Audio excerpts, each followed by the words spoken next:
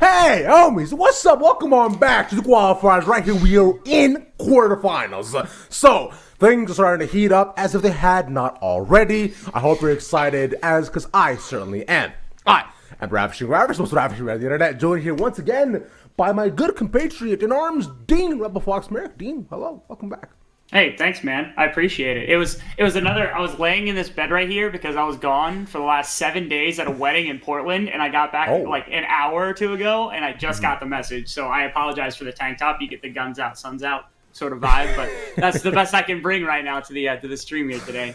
That's okay. Do you own a shirt right now? Do I own a shirt? I will make sure as soon as we go to a break that I'll change into something that's not this, because I've literally just been setting up the entire thing, because I also moved rooms from the last time I did this. Okay. All right. Well, that is that is fine.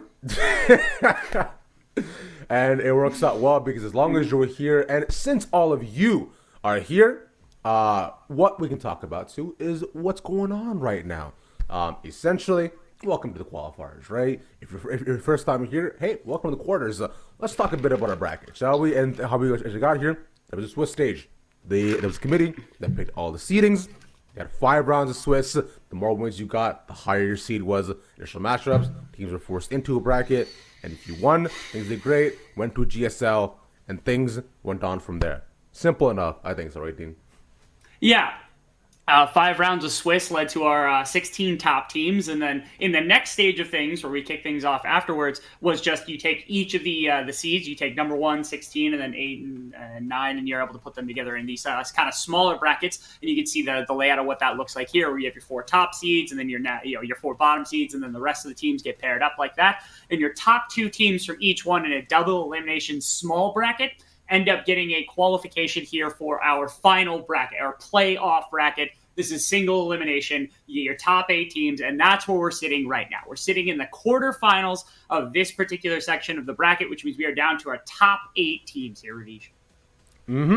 That is indeed it. And with the top 8 teams, like you're saying, like this is qualifiers that all have to go through. And the winner of this qualifier, of course, if you are the first seed coming out of it, you are immediately qualified as the first seed going into the promotion tournament. So that's what makes this one super, super important. So if any teams did not participate in the last qualifier, if this one you win it all, then you are first seed going to NACL, and that is going to be huge for your chances in possibly promoting. And this is where we are in terms of the teams that are there. Now, with this though, this is all the quarterfinals that are going on as of right now. And what we see in front of us, we'll be watching, of course, our first 2 quarterfinals of Mirage and Apex, and Team Eternal and Team Ambition to get right into it. So that will proceed just as well. And Dean, you get to view some very great matches.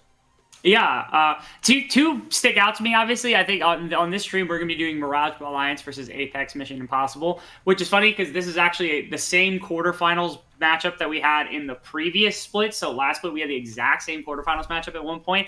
But the other one that sticks out to me is number 4 down there, Lit versus Winthrop, because if I recall, Ravish, these were our 2 finalists from the previous split running into each other as a result of a bunch of both a combination of seeding and play and everything else, ended up leading to our 2 finalists from the previous split ending up in the same side of the bracket and in the same quarterfinals as one another. Which means one of those 2 teams that ended up in one of our final 2 spots and got all those points that you need to accrue towards that qualification tournament is going to be put out pretty early. Again, we were talking about it last time that I was on one of these streams, just how crazy some of these point values can get because of the upsets that occurred over the last couple of weeks, and you're starting to see some of that come through right now.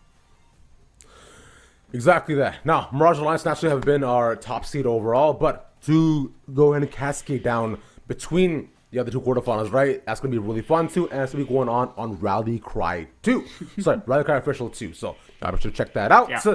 And as we'll be transitioning over, of course, throughout the day. But I was talking about already, Mirage Alliance have been our top seed in almost both tournaments. This one, they were 3rd seed coming into it due to the results. But this team has looked incredible in the first qualifiers too. We were kind of unsure about what kind of performance they would see. And there were, of course, the EP allegations that were going on with the games being so early on. But this right here, though, this squad has looked like what we expected out of them all this month.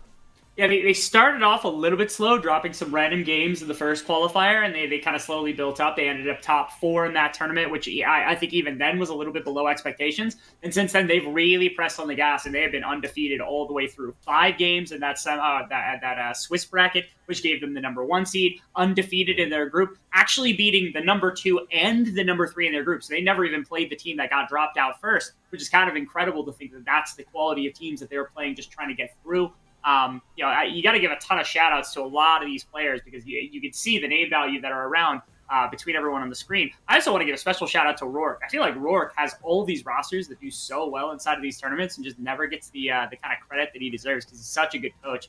But getting together this group of talent and being able to put them at the level that they've been over the last, especially this last qualifier specifically, has been miraculous to watch. And again, I think it's predetermined. A lot of people consider them the number 1 seed, probably consider them the number 1 seed coming out. And right now, they're definitely playing. Exactly. And so that is the most incredible part. But their opponents, though, have looked like no slobs either on Apex Mission Impossible. I know they've had their troubles with downloading in the past, but here, though, is where I do want to praise them a ton because they've looked as a whole like one of the teams to beat overall, especially upsetting and taking on CCG in 2-0 fashion just yesterday, right? I have to say here, Dean. Now, you've been watching this roster on the outside. They've had some stuff going on, but, the players to watch so far have been Hyphy and their bot lane too, and I've been thoroughly impressed by them. Yeah, the last time we actually had a chance to cast together, I think we were able to cover this team, and a lot of people had thought that this was a team to kind of brush off, right? We had our expectations of the top 2 teams within the group, and this was a team that was kind of competing to not be in the basement, competing to be like 3rd, maybe get into 2nd place. They were looking really solid. The introduction of Hyphy to this roster seems to have changed them completely for the better. Not to mention, again, like you were like kind of alluding to, Asby had some really good performances, but I think Pacus has been just so excellent. His play has been top tier for what he's been able to accomplish. He's a very veteran player inside of a lot of these kind of amateur tournaments, and so it's not shocking to me to see this performance kind of come to light when they really need it the most. And it is upsetting. Again, they have to go back up against the number 1 seed the same way they did in the previous one. But honestly, this roster is looking so good. I think it's not very simple to be able to just say outright that they're going to get beaten here today, especially, they get the reintroduction of Decoy when you figured out how to download the client and everything else. This team's got nothing but up to go in a series like this. And, yeah, exactly that. So we'll see where this team stands, though, in terms of us for our predictions for the quarterfinals for this first match with everybody here. And we all have Mirage Alliance. See, okay. Now, I can't believe you, though, because last time we had the same thing, and then they beat CCG twice. Everybody said CCG the last time we had this team on stream. If I get my prediction on screen, nobody expected that, but now we're doing the same thing all over. When are you going to learn to expect this team to come online, though? You sound like the Vine that's like just with that kid with a voice picking. When are you going to learn that your actions have consequences? It's true. This one seems... CCG was a really good team, and they did an amazing job beating CCG. This is a whole beast altogether. Like, Mirage Alliance is an amazing team. And there's a reason why all the analysts have been able to put this. Again, I don't think it quite does justice seeing all 6, again, putting all 6 of them on screen saying, oh, yeah, it's Mirage Alliance 100%. And I don't think there's a lot of people that would necessarily doubt that. But again, I don't think it's doing perfect justice to the side of Apex to see this on screen. So if you ever get a chance to just edit like Dean at the bottom, just have Apex next to my name, and even if it's wrong, I don't care. I just give them a little bit of support for all the work they've been able to accomplish thus far. Yep, exactly. And Dean, since you are back here again, as of late, I've done this fun thing with Dimitri previously, who, by the way, go ahead, shout out Elk Battery. I just want to say he's a great guy. That's what's up. And aside from that, what we're gonna do, Dean, is we're gonna play a little game, right? So we're gonna give you the bands going into the draft. Now you cannot look at them. I think it'd be more fun if you not look at them. And what we're gonna do is we're gonna have you guess the draft going into game 1. You're gonna have me guess the draft. I'm gonna have you guess the draft. We're looking for a 80% rate to be able to win the game. Okay. Wait, yeah. I need to like ban to like get 80%, or do I need 80% of the bans? You need 80% of the draft. You can see the bans right now in front of you, right? That Oh, I should need give you a 80% bit of better the hint. draft. Yes. Oh, I'm gonna do 80% so of the draft. terribly at this. I'm gonna do horribly at this. This is not gonna go well for me. I'm sorry. I do. Again, you believe in me. I'm not gonna get 80% of this draft whatsoever. Am I guessing bands or am I guessing picks? I'm still like lost. You're guessing Am I picks. I'm giving you. guessing God, picks? how many times am I going to tell you? I'm giving you the bands, team. I They're in have there. to make sure they're in Discord. It's just You say draft soul or yeah, draft that's ready almost. anyway? It Okay. doesn't even matter what you say anymore. It's That's perfectly fine. I mean, I could do my best, but I actually can't even really see the bands right now. I have the problem of having one monitor right now because, again, when I was getting this set up, my one monitor just shut off, so I'm on one monitor at the moment, so I have to flick between Yeah. screens to be able to see them. All right, hold on. okay. You know Oh, what? the bands are It's okay. fine. We're not gonna play the game. Hey, you know what? Now I'm introduced. On the break, I'll switch shirts. I'll get the second screen on. We'll play this for game 2, series 2, whatever that might be. How about that, Ravi? We'll loop back to this. Yeah. Series 2, we can figure I it out. appreciate it. Sure. Thank you. You know what? The game is amazing, and I apologize so much. No, you don't. It's because we were playing like a whole Family Feud type thing. We were gonna be like, all right, let's see, and then we. ended up I saying see. this. Oh, I see. Okay. Am I allowed to just say any champion then? Well, I mean, champions that you think will be picked, also in their roles too. That would be fun. okay. I'll give you a bit of extra points for that. Yeah. Champion in the roles. Okay, that's kind of hard. Okay, Sejuani's getting picked in this, right? Like I saw the bans. There's no Sejuani. Aloran plays it, right? It's a great jungler. I think Hyphy played a ton of it because he was like locked in Sejuani jail. So Sejuani's getting picked. Like that's almost certainly going to happen. To me, I would then love to see a Trundle in response from somebody, depending on who it is that's going to come out. Whether that's Hyphy getting it, whether that's Chad getting it, whether that's Bacchus getting it, whether that's Decoy getting it. I would love to see one of those champions, one of those guys actually take it up. Yeah, from there, I mean, it's difficult for me. Again, I don't have a ton of prep, unfortunately. You can always spit out things like Alorum's Urgot, and you spit out like Chad Graves. You talk about like I'm pretty sure Dardoch has been doing really well on some of the enchanters over the course of the previous split. So like things like the Lulu, but that kind of fell out of favor. So I'm not even gonna call the Lulu to come out here. Bacchus on the Soraka. I mean, Now that's you're a counter guessing them matchup. as they're happening. I can't take you, man. What do you mean, dude? What are you talking about? We're supposed to do like an actual like buzzer thing where I'm like, show me Lulu, and like that's supposed to come up on screen. Yes, I Oh, want my you to bad. show Okay, me. next time, I promise. Draft 2, game 2, we'll definitely get it done. But you know what? Look at draft 1, game 1, where we have the Ziggs first up right now coming in for the side of Mirage's Alliance. Ziggs has been an incredible pick in the past couple of weeks too, going along with the Demolition comps with the Tristana that has been first banned. So it seems as though that AMI is wise to what Mirage Alliance might want to do. Can't see this going in both the mid and bot lane as of right now. On the other end though, you are right on the Sedge naturally. Like, this is a pick that we've seen as well too. Super popular, tank jungler, allows for a lot of good setup, especially up against the immobility of people like Ziggs, who are kind of just hippity hopping around along with the Xayah. But that does give Chad his kindred. It does. Yeah, it allows Chad to play a lot more aggressive of a champion to kick things off up against the Sejuani. Again, assuming that it's going to end up in the jungle position where it's most likely to go right now. Also, the Ziggs getting grabbed first, I wasn't necessarily expecting it, even though it's an insanely powerful champion, which implies to me that Sudsy could play it, and Sudsy has every champion in the pool, so I'm not surprised by that in the slightest. Most likely going to the bot lane. Then Xayah's probably the next best bot laner afterwards, because Tristana's gone, Kai's is gone. That's pretty much what your limit is. You're going Xayah for the next portion of it. So everything they've done so far does make sense. The Nautilus into now Rel. Okay, now we're getting interesting, because again, if you end up flexing the Sejuani somewhere else, the Rel can go into the jungle position. So really, Apex is not giving up too many of their cards. See, I never would have been able to guess this, Ravish. I'm glad I didn't play in game. I feel like I would have done terrible. What do you mean? How do you not look, Dean? Look, I'm sure you know that just with how popular Rel has been, she's been like pretty much the go-to either both support or jungler for a lot of different teams, right? Rel has been monstrous ever since her changes happened. But the fact I usually do see her, like first pick or second pick, just to make sure that you are alive for the flex option. That currently is not here though, because I guess they had really high priority Sejuani, so that means the Hyphy is very confident of the pick, and so we'll be watching that go on as the rest of the bands do come in with the Nautilus on the other side. Then naturally just another hook champion to allow for just the push into, so I don't mind this at all. Plus it gives Xayah some safety with Rakan being banned away. For now though, we have Poppy locked away alongside Renekton. Soul Lane still need to be picked on both sides.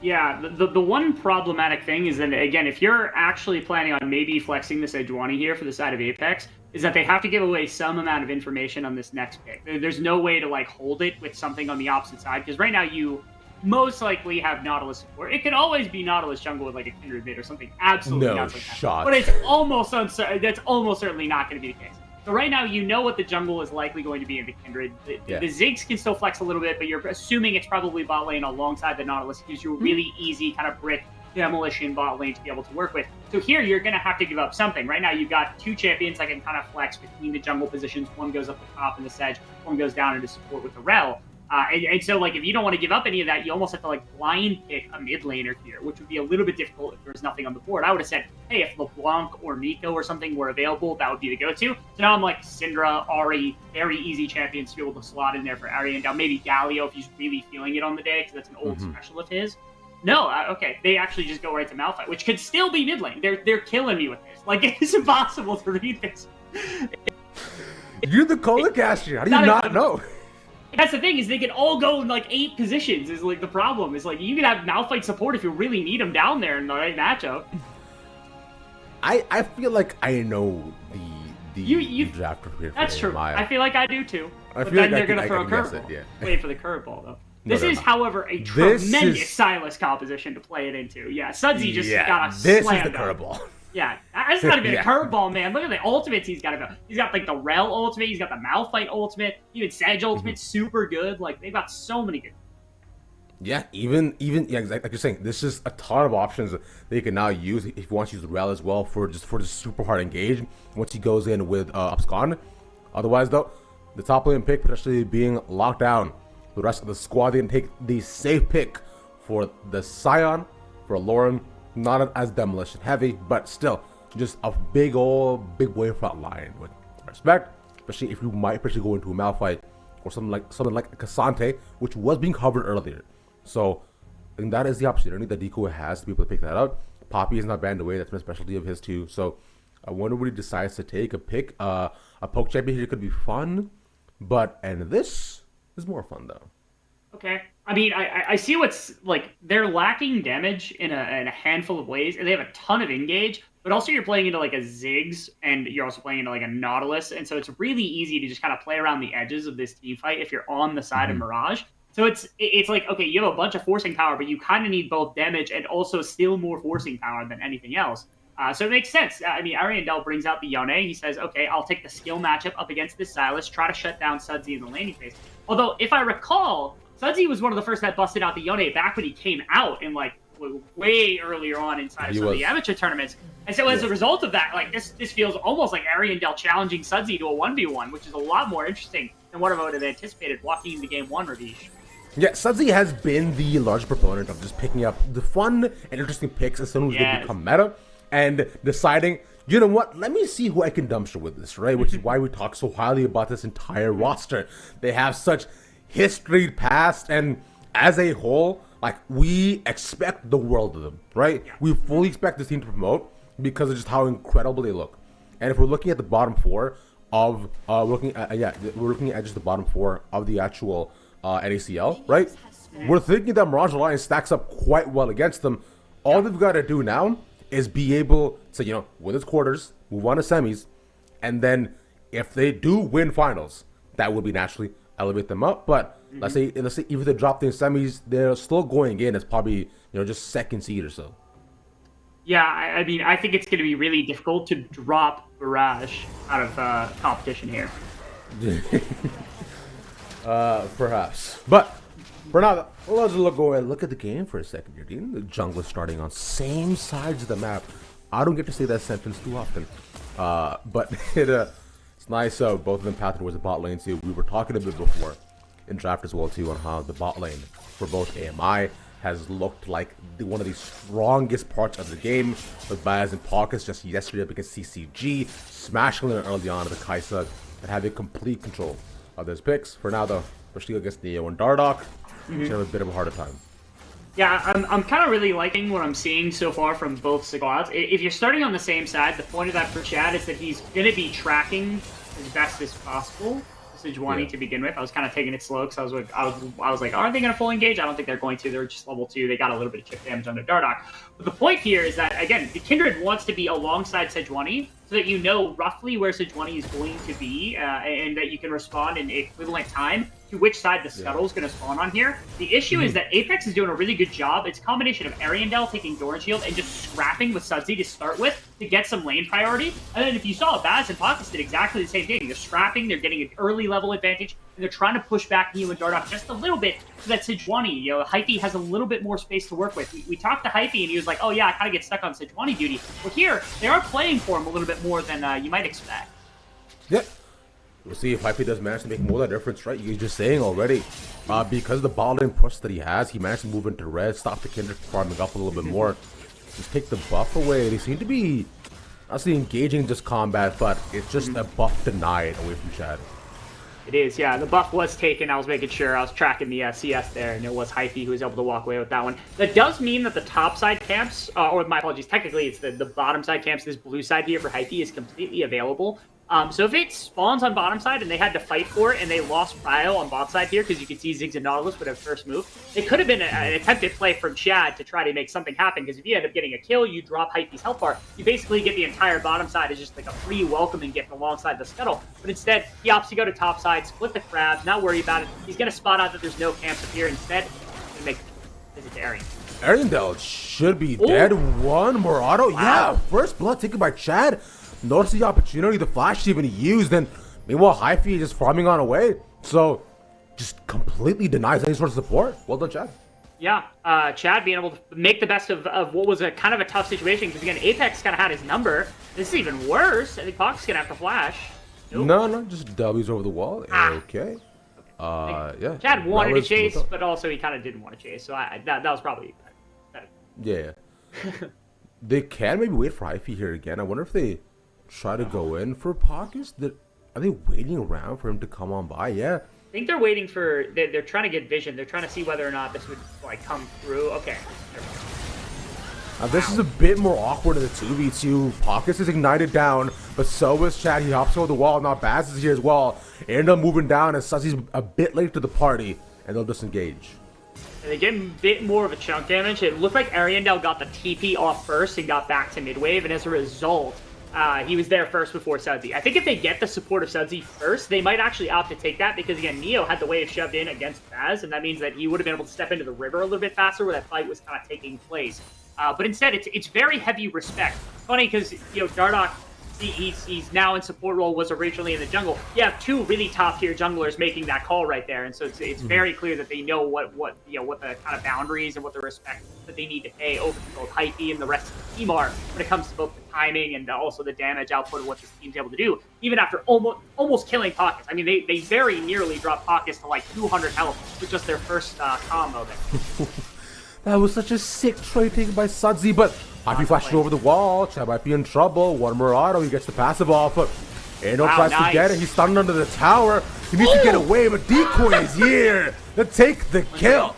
And it's just one for Sudsy. Meanwhile, in bot lane, Dardoch will look to move in. Neo wants it, the flash, the Q, and that's another trade. Okay, the roam from Pockets ending up with a bit of damage down in the mid lane alongside Hyphy coming in from the top side. Well cleaned up, 2 for 1 in that particular situation. It is still a kill going over to Sudsy, which is a bit rough. And then the problem is you can't match plates because it is, of course, the Ziggs on the bot side who's going to be able to crack probably 2 plates before anything else. Not to mention, Flash Ultimate from Decoy means Alorum gets to do the best of the best thing that he likes to do, is take these tanks and just crush the top lane matchup if you're one-on-one. You have given quite a bit back if you're Apex. In fact, if you look up at the gold, despite the fact that they got 2 kills out of that mid lane play, they're down 2k right now, Ravish. And that is because that was a rough one to kind of stomach. No matter stomach this a bit more though, Chad once again just being bullied, needs to hop over. I don't know. Gets caught by the permafrost. Yeah, caught by the permafrost. I also didn't probably have a Q, didn't have the W to reset the timer down to 2 seconds. It was just kind of a tough situation. He was trying to sneak a crab. I do think he got the crab, so I'm hoping it was marked. I didn't actually see whether it was marked or not before he snagged that. I should have paid attention to that one a little more, but just getting snagged because, again, Hyphy's trying to make these reads happen as best as possible. They're really trying to put some pressure onto this Kindred pick to make sure it doesn't get going early. It has worked a little bit. They've obviously tapered off Chad a little bit, but again, They do have to worry that they gave quite a bit of gold over to both Neo and Alorum here in this most recent play as a result of that. This is, for now, we'll see what they decide to do, if they decide to continue on this super aggressive strat so far, as I'm just making sure the chat is as behind as possible. For now, though, they see the mark is all the way over onto Gromp, and I do not know if he can even get that. He has the opportunity. That's a big bomb. Baz should be dead, yeah. Easily taken. Now with bot lane opened up, Chad can get his mark. Yeah, try to pull it. Well, I mean, right now it's on Sedge, but he can definitely pull Pacus here. Pacus, he should have the speed to be able to walk out. But again, now it's Ziggs and Kindred trying to bring down this bottom tower. They have more than enough damage to be able to at least chip down a couple more plates. And you only need it down to like 1 plate value left for that W to be able to crack it completely. And they might just wait here and proxy. If Baz steps back up without Pacus being around, without Sejuani being around, it's going to be really hard to stop the tower take from just coming through here. And if you notice, Hype's on the other side with Decoy taking the Rift Herald right now. They're getting support from Ariandel. But again, Mirage just doesn't care. Like, Ziggs is just going to take the bottom tower, and the Rift Herald's not going to match that damage. Yeah, because it also in trading, they also get the Dragon as well, too, right? So with that Mirage Alliance, cement themselves almost up about 2k gold already in the early game.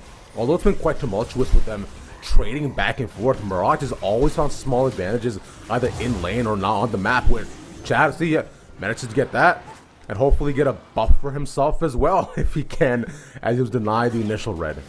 Yeah, this will be the first red I think that Chad picked up during the course of this game, but again, Chad has shouldered a whole bunch of the burden of the game because Apex's game plan was to fight in mid, fight in bot, get some support for Hyphy, and make sure that the Kindred didn't get going. But again, it's at the sacrifice now of Neo being really strong, not somebody you want to get fed on the Ziggs pick. Again, Alorum being an absolute monster right now in the top lane, not going to be easy to shred through him. I already talked about some of the damage problems that can come through from this Apex composition, even with the Yone. I really just don't know that they'll have the damage if Alorum gets to super tank status to ever really bring him down. So, their game plan is something. No way. Yeah, that's fine. Gets the flash out at least.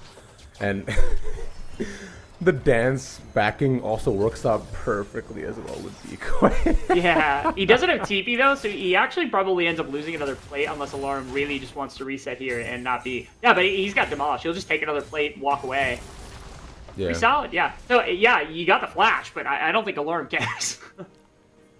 No, it's nice at least because you're establishing a bit more prowess in lane, right? You just denying some from him too, but also Alarm not having flash is the worst thing. He's Scion. Oh, no. Neo steps way too far, gets baited into it. He's just dead though. Crashes a bomb on the wave to at least thin that down, and he'll leave himself easy. Yeah, that was a tough one. I mean, Dardoch ran directly into pockets. They weren't expecting Hyphy being around the corner. They weren't expecting Baz to be there. There is a Scion coming in for support as well as Chad. They might just try to fight this one.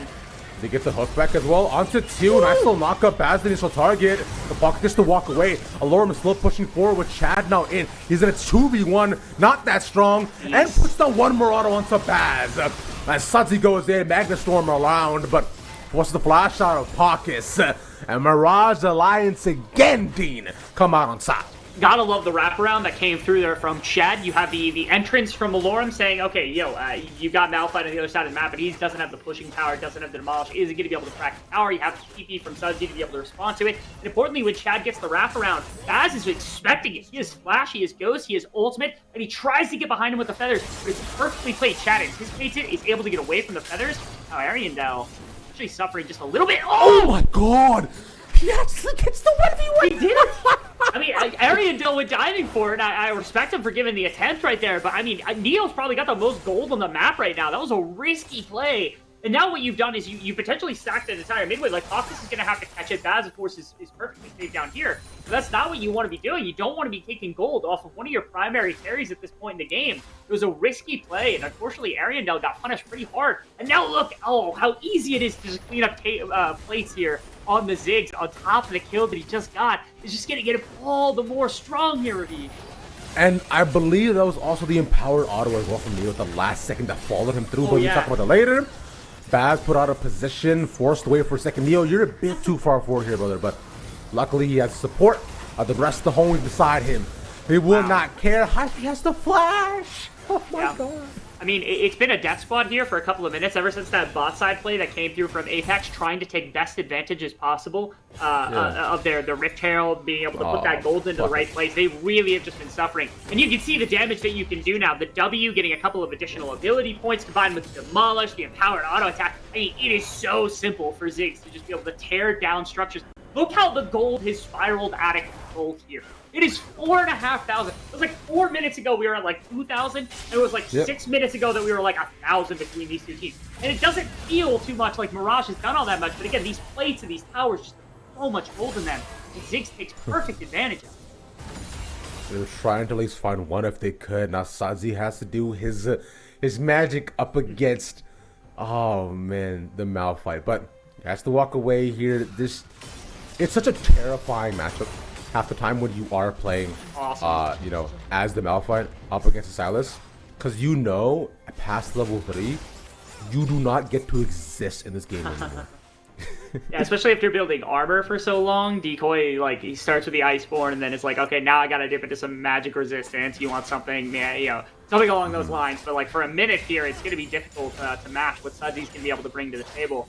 It's not exactly easy to really itemize against this team either, because you bought armor, but you bought it into like a Ziggs and also a Silas, and the Ziggs already has Leandries and Pen and like a Needlessly. It's super difficult. Oh my god, they're just gonna CC him to death before Chad even arrives. Oh. Yeah, that's he's kind of just dead. How many times did Chad auto there? Did he even hit him with a Q? I feel like he autoed him like once or twice and didn't even hit him with a Q, and that was sufficient damage. Like, that's just how much the two tanks have here in terms of advantage over top of their opposition in Apex. It's just been it's been an amazing game here from Mirage. This is exactly what we're expecting of them. Another attack. Oh. Okay, this is barely gets out since he doesn't have the ult to do anything against it. And he should be caught here though. Nice flash. They use Decoy go for it. He's re-engaging. Neo's here. They probably have caught Hyphy, and Decoy can't do anything against the both of them. So Hyphy's just dead. They overextend. It's an attempted play. Ariandel's completely out, so it's basically a 2-for-1, and the two members that are going to be there are the tanks. Now, Decoy does a great job trying to ult him under the tower and start the CC chain, which would have probably led to Sudzi's death, given his health bar. But the flash, the amazing flashes from the members of Barrage here to be able to cancel these abilities. Caucus, not quite dead yet, probably won't be with the feathers being able to stop up members. I spoke too soon. Nope, Ignite's going to get him. Well played by Dardoch. I don't even know what to say here at this point. Like, they are just getting bullied in every single lane, no matter where their assignment is here on the map. Apex is just getting run around. Look at Ariandel! Dude, it's actually just not stopping. They have not stopped for a second, and they will not need to anymore. It's every single play, every small advantage. This is what we were hoping for, and this is what we're finally getting out of Mirage Alliance. This team looks, bar none, the best team in the league right now. Now, that's unfortunate he got caught, as I say that, but might not necessarily matter. Nice ult. Sudzi! Guys, I was making a point. Please. No, man. No, Kingslayer? No. It's fine. It's fine. It's fine. He's walking. He's dead. Okay. All right. Finally, someone's able to catch Sudsy. It was looking a little precarious there for a minute, like he was going to turn 1 or 2 kills in the opposite direction. But again, the issue in this game for the side of Apex has not been in the slightest the fighting. The fighting's been fine for the most part, at least in a number of circumstances. Mirage has been playing the map so much better that they just have this big stack of gold that they are now beating Apex over the head. And there's not much you're able to do about that, except for hope that you're able to kind of bridge this into late game. When you've got a composition with better range than you've got against members that are much higher in gold, it's so much more difficult to make any sort of forcing maneuvers to be able to stall out the game in any capacity. And as a result, you've seen the acceleration. You've seen just how quickly that this game has gotten out of hand for this squad that's completely built around in-game. So difficult for them to find that big kind of fight, even if they wanted to, as a 5-man unit. Instead, Mirage keeps playing around the map. The Mirage right now just have the game in their hands. All it might take, though, it might be just a potentially large team fight, and then they push to the end. As they already have to make way with their control. And even Ariandel can't do a single thing to allure him. Dardoch, you're on a ward. Oh, he knows now. Oh, he's surrounded. Yeah, he is.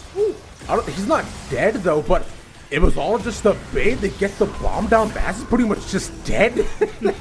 And the reinforcements is another tank. What a time to be alive here, Dean. They don't even have damage Chase him here. down. Now the damage arrives. And that's another kill for Alorum. See, I wish this game would expand like another 10 minutes, because I feel like if Alorum continued this reign of dominance in the side lane and also in teamfights, he'd have a hull breaker alongside all this tank and just be like the best foot pusher in the world.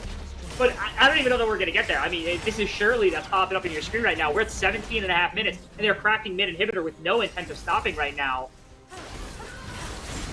And I don't think they need to either, right? Because they can continue on forward with... Oh my god. There we They go. continue on before they even get to make the point. They get the ultimate and they stop them in the base for a couple of seconds. Apex Mission Impossible have the very close deed of saving their base, but for how long is the question, because Alorum isn't dying and Neo can poke from a mile away. Yeah, this has been the problem again, the diagnosis was there from the beginning of the drafting phase. Was, again, what do you do about Ziggs? Like, you have to force on him with, like, Flash Ultimate from Malphite and Flash Ultimate from Sejuani, and you have to be ulting and getting onto him with Ariandel and Puckus and all this massive engage, and we just have not been able to stick that engagement, like, a single time over the course of the entire game. They got him with invisibility once, if you remember. That was the brick trail play on the bottom side of the map with Hyphy and Baz, where they were both out of vision and they caught Neo too far up. And that was great. But outside of that, like, when are you ever getting Ziggs in this game anymore? Especially with how strong that he's at. They're at 10k. It's not looking really, really easy for Apex to be able to do anything but start counting their chips in game number 2 here. Mm-hmm. And the chips fall as they may here, Dean, but as of right now, it seems as though that the entire bag goes to Mirage and Dragons, as I'm seeing it. Yeah, this game is unfortunately kind of over, which sucks. Which, it's crazy also because it's like 19 minutes in and we're already saying that, but I don't know. There's third dragon that's available. They'll definitely be sieging up here on the top side if they kill Ariandel. Like, that's basically just a free dragon if they want it. Baron's going to be up here in about a minute, and I don't know if there's an easy way to contest. That might actually be the best place for Apex to try to turn this game is around a big neutral objective, because you saw what happened in the base. They collected a couple of ultimates, got a couple of kills, and then they would have had to just, like, turn away. Okay, a little wraparound from Hyphy. They might be looking for something, maybe trying to make the defense of this happen, but they're getting a TP for support. Not a bad attempt. Alorum's, though, taking a bunch of damage under the tower, takes like 7 tower shots, and finally gets warded off, but he uses a big old boy, so it doesn't necessarily matter. And they'll take the teleporters out of their base to try to cut off the way, but it may not make a difference. There's a big offer for decoy and the fall off from Ariandel, but the Lamb's respite saves so many of them. As the bomb drops down, this should be the final fight against AMI. Neo pokes away, Alorum follows up as a double kill from Chad to find the rest.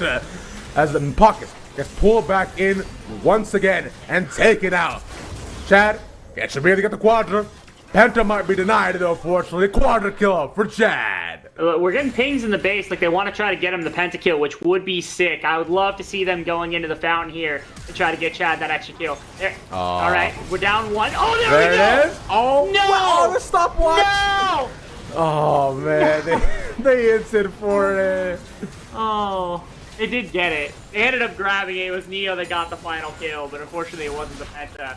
As this was just a game and a half coming out from the side of Mirage, basically across the board. Everybody, the strategy from Apex, I get the thought process, right? They put Chad in the dirt. They make sure the Kindred doesn't snowball. They just gave up too much to the lanes, right? Like they didn't have lane prevalence. They weren't able to handle the Ziggs. They were in a really forcing composition. Never really got a chance to full 5-on-5 team fight until the very tail end of that one. Again, it just wasn't fast enough. I think that's the best way to put it. Apex wasn't able to play fast enough to make their composition work. And I don't know that they're ever going to get a chance to if they're going to play that slow. I think they gotta pick it up or draft for something faster. And if you wanted to drive somewhere faster and get to where you're going, you can use Turo. The NACL qualifiers are brought to you by Turo, the world's largest car sharing marketplace, where you can book any car you want for just about any occasion. Forget about rental cars at Turo.com. We'll see you back after this break.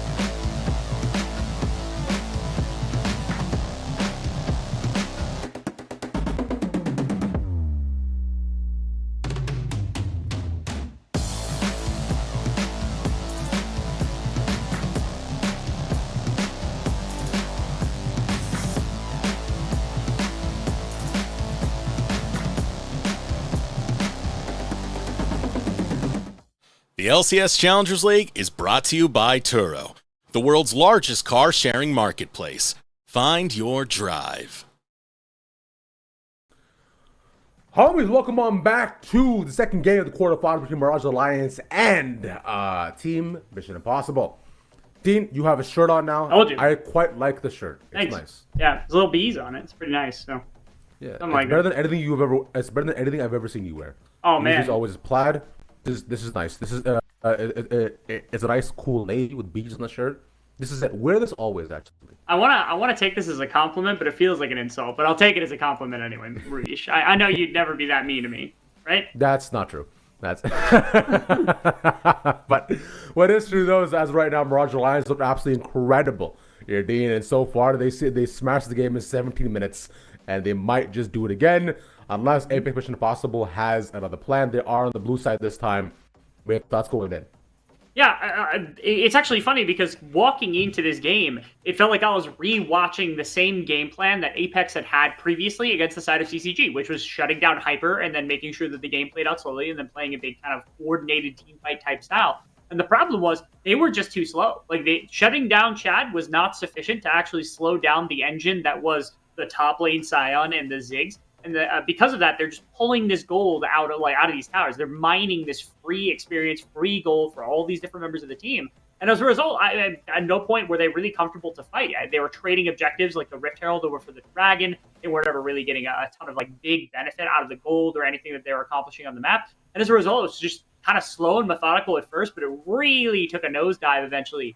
That Mirage was able to kind of run away with it. Again, once the Ziggs had the first item and started doing some additional damage, it was so hard to get on top of him. You could see time and time again, it just was not there for the rest of the team. There's actually this cool interaction also that I was like, I don't think I'll have to mention it, and then it happened at the very end of the game, which is like, even if they land the best engagement in the entire world, Kindred Ultimate just stops it in place. Like, it's like, oh, we almost killed 3 members. Well, you didn't kill 3 members because Kindred Ultimate's there. And the last second, Chad hits a absolutely filthy Kindred Ultimate to save 3 of his teammates and to be able to get Neo out the backside of the fight, which means the damage was maintained the entire time. So just turned into an amazing set. Again, I think from purely drafting wise, I think it was a lot better of a situation here from Mirage from the get-go. But again, I like mechanically speaking, and we got to see the speed up here for the side of Apex if they want a chance at winning this quarterfinal. They try to do all the right things by setting Chad behind early by denying some buffs, but it just seemed as though that the rest of the lanes were so in control, it did not matter at all what they did in this game. Maybe what makes the difference, it may not. We'll have to wait around and see. As soon as we get the bans here, Dean, now that you are familiar with the game, we can now continue to play it. Just to make sure that we're now all. Does that sound good to you? Yeah. Oh baby, yeah. I'm ready this time. I'll do my best this time. Also, I got a game of kind of appreciating what they're able to do and kind of getting a chance to guess at what they're going to be able to do next. So now I'm not just walking in blind. I'm not coming off of like a half sleep on like 2 hours of sleep this morning or something like that. I'm ready. I'm raring to go. I'll get all the picks 100% this time. Be whatever Alex's record was. You slept for 2 hours. If that, like seriously. My flight was at 12. My flight was at 12 Pacific time, like 12 a.m. Pacific time, and I got in at like 10 in the morning Eastern time. And then I like fell asleep for a couple hours, and then that was pretty much it. And then I woke up and did this. So it's been fun. Wow, it's been fun, man. Well, you know what? I'm glad you had a good time so far. Glad you're here. I also like that you're in like a different setup than usual as well too. I also see your better background. What I think is mosquito go in the background as well too. Yeah. That's okay. right. You Yeah. just keep that locked on beside you. Yeah, it makes an intruder comes in. It's more of a I'm terrified of mosquitoes biting my tongue, so I just kind of like swish some around. Don't do that. Don't do that. I'm joking. No, there were ants in this room at one point, so I was spraying for ants. That's all that was happening. That makes sense. Yeah. As long as there are not ants in your pants, that's what matters. That was a thing I remember way back in the day. Ants in your I'm not pants? gonna The get into it. game? Yeah. That was a pretty fun game. It was a game? Yeah, it was a game. Anything that more or less kind of sounded like something was made into a board game here in America, because that's just like how the board game types were creating things. Are you familiar with the word SIMP? Not simp, but squirrels in my pants. Yes, I am familiar with that phrasing. The Phineas and Ferb. Yeah. Yeah. I got you. Great song. Bands are up, Dean, by the way. You can go ahead, scan those. You don't have to reveal them to the audience if you don't want to. If you don't want to, like, kind of scare them or surprise them. But what Okay. we can do is we can play the game by looking at this, and we can see what we might get.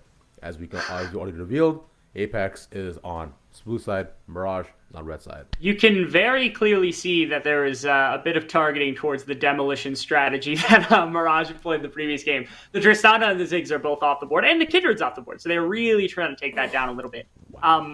That means, on the other side, Maokai's gone, Kai's gone, LeBlanc's gone. All the primary blindable type champions. So if I had to take a guess at number 1, you're looking at probably Xayah. I think it's probably the safest. I think Baz wants to play. I think it did okay in a couple of team fights. He was relatively safe a decent amount of time. He got outplayed a couple times, but again, I don't think that's something that... You don't got to give me the explanation. We can talk about that in draft. All right.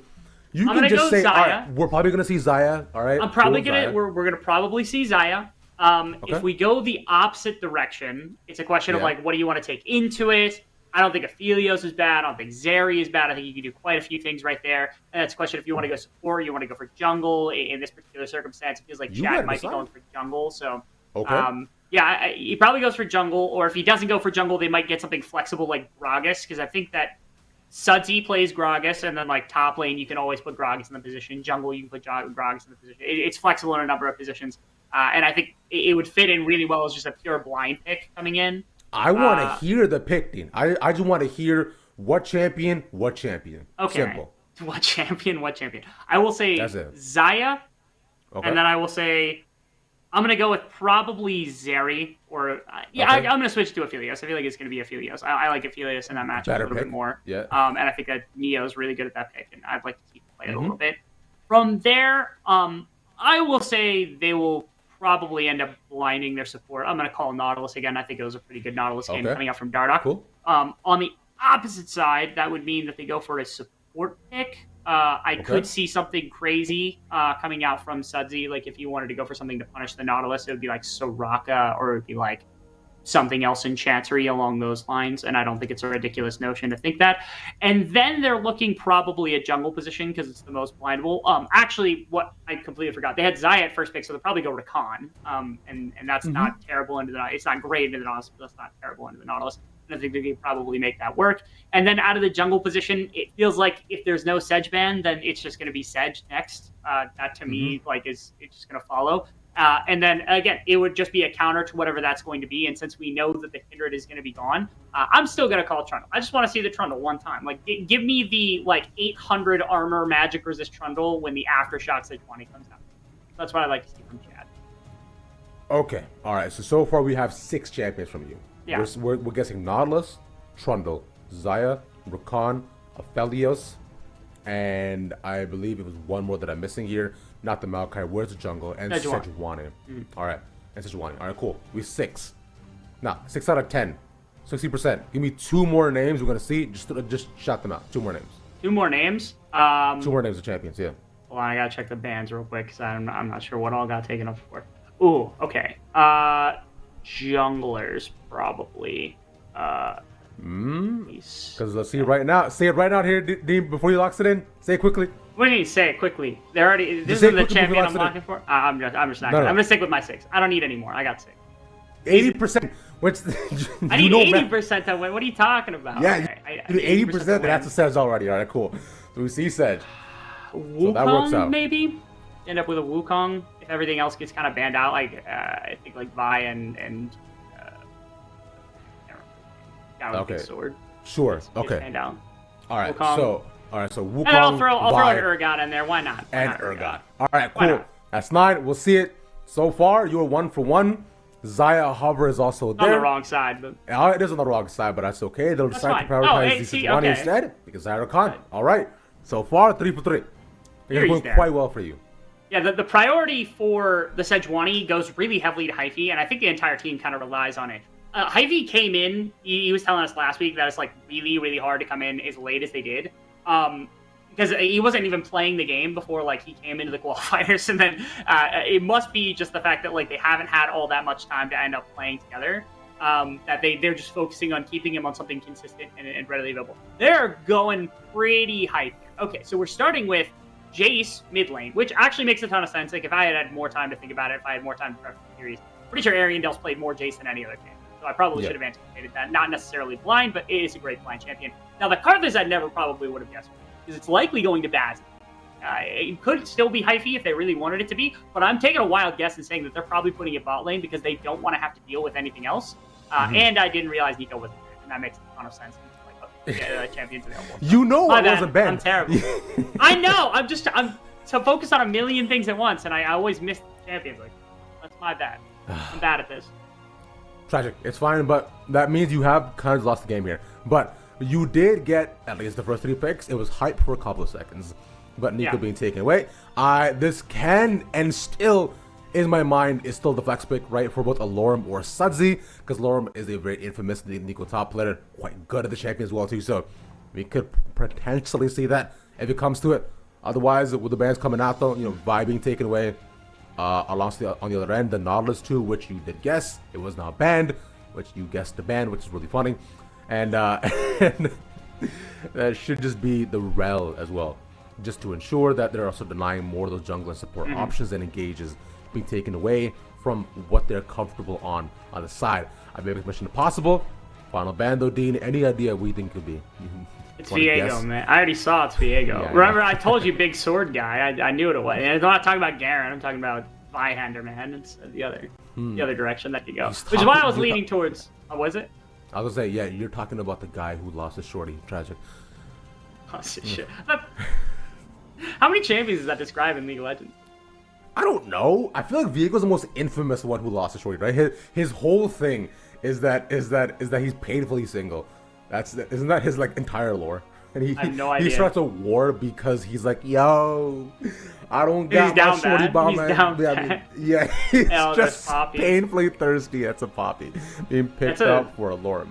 That is an insane pick because it could be a Lorem, but it could also go to Chad. They're both really good picks. Yeah, very, very easily flexible between those two. Heck, I wouldn't actually be like completely like despondent if Sudzi grabbed it in the right matchup in the mid lane either. Just try to bully something if he decides to go for something crazy. This is interesting. They go for Renekton. It's not always perfect into Poppy, but it has some similar traits to like why you would pick Trundle, where it's like you don't have to double dash. You can instead just like level other abilities and just auto attack her to death, which is a very realistic possibility in some circumstances, and save the E for other places.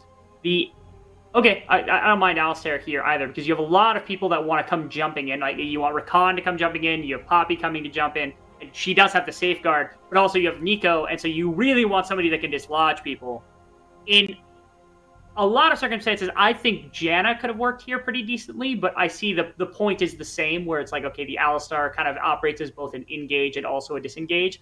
Okay, now they have even more reason to be able to do that because you don't want Lilia just hitting everybody all at once with everything. So it is probably just going to be the top lane here for a long, which is a really mean set of picks here. I don't love everything that's come out from Apex right now, right? I'm not in love with a lot of the pick. Like the Renekton into Poppy doesn't feel like something that was drafted with the intent of crushing the laning phase against Solorum. Yeah. The mid lane should still be scaling, and it's going to give time for Nico to kind of roam and be there alongside Chad a lot of the time. Minus the prospect that Chad's going to end up like going for an early Raptor invade and getting killed at level 1, like we saw against this team, a few weeks back. I get the feeling that Chad's going to have a lot easier of a game than on the Kindred, where they might have to take off some of the pressure they put on in the previous. Now that they've got Karthus bot lane, so I think somehow Mirage actually got away with a little bit better of an early game composition. I just like that in the draft we got to have both Force shorties pop in for Mirage Alliance, as they kind of look a little bit similar. So both Lilia and we get Nico as well. So. This is fun. I just like how the color scheme mixes up too. It just looks nice. For now, the invade being pressure set up. The Mirage Alliance seem to be wary of it. They're both waiting on the other side. No one's gonna go anywhere, and they now have to go back to lane. Homies, none of you are moving. Waiting for the late invade, I think, is what they're looking for. And again, Lily is famous for this Raptor invade. So it's like if you walk in late as the Lilia, you can go for the Raptors. You can clear it on your own. It's really hard to approach her, especially as a melee jungler. And they're going to stick around. Like, they're going to be here. The difference is there's 4 members here. So now it's a 4v4 here on the bottom side. Chad's just like, he's being a Giga Chad right now. He just wants this entire camp. Whoa! What was that? Oh my god! Aaron has a flash away. A huge knockup taken in front of 3 people. They're going to deny the red from him too, maybe? Knockup after knockup. Aaron does come around the other side. Hyphy's being zoned away. Neil is almost dead here. They're going to have to be careful. They have not... No one has taken a minion in the bot side. They're just poking one another. Everyone's level 1. But, they might stay for too long. That's the ignite. They got to run away. That's the first blood. Chad is dead. Okay. This was a wild level 1 opener. Really, really happy that Apex was able to get the first blood, because if it hadn't, it would have been a really dangerous proposition for them. That initial play on the Raptor camp was crazy for Ariandel, because it looks wild. He, like, hammer stances. He goes down onto the Raptors. He doesn't even get farm because he doesn't have a jungle item, so he didn't get the 2 farm that he was probably deserving from stealing the big Raptor and, like, I think maybe 1 or 2 small Raptors. But the reason it's important is because it denied Chad level 2. So, like, you don't get level 2 on that first camp, so they have to go into the red buff. They have to overextend quite a bit. And now everybody's lane is thrown off quite a bit. Sudsy got back to lane fast enough, but look at this bot lane. Hearthus is going to have initial pressure. Ariandel gets a first kill. All he has to do is survive fast long enough to be able to grab up some of the first items. And Heike doesn't really have to worry about Chad, because now the flash is down, so he's got the dash. He's able to get away a lot of big cases. This is about as good as this early invade could have gone for Apex. You got to give a bunch of credit. Again, props to Ariandel. It looked ridiculous, but shutting out that level 2 was probably the difference there. Chad might be dead here. He's just dead. Decoy takes it. Oh my god. Decoy knows the path and he times it perfectly and realized that Chad was barely a level 2, so he couldn't do anything at all here, and takes it easily. That's huge for Rekton as well. I think this is going really well for Apex.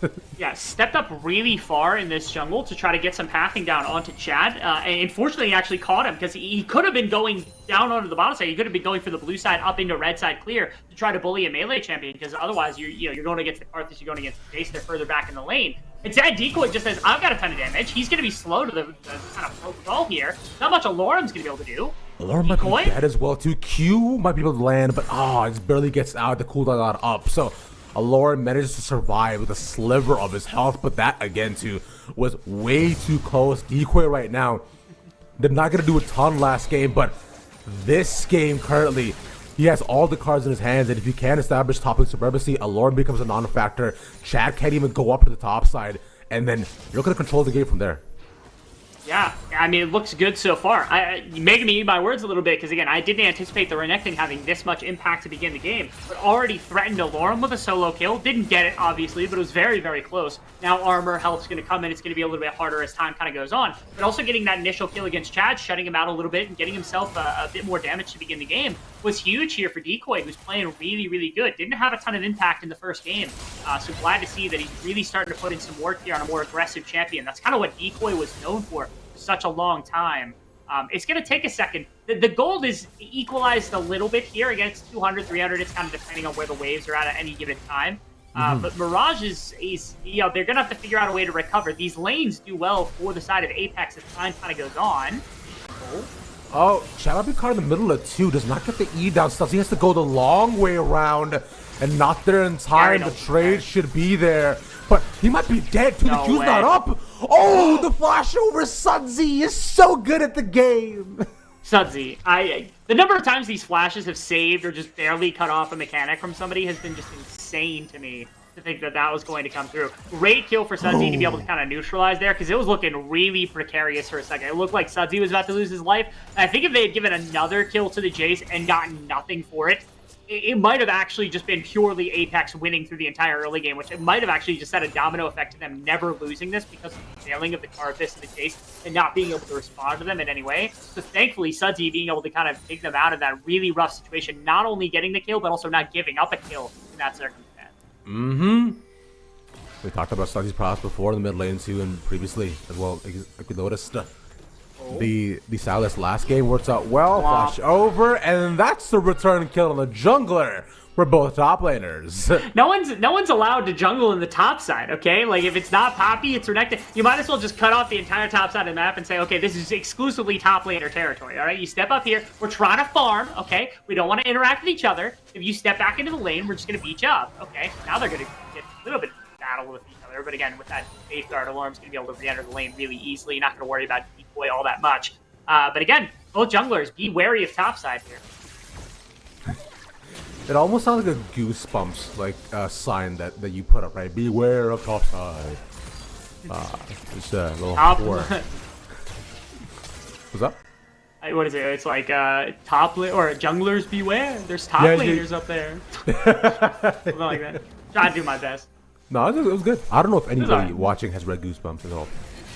But looking back on to the game as well, Hyphy as well has finally found some semblance, has been able to take his Raptors calmly as well for one of the first times. And after the very back and forth game, we do get a couple of seconds to breathe for ourselves. Dragon is currently up, and their pedal as well should be up too in just a couple of seconds. So priority probably around those both neutrals. We'll see how both teams set up around it. Despite some of the initial advantage that had actually been accrued by Baz, I think he had gone the entire first wave without response from Neo, which means he was basically up 6 free minions, and then in the second wave there are a handful lost as well. I think it was like 9 minions or something that was just not responded by Neo because he had to back on the first wave as a result of that initial invade. It's actually now down 6 minions, like a whole wave or something like that. So this isn't the easiest to play in the early stage of the game. Good play by Sudsy and Dardoch. Ariandel off. That was a... Okay. I mean... Hyphy can't do something with... Oh, he dies in the tower. Sudsy didn't actually proc him. Waited for chat to come around. Now there's 2 here. Sudsy get the root onto both and at least stops the play from going any further. It does. They're trying to think at the plate here. It was a good dive coming out from Sudsy and Dardoch. I was surprised that the aggro didn't end up breaking, but Dardoch, I guess, never left tower aggro, so that was the real problem. Nice. Fox almost dies here though. Not gonna trigger the sleep from Lilia. Allow him to get out, but just barely once again. Meanwhile, Neo is fighting one-on-one with Baz. Misses the root. The feathers will not land. But Baz though won't get any of his Qs off either. Yeah, he's trying to accuse. It's not the simplest thing in the world. An amazing Karthus player can do some dangerous things against, especially single ADCs in a circumstance like this. But again, Neo is very, very talented.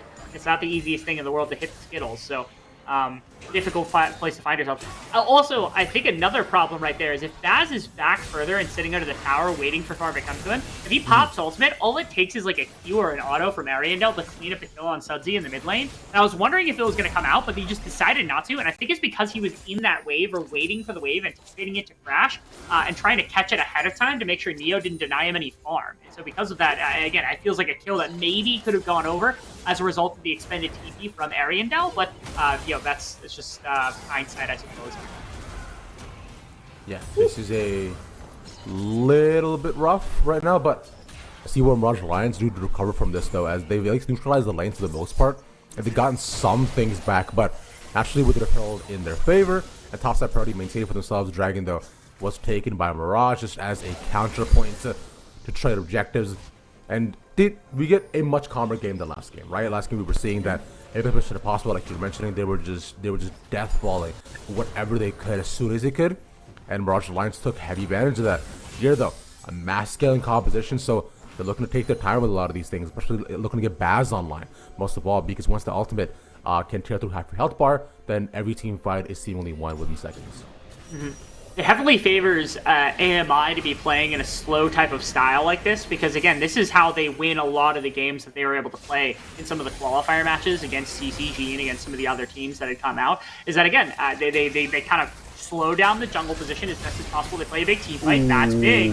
Sudsy might be dead here though. Flashes out. Pop Blossom in to slow them down, but the ultimate that we were just talking about, not enough damage just yet. The charge from Repel is stopped in the middle. Chad in the middle of 3 ensures that.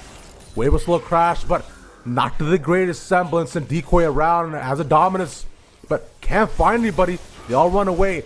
They will be able to get a decent amount of damage on the tower though.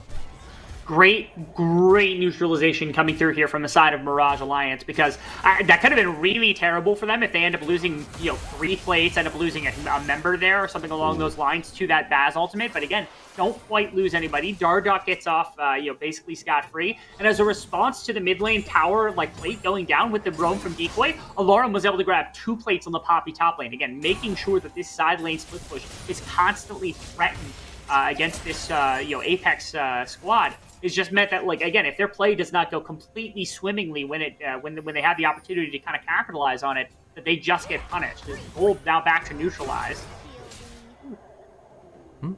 That's no trade, but yeah, like you're saying, things are maintaining a pretty even stance as well too without Decoy. Doesn't have the dominance. Alorum feels very confident fighting against him. Pops the shield, gets the knock up, and the solo kill for Alorum.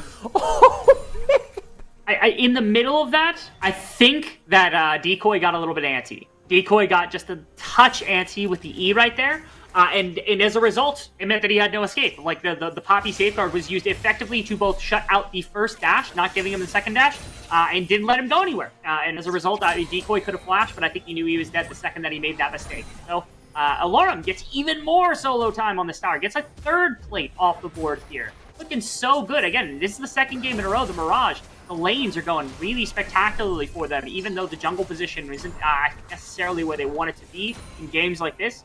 Their lanes are really bailing them out now. And that was the story of last game as well, too, where we saw that Chad was set behind super early on. This time, this was a bit more of their own doing. Nonetheless, though, it still works out quite well for them. But both Neo and Chad looked incredible so far. They're up in farm already up against his Baz Pocket Squad. Trying to ensure that Baz does not get too far ahead. He gets the farm for free either. No poke put down just yet. The exhaust is there. They're focusing on to Baz. Dardoch hopping around with a quickness. Does not find anything, but I do want to keep them there. Hyphy's coming around. He has the ultimate. He can look to lock down Neo. There it is. That's on one. But the storm put out, and he stopped them in their tracks. But now it's on to Neo once again. The shield, the stopwatch onto Dardoch to save his ADC, but the final hit will take him out. Okay, the fact that they took so much for them to be able to do this, and now might be matched on the other side of the map. I mean, Dominus should be able to help him. Alorum is fine. He should be able to get the shield back here, too. For E and Q. He's going the wrong way. He might just die once more. Auto, and that's it. Meanwhile, in bot lane, we have another fight going on.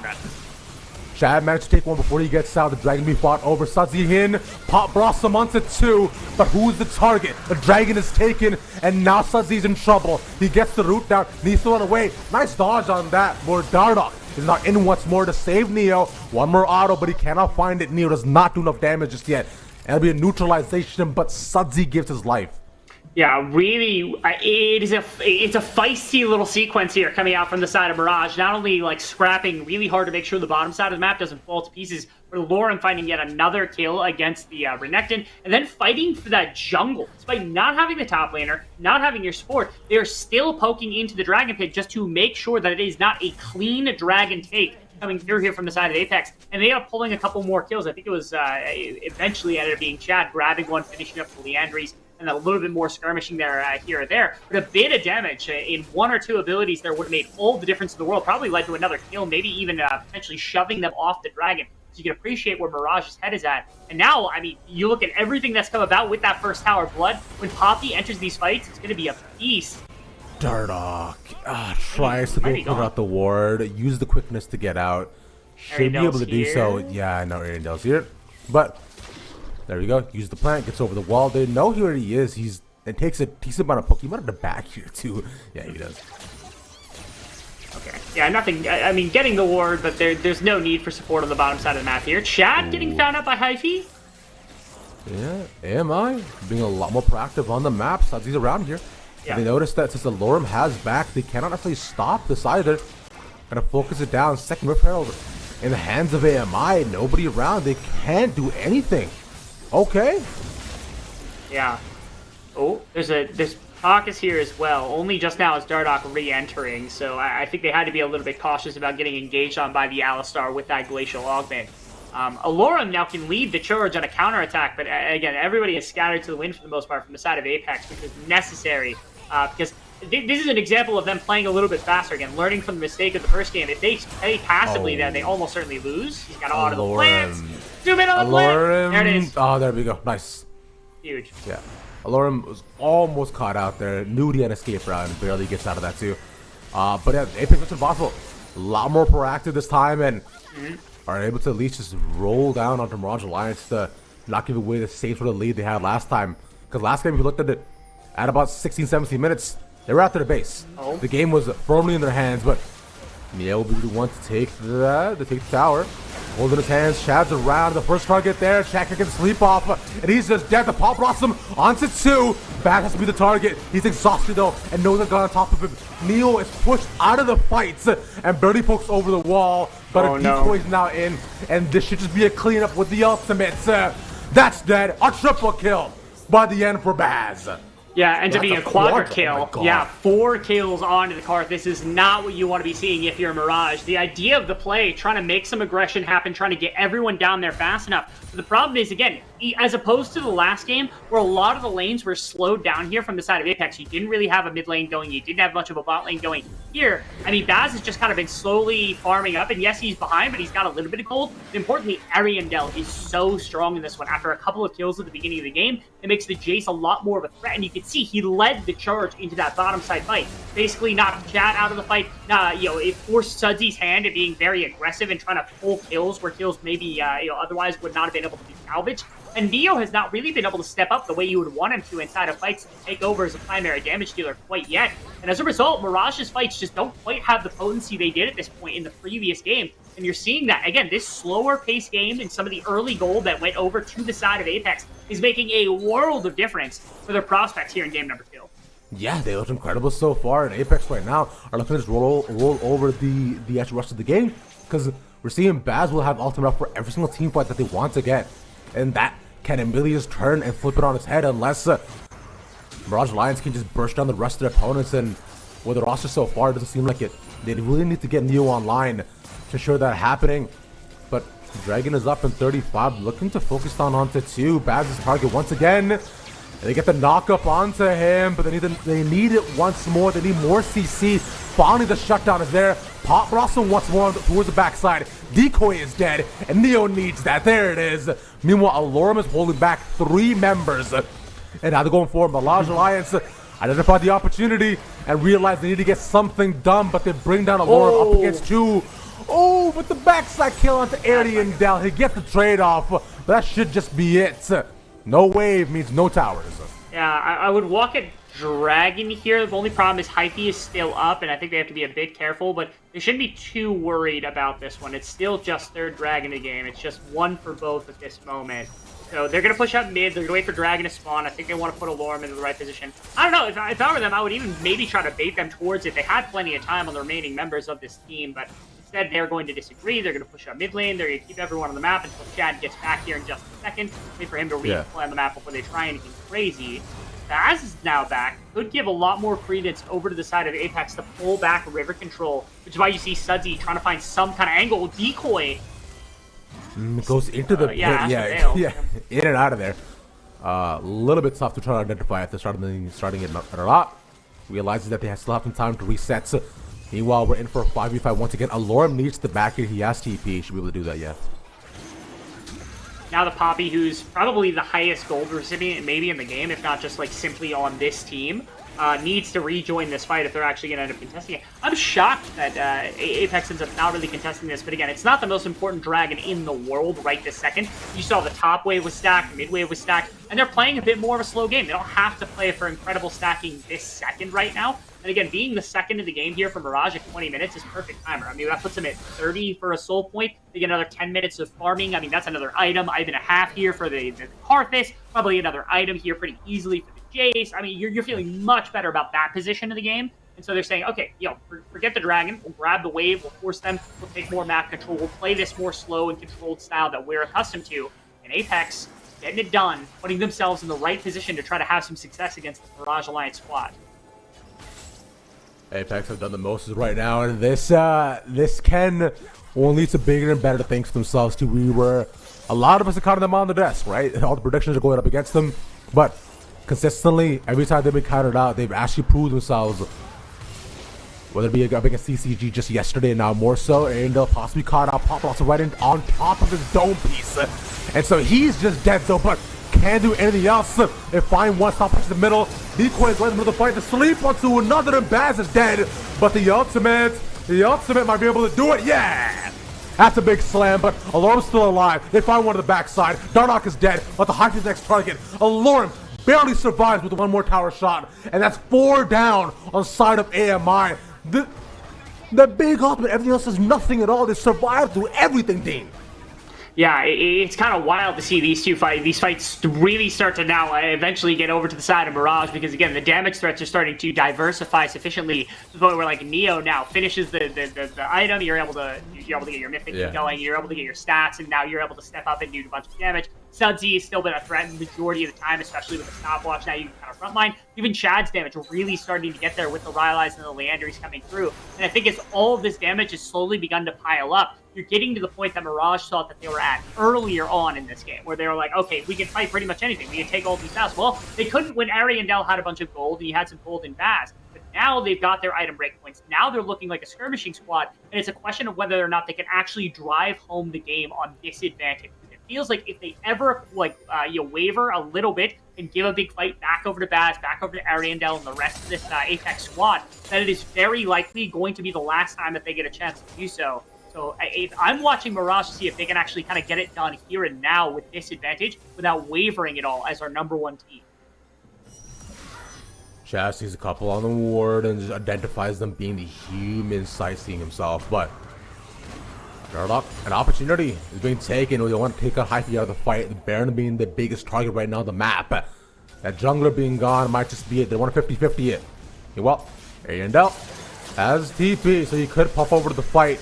And they realize this, so they'll start up the Baron as right now. It's going down very quickly. It is. And Alorum is warding them off. He's there by himself. No ultimate there just yet. The Baron is taken. It stopped them in the middle. And now they want to fight. And Hyphy's the first target. That's the knockup once more. Hyphy is dead so and gone. But the fight continues. Alorum is the middle. And they're chasing out Lily of the Forest being swipes them away. And that's why you don't mess with trees. Because they're dangerous, you're Dane. Another one and another.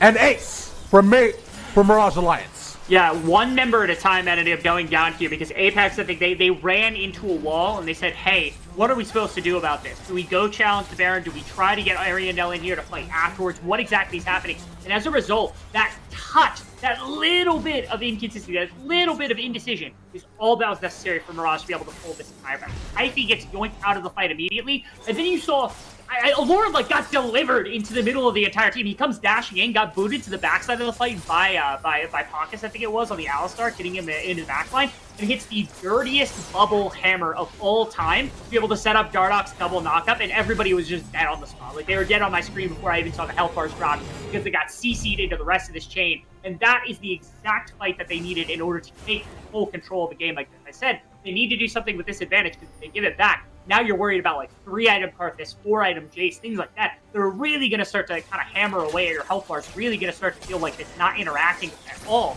Now you have all the agency of the game. You're up 8k, you push for towers, you set up Dragon, you look for your soul point. You got all of the options here for the side of Mirage.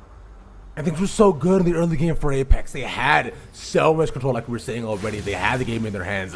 Already, Baz was looking to scale up too. They were slowing things down when they found the opportunity. And the fights are going in the direction. But currently, all it took was a fight after the other, which is why we mentioned so consistently that Mirage Alliance has just been the best team in the league for all the entire time that we've been here. And they continue to prove it every single day with the fight in the face. You get the knock up. Ariandel was almost dead. But meanwhile, time's being taken. They don't necessarily care. It's a 3v4. We get the heal back as well. Pockets and the rest can do nothing at all. Meanwhile, Dark and them are just chasing and poking. Chad bouncing around, gets speed off. In the middle of all this, Pockets dies. He can't even use his ultimate. Nice snipe by Ariandel. But it might not be enough because it's a 4v4. And the 4 on Mirage are just so much better. Okay.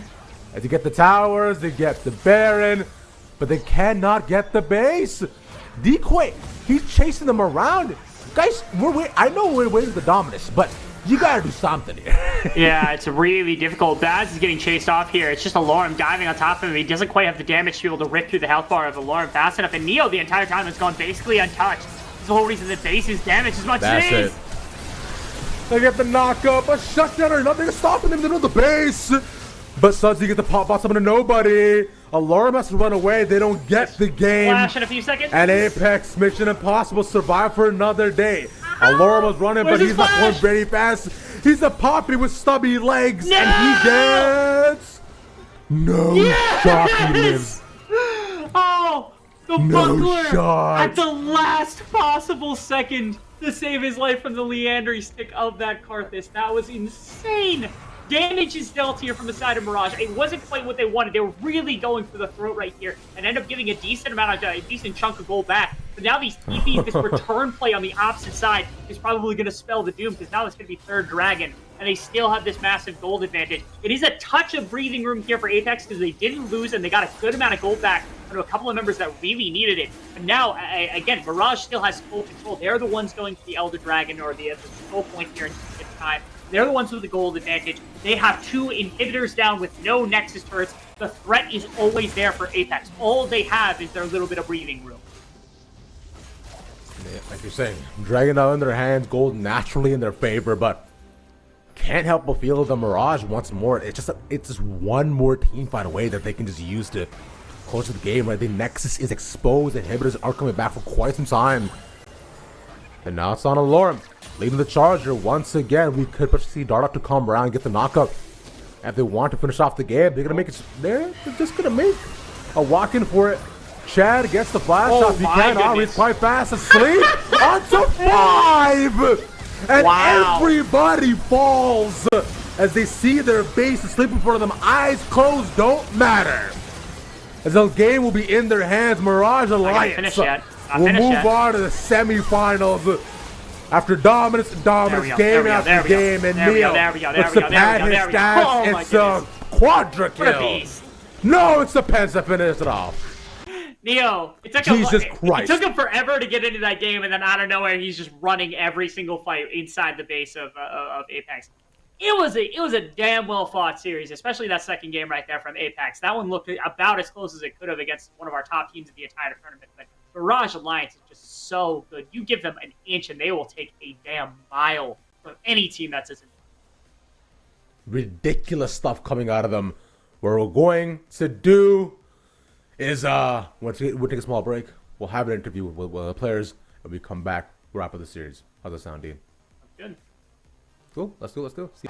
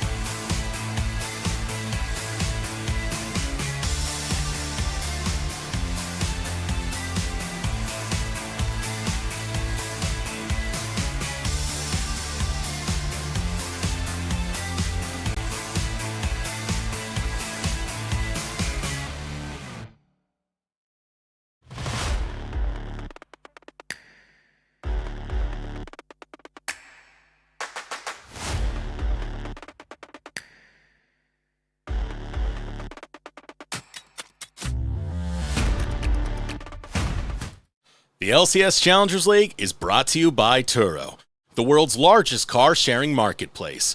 Find your drive. Oh, welcome on back, homie. We got you on here once again. First, let's get right into it. First, how you feeling? How's your day going? What'd you have for breakfast? I guess not yet, right? All our team is waking up like before the game, like right before the game, not for breakfast, but so we can play 1 a.m. None of us have probably eaten any food, including myself. All right, love that. Yeah, got to finish this 2-0 and go eat. Wonderful. Beautiful. It's gonna work out great. Alarm. I wanted to go ahead and start right away, man. Game to you, bro. That I know. Look, Lilia wants Raptors.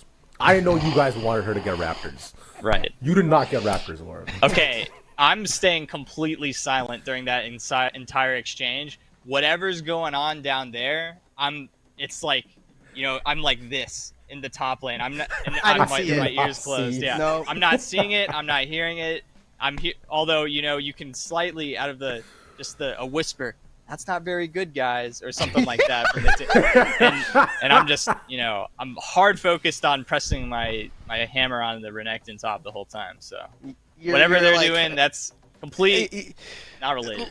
Let them handle it. You're gonna let Chad and Sudsy just be there, and you're just sitting there like, guys, I hope whatever's happening that that we can handle it. And then incidents. If they can't handle it. Sudsy starts screeching, If they can't handle it, I can. I mean, look what happened in that game, Yeah, exactly. I was gonna say you kind of. I'll cover us. Yeah, literally, you bossed up on the Poppy. Real quick before we kind of move on from this series, you obviously with this win moving on to semifinals, there's a very high likelihood that you guys are going up against Team Ambition yet again with Timmy Turner playing them actually right after this. So how are the boys feeling? Are you guys ready to get some revenge? Yeah, I mean, I've said it before. I think I said it with you before that I thought it was a fluke. Yeah, probably. I said so. Here I am. Shortly after that same interview, I still think it's a fluke. My opinion has not changed on that. So, okay. Assuming we're going to be playing it well and not doing anything dumb. I said the exact same thing before. We'll win that one too. This whole tournament should be our win. Now, are you gonna make sure that the boys are gonna have breakfast in the morning before the series to make sure you guys are well fed? I can't because I'm one of the boys that's waking up 30 minutes before the match starts. I can't do that. He's also at fault here.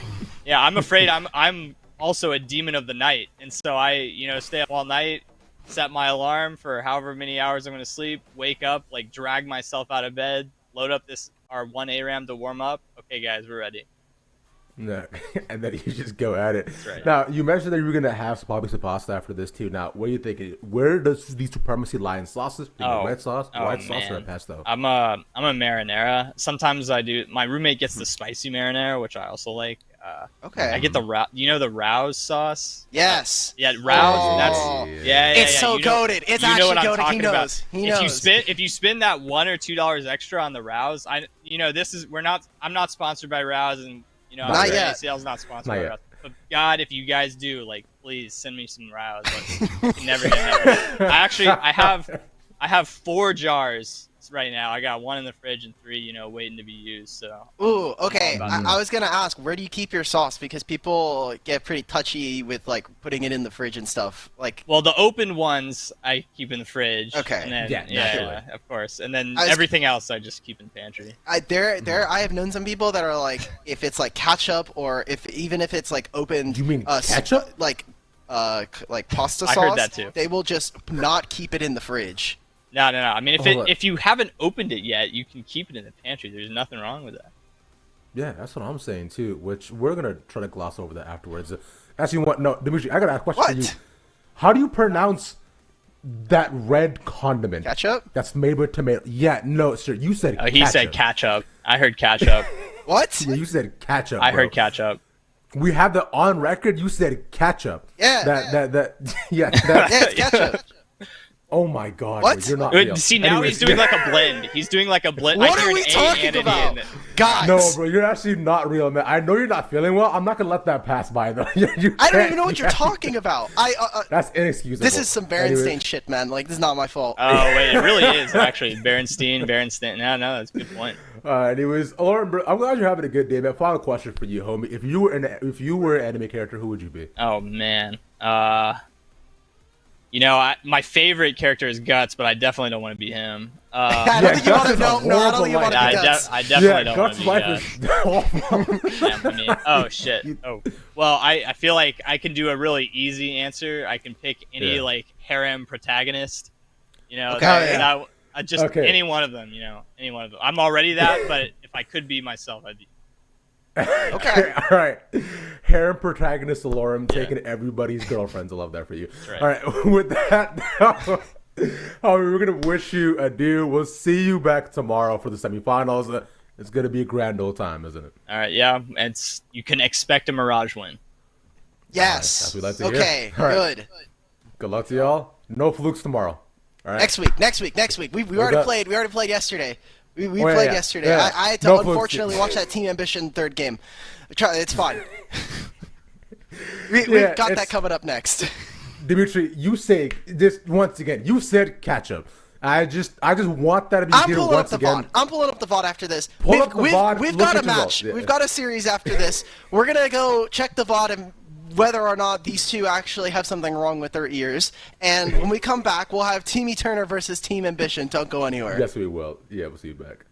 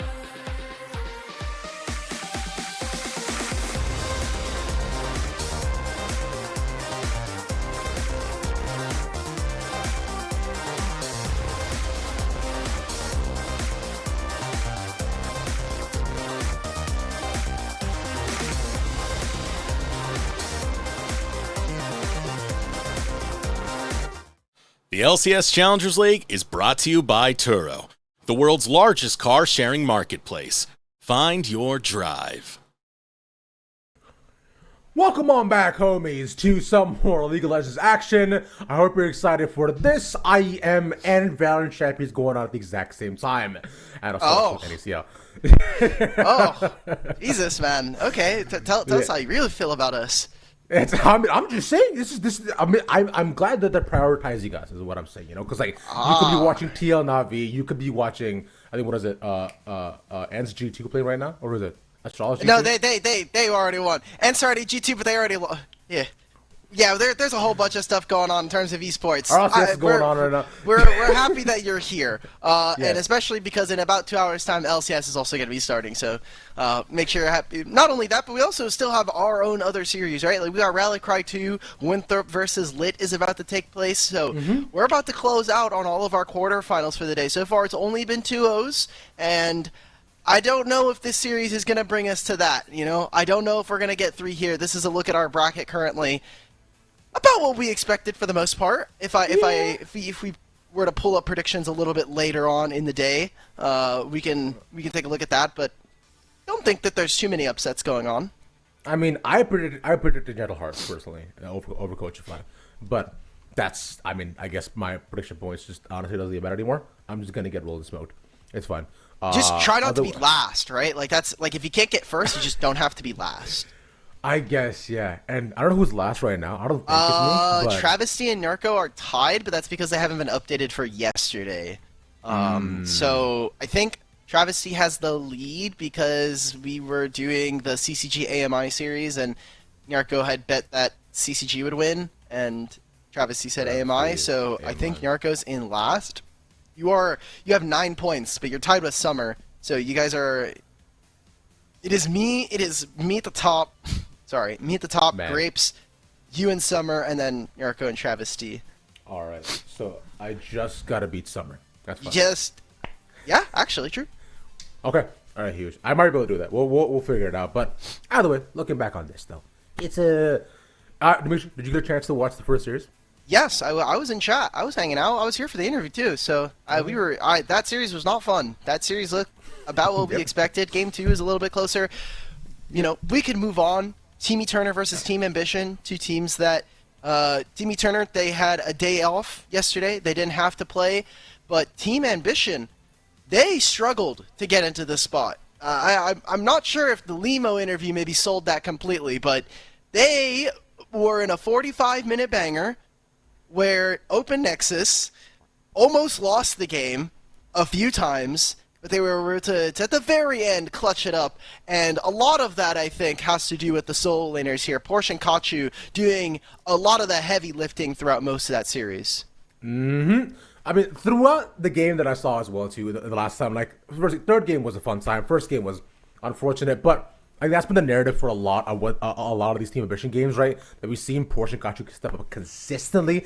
Porsche, especially ever since he has subbed in, he's had incredible games so far, and for now though, we have to see what kind of face we do see on TA, because their opponents, we should say, are a brand new squad that you may not have seen before, Team E Turner.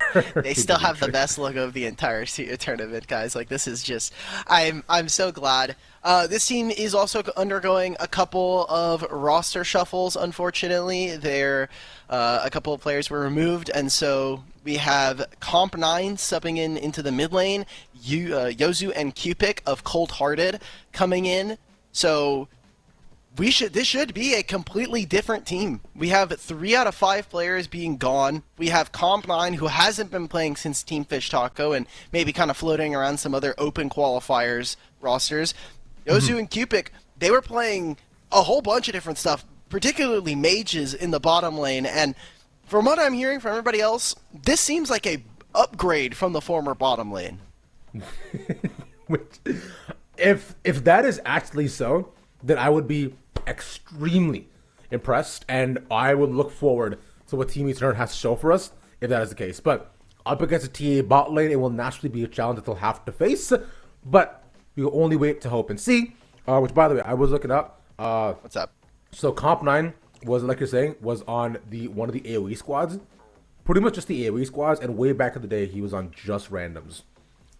So it's like, so he's been around also for quite some time. I was gonna say, damn, that's before the AoE days. That's like right before AoE randoms and like all of the like just having the wasn't the just randoms like with Robbie Bob? I feel like I'm misremembering this. Robbie Bob was not on the squad. It's so from the former roster, from what I see, it's Chim, Josie, Comp, Short Hop, and Pockus.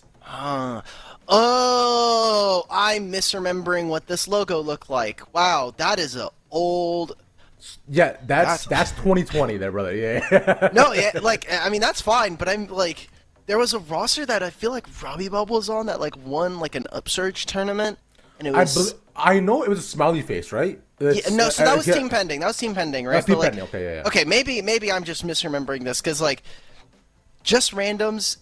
They had such a fun logo. Anyway, we're reminiscent about some much older competitive players. Comp9 had an okay start to the year, right? Like we talked about this all the way back in spring. Back on Team Fish Taco, they seemed to be doing pretty fine for themselves. Then going into the second qualifier, changed up their mid, brought in Robbie Bob, like we were talking about. Kind of the rest is history. They end up making it into the Challengers League. So. Now, here and again, he's going to have to do it. We're going to have to see what this team has because not only are they having to deal with a brand new roster, but I think this should be pretty even just at the form that we've been seeing from Team Ambition, which is feeling very weird to say, and I say this, I feel like the reason why we're so critical of Team Ambition is because we do expect them to make promotion tournament, and for us qualifiers team, we want them to be the best that they can. I know that the Challengers League teams, they've been practicing for a ton, and they have had much better practice, much higher level practice, at least that we can see just from stage games. And so when we see the quality of our qualifiers team, when we see them stumbling like Team Ambition is right now, it's very worrisome because they just won this tournament not too many weeks ago. And I don't think the meta has changed significantly enough for us to have seen such a big shakeup for the team. Mm-hmm. And the shakeup here will be the most fun part because with TA, what kind of face will we say today? What kind of face will we see today? I think is the biggest question on many of our minds. Dimitri, you were there for yesterday. Things were tough. They did go on to win the series after game one, naturally, as we all know. But it's like you're saying, with TA being first last time, right? They're well in contention to make almost first seed once again, right? But of course, with the Mirage Alliance, it'll be a tough battle. And we'll see if Alorum does have the Fluke narrative preceding him, following him. I don't know what the word for it is. But we could do that prediction there, but we can even move into our predictions if you want. We could. I don't want to. Because I'm just afraid of being wrong. Why not? You already made the prediction. You can't prediction graphics this. I know. I can't unsay it. Okay, fine. If you force me to, fine. We'll bring it up. I have TA, but more than half of you have Team Turner, which... Wait, is that even true? Hold up. I mean, apparently. Hold up. I'm going into the logs. We're checking the versions. I'm checking the versions of today. What? I guess I did put Team Turner, huh? In your very sickly state, I guess you did. All right, fair enough. 9 p.m. last night, I put in Team Turner. I was the one that didn't fix the. I had to go in and like make all the like the little drop downs for the sheet. So I guess I put TB Turner. All right, respect. Shout out to me. Okay. Yeah, and Grapes also made those predictions this morning too. So I think Grapes is going off of the high of yesterday and seeing if he can climb back up once again. As for the rest, though, Travis, he's been usually the contrarian, but he seems to agree with us for the first time. Agree with you. With me the first time. Agree with you. With me. You and Yarko. Okay, look, all the three of you. That's okay. I'm okay with it being down the middle. I think reasonably so. Team Turner, they were looking very hot. I mean, there's a reason why this team came out of their group first and it was really, really good. Like, this team should have potentially made it to top 2, top 4, but then we're seeing them having to change up the roster. We don't know what's going to happen. When we saw this team play, when we saw bits of this team play, when we saw Yozu and Cupid play on Cold Hearted, I think that they had some standout moments. I think the issue that came in that while they do have unique champion pools, some of their laning phase was a little bit questionable, and it was about how they were going to play coming into mid game, how this team was going to be able to set up, and especially when you have such a unique duo, it does change up the preparation. So for TA, they've had to basically say, okay, how are we going to play against Timmy Turner? What's going on? What's happening with Comp 9? How are we going to play around him? So could be that TA still not necessarily fully dialed in on this.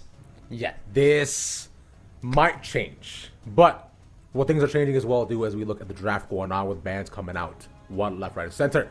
And the bans so far, Dimitri, are fascinating.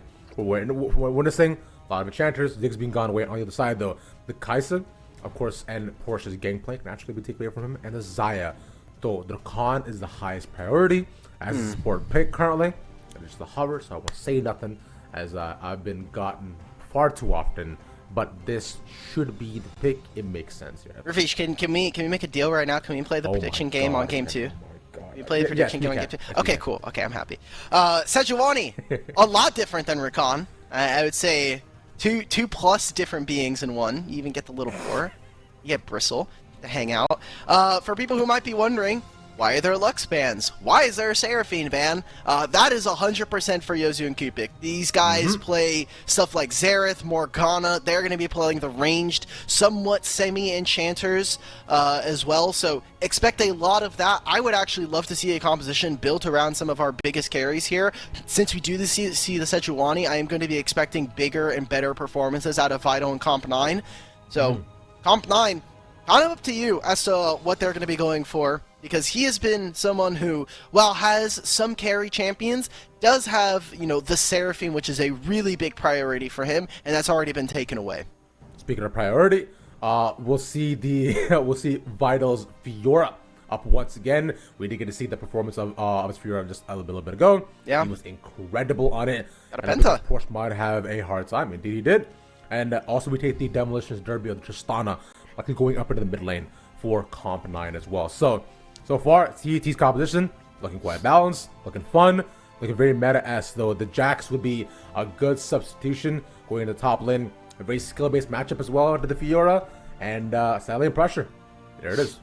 Yeah, right now this is all going to be about that counter-strike for Timmy Turner. Got a composition that, as the game goes on, as long as things are even for them, they should be able to go into a side lane, push out the waves, they can take turrets, they can play a 4-1. Side laning is obviously a lot weaker when we talk about how strong dragons are, but we saw in that last game for Timmy Turner, his Fiora just kind of took over, and don't know if we're going to get that same level of performance. Here for TA, with the Jace, with the Rel, it just means that we want to be able to lock down. Jax is going to be more of a flanker, someone who's going to come in to try to finish off fights and finish off kills. And so now, what I do want to see from them is either another poke champion in that similar vein, or some more lockdown. I think a Nautilus would actually go a really long way here for Team Ambition. Nautilus has been the menace. We did see Dardoch play that all last year as well too, almost, and he looked very, very good on it. For now, though, we'll see what the rest of the bans are currently. We do know them, but a lot more mid lane bans too, taking away the long range pokes of the Xerath and the Syndra as well. And on the other end, we see the Jinx be taken away, so hyper carry options also not denied from the side of TA. So Levitate might have to reach a bit deeper into the pool. And alongside the Varus, so Aphelios is still up as an option. Okay.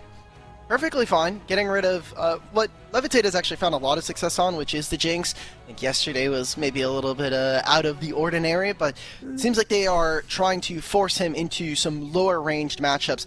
There's 4 AD carry bans, so making sure that he could be on that Aphelios is nice. I want to see how aggressive they can play, just because up against the Tristana, I don't think they're going to have a lot of kill pressure. A Soraka and a Sona is going to be our bottom lane here. We are going full enchanters here for Yozu Kupik, which is perfectly fine. And this gives a free lane for Aphelios to try to play around. I wonder if TA are going to either say, that's fine, we're going to play for scaling anyway, or just opt into it and say, like, let's just try to disrupt it, because the second that they allow this composition to scale from the side of Timmy Turner, I think it'll be very, very suspect. And Limo, I think not to be surprised. We've seen him on Maokai for almost the entire split at this point. Limu just stays on Maokai duty, bro, half the time. I was really hoping they put the R5 jungle. Maokai of Doom. Oh, man. I was looking at that Blitzcrank. I'm like, that would be so based. But not going to happen. Well, leave it to us to have balanced compositions. But for Tat here, though, Dimitri, this Team E Turner, this is fun. They do actually have a solid front line. Tristana is going to go for scale. And the Soraka Sona is going to be the one to watch. I don't know if I would say solid front line, but we can take a look at that when we get into the game. We've got to thank some of our sponsors, specifically Turo, for all that they're able to do for us here. The NACL qualifiers are brought to you by Turo, the world's largest car-sharing marketplace. Yeah. You can book any car you want for just about any occasion. You can forget boring car rentals over at Turo.com, which means you can use that rental to drive yourself on down to LA to get yourself over to the NACL finals, where Disguise versus Evil Geniuses Challengers will be happening over in the Riot Games Arena. Gonna be a lot of fun. I will hopefully be there, barring something going absolutely super wrong, and it's gonna be a lot of fun. I get to see all the homies. I get to have Surdy sign my forehead. It'll be a good time. You could probably meet Toast too, honestly, if you wanted to. True. You might be there. If Toast is going to pack out the arena. I don't know if tickets are sold out quite yet, but they're also like $10, so you should be fine. Rating game. I did want to say, Ravish, real quick. What's up? I don't think Team Turner have much of a front line, man. They got Sejuani. That's it. Sejuani does enough, right? Yeah, I don't think Sejuani can tank every single Limo engage, every Rel engage.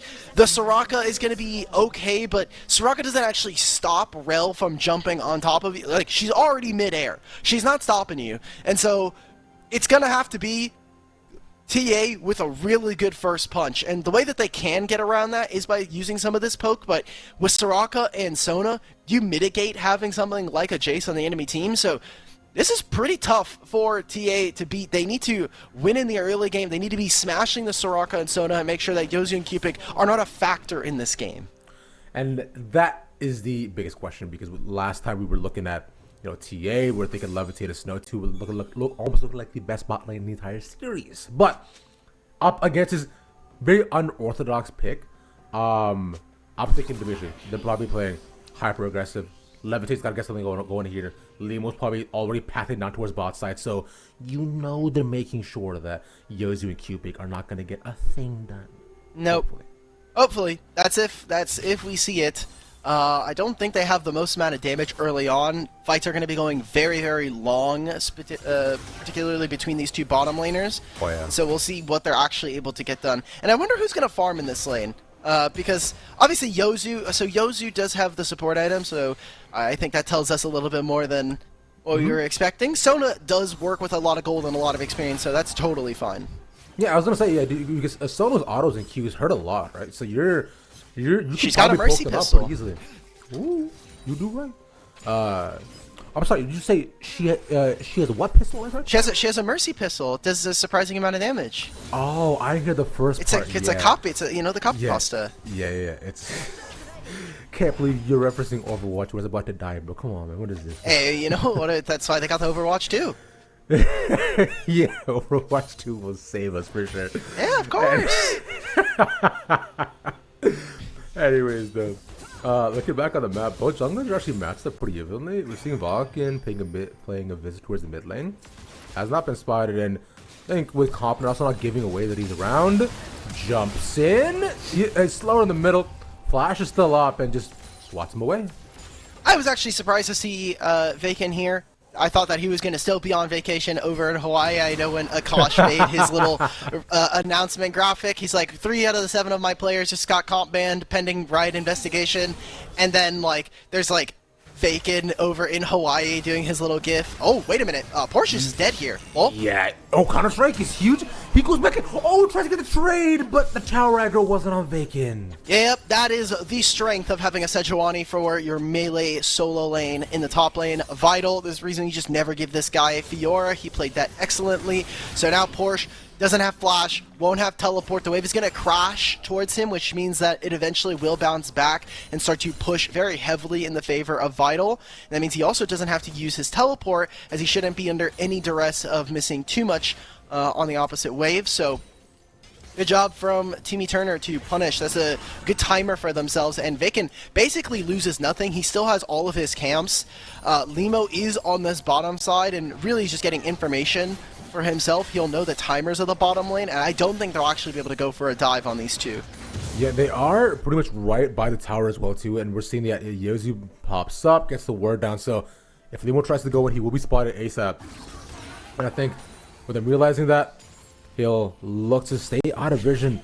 Do they push up further? I don't think so. Right? Well, that wave is in a really spot. awful spot, yeah. I mean, Vaken is on his way. Flash engage. Onto Cupid they go. They get the pushback here as well. The heal is going off, but the Ignite should hop out. Look at the healing, man. Oh my god. They stay alive for so long. They're still going in further. Yozu not dead just yet. One auto away. Snow barely survives. Okay, Snow getting that HP back should be fine between those two. And that just shows some of the strength that this bottom lane can have, but a good job coming out from TA. The kill does go over to Limo, but it looks like he is going for that AP variant. Good guy Vaken as well, holding his team's lane, making sure that it's not frozen. Doesn't have flash, so he needs to be a little bit careful here. Could be another kill. The re-return too. Yozu doesn't have enough mana for another heal. Yeah, Limo will take that one as well. I wish that went to Levin. Sure, but it is an AP Maokai, which I'm totally okay with, and he is the sole AP source on this team, so good punish. You know, making sure that the wave crashes, make sure that if you are going to try and freeze that on me, that we are going to get a punish. He knew that he didn't have flash from the top side play, so good job from Team Ambition, coming back in this early game. Right, after was a tough time too. Now we're looking at see if they pay another visit to Porsche at the top side once again. We were talking about how Vital is incredible on his Fiora pick. We've seen what he's able to do with an advantage. The one kill not exactly enough to set Porsche too far behind, but currently still controlling the wave. As right now, the Vaken is passing towards top, and the TP was used to get back into the lane. I don't know if he actually decides to make a difference with it, but I'll wait to see. Wow, what a weird game already. Ganking the bottom lane of Team Turner is totally fine. I think totally expected. Oh, this is the fun part of that top lane matchup, is playing around Counter-Strike timing and seeing when the riposte is going to come out, what timing you're going to be able to get out of that. It is all up to the Jax. You can try to cancel it early and see what happens there, or you try to do it a little bit later and really try to bait out that cooldown. It is up to Fiora at that point to be able to dodge it. And so, I mean, Vital has a small lead, but it's really kind of been mitigated by that. Oh my god, Comp's just going to get solo killed so close. Oh 10 my HP. god, one more auto would have done it. Meanwhile, yeah, because Kachu, if he actually lands that Q, that probably definitely blows him up. But meanwhile, though, it'll leave them be on the ward. We see what Falcon might be doing here. Not gonna happen. He did you no damage. It's so funny to me, like, look at these two bottom lane, they just get to heal. As long as Soraka can get gold, and more importantly, get experience for her abilities, it's just going to be fun. It's just all about that early laning phase, which is a little bit rough, and that's why we saw them able to turn that into a kill. This should mean for TA that they can consistently turn more and more dragons into their favor, and that'll be very important for them because we've already set up that Jace shouldn't have that much of a good time in this game. If he ever is going to go in, he's walking into a bunch of members that will run him down, and Yozu and Cupid, if left to their own devices, if nothing else goes wrong for them in this lane, this should be a perfectly fine setup. Now, a great crash here on the top side for Team Turner. See if Porsche, what he can do. Not using the counter-strike just yet. The permafrost lands. So looking to just deny him experience, all that gold being shared between Vital and Valken. But Porsche not going to fall for it. Will just allow himself to get as many of the minions as possible. And meanwhile, they can now set up for their kills as well. Oh, Kachu's trying to go for the solo dead. Q. Okay, there's the solo kill immediately. Fantastic stuff coming up from Kachu. He's been waiting for that. He's been marinating that one over and over, just getting comp lower and lower and lower. I wonder what the laning setup was, because comp, I mean, you should be able to all in a Jace, and if he's able to get poke on you like that, you need to pull your jungler over. And in a situation like this, you can't pull your support over because, hell, they're playing double enchanter, man. Like they are probably just gonna have to stay under their turret. Keepik and Yozu doing well for themselves, but this mid lane falling apart is not where you want to be if you're Team Eternal. You need at least this Tristana to be a relevant member for the team fights, and we'll see what they can do. It means that if Tristana is so far behind the Jace that you are currently missing your only ranged member and someone that helps your team with being able to actually fight them against TA.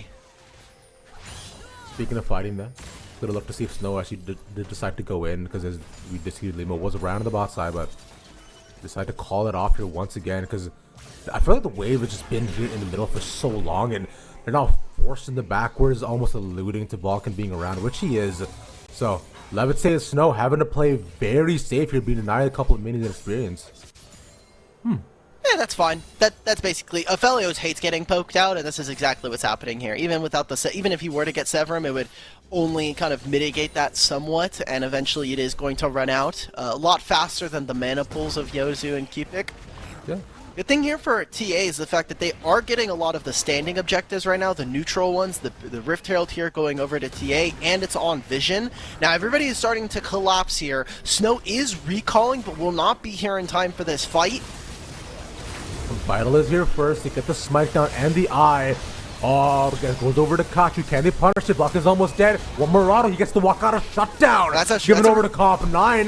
Kachu's the next target. Nice counter strike out to Porsche. He needs a trade back. He wants to stop them, and he wants to get the trade. There we go. That's one, but it might not be enough. And no, it's a 2-for-1 by the end.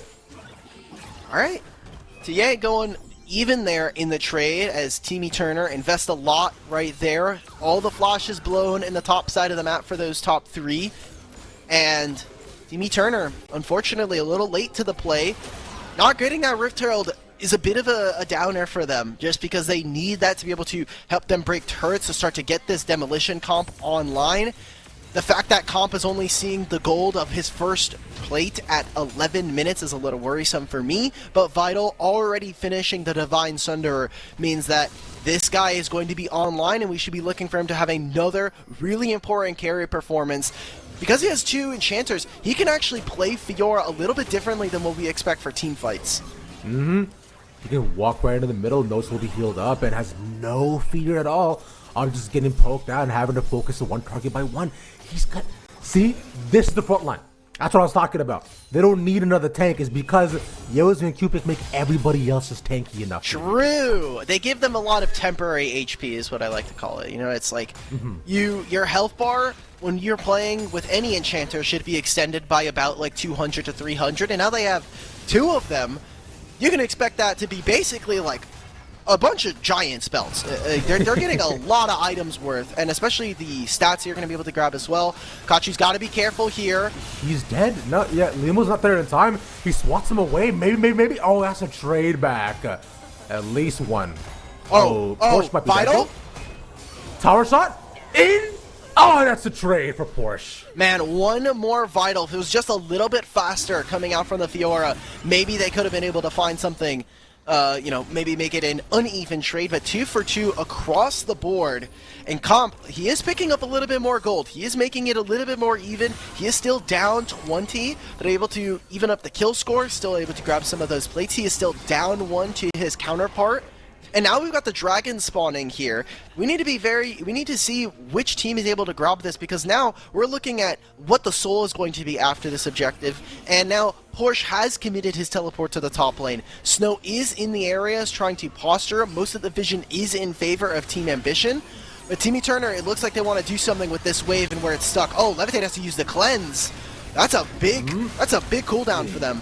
Snow also just didn't manage to get out. They used the ultimate on him, where the flash is also expended, so all the Psalm is pretty much blown from the bot side of TA.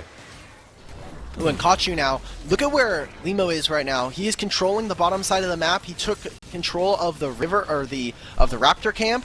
They're trying to go for this first turret in mid. Don't know if they're going to be able to get really all that much. I would have said, hey, you take that camp, you make sure that you're taking control, you back out into river, your bottom lane's about to... hold up now. They used the Wish pretty early on here too, Vegas next target. And the ultimate used to sneak them up, but the permafrost goes on to Limo. He should just be dead here. That he was gonna land, yeah, Limo's not fast enough to get out. That was a good timer from Vital, and now it turns into Dragon. TA overextending themselves for a turret. They didn't even get the full turret, so now it'll be a few more plates right before 14 minutes to fall. And this should be Team Eternal now grabbing the Dragon for themselves. A good play coming out as a punishment versus TA.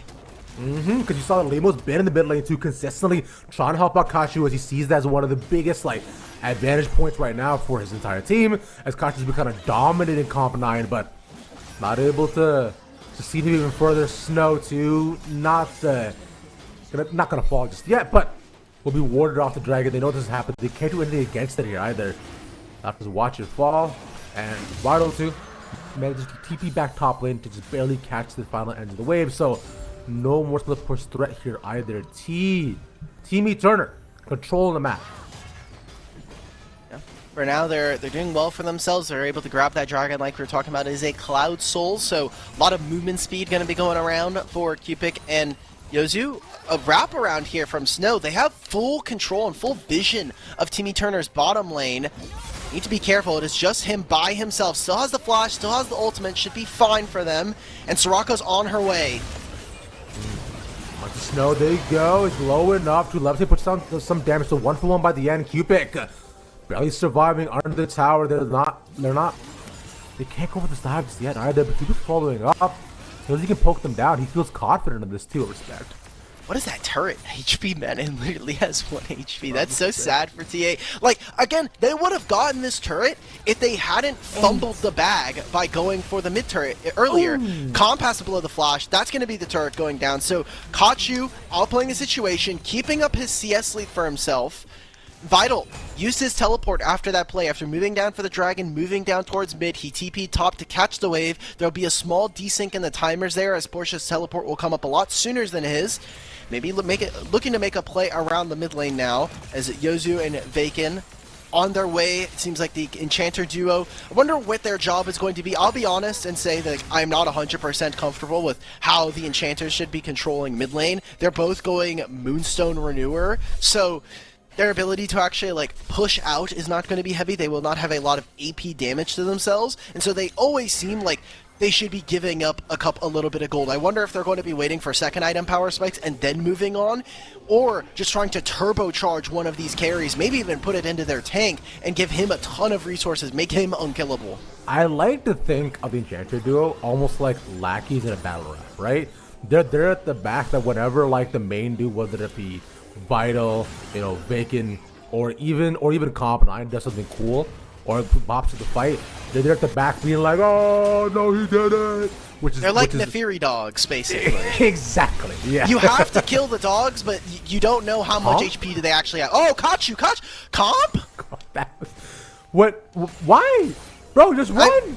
Welcome back to competitive, man. That's all I gotta say for Comp 9. He is experiencing the clapback of getting back into this game. Kachu is taking no prisoners, and he is giving him the hands. But because of that play, because of them showing on the bottom side, Limo and Squad, they're a little bit late for this. It'll be a Rift Herald going over to the side of Team Eternal. I wonder if they'll try to cut them off here in mid lane. Oh, they're making the teleport. They don't want to give them this for free. Counter-strike onto just one, though. That's just on Yozu. Nice Mega Storm onto two. And now here comes Kachu. This is a beautiful fight for the rest of TA. They find the engage. That's Cupid down. The rest are locked down. Vital as well cannot get away. That is 3 dead in succession. Wow, great fight coming out from TA, and a great fight there for Snow too.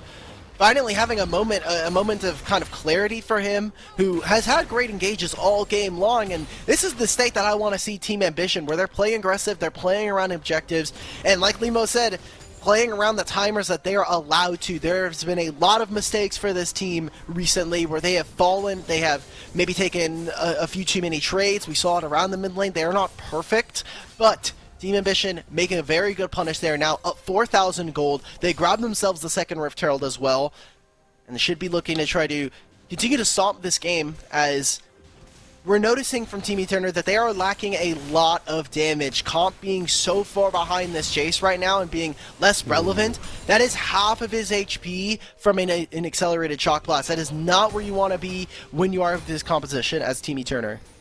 Porsche just gonna try to stop this, but this is a bold play. Both riposte and counter-strike dogs out on. Vital baited him, man. He's just dead. Limo, can you save him? Can you save him? He's at a tower. Come on, W not in range just yet. And counter-strike comes back up. He barely survives. Oh my god. That's so funny to me, man, just watching, like, Vital and them. Vital's got to be a little careful here. This is a demonic embrace. Who gets the healing? Oh, the healing back. That's half of his health, but the trade not in position. And the auto's not going to land. He knows he wins that. Flash in. He's chasing him. And Porsche should die here, but now comes the levitate. Counter-strike is back up right on time. Finally, they get it, but Vacant is way too far forward. He's just dead. Oh my god, so many kills going over to Levitate as well. I like the interaction there between having the Radiant Virtue and his entire team, because as soon as you use that ultimate, it means that you are in such a good position. Silence, don't think it's going to be that meaningful here. Wait, dude, the blast code actually accelerated Snow 2 and slows down Yozu and not Kachu. And the rest can probably just die. It's definitely Kachu first. Yozu can't help him. Oh, man. All right, this game's done, guys. 6,000 gold. They are way too far behind at this point. Team Ambition, maybe with a little bit of rage, maybe with a bit of, the wind back in their sails after a couple of weeks floundering here in the Challengers League qualifiers. But regardless, I don't really care in the form it comes in. I just want to see a Team Ambition that's going to be looking strong. I like when other teams like Team Eterna can push them, but Team Ambition, this is your first seed. This is the team that just won. And Levitate, unfortunately, you took too slow of a back there. That's going to be the shutdown. It should be a turret potentially going down, but Kachu and Snow are there. We want to see Team Ambition thrive. They are our points leader. They are the winner of Qualifier 1. We expect this team to go to a promotion tournament. And, hey, if it starts here, it starts now, right? Like, you got to be able to make it through the quarterfinals. Team Eterna, so far with this game 1, not really convinced so far with this composition. No. It's a little bit unfortunate. I do respect the double enchanter, right? But I think this is going to just take them a couple of seconds to just lean into what this entire team is comfortable with. But unfortunately, they don't have the luxury of time and practice or scrims to be able to get accustomed to one another. It's going to have to be just a run it in, boys. Let's see what happens. And so far, things are not going the best. But hey, finally got a shutdown. That's good. Suddenly, Silent becomes a lot more, a lot more viable. You can probably go up against the Jacks, right? So you know that they have an opportunity in a window to make some sort of advantage in the map. But yes, yeah, but I don't think it matters, right? Like, they are missing so much damage. Like, Vital is gonna have to 1v9 this game, which, hey, we've seen some different performances before, but ooh, Snow with the engage. Magnet Storm to stop them. There's a stun as well. They push them back. They know it's on Vital. Wait, the enchanters are here, the rest of the team is here. That's a lot of healing back as well. The Soul's Levitate, look, in the back he's poking away. That's 2 down. Comp 9 is finally online, and he gets 2 things done. Looking for the 3rd as well, but pushes him away. That could be the Baron. Okay, but okay, now Porsche is split pushing on the opposite side of the map. How much can he get? He'll probably open up the inhibitor. Should be fine for them, but the Baron's going to be started. Vital is teleporting back, or is going to recall back. Okay, so it's just going to be the inhibitor tower. That is the fight that Team Eterna need to be able to win these games. They cannot take split trades. Turo Baron buff going over to them. They need to fight with these enchanters next to them. There is no reason to have them on Soraka and Sona if we are never going to play a straight up 5v5 with them. This, because like you saw, as soon as he popped into the fight, what looked so bad for both Vital and Vacant as well, where they were pretty much dead. So they got almost all their health back again. Vital's able to fight. And then also Comp 9 got some things done where he has 2 items finally. So he's not getting bullied anymore in the side lane. And this just not being online only helps the case further for possibly bringing the game back, which we thought was Dunzo Bunzo almost. Okay. Hey, oh. Hey, hi. What's up? We're supposed to turn down. Hey, gamers, we got to pause. What's up? Hey, what's going on? What's up? All right, come on. Don't worry about it. We're going to be back. It's Come okay. on. All right, hold up. I got to hit the button. Got to hit the button. Standing desk. Standing desk. Oh, yeah, Hold yeah. up. I got to hit the freeze frame like we did in the pause.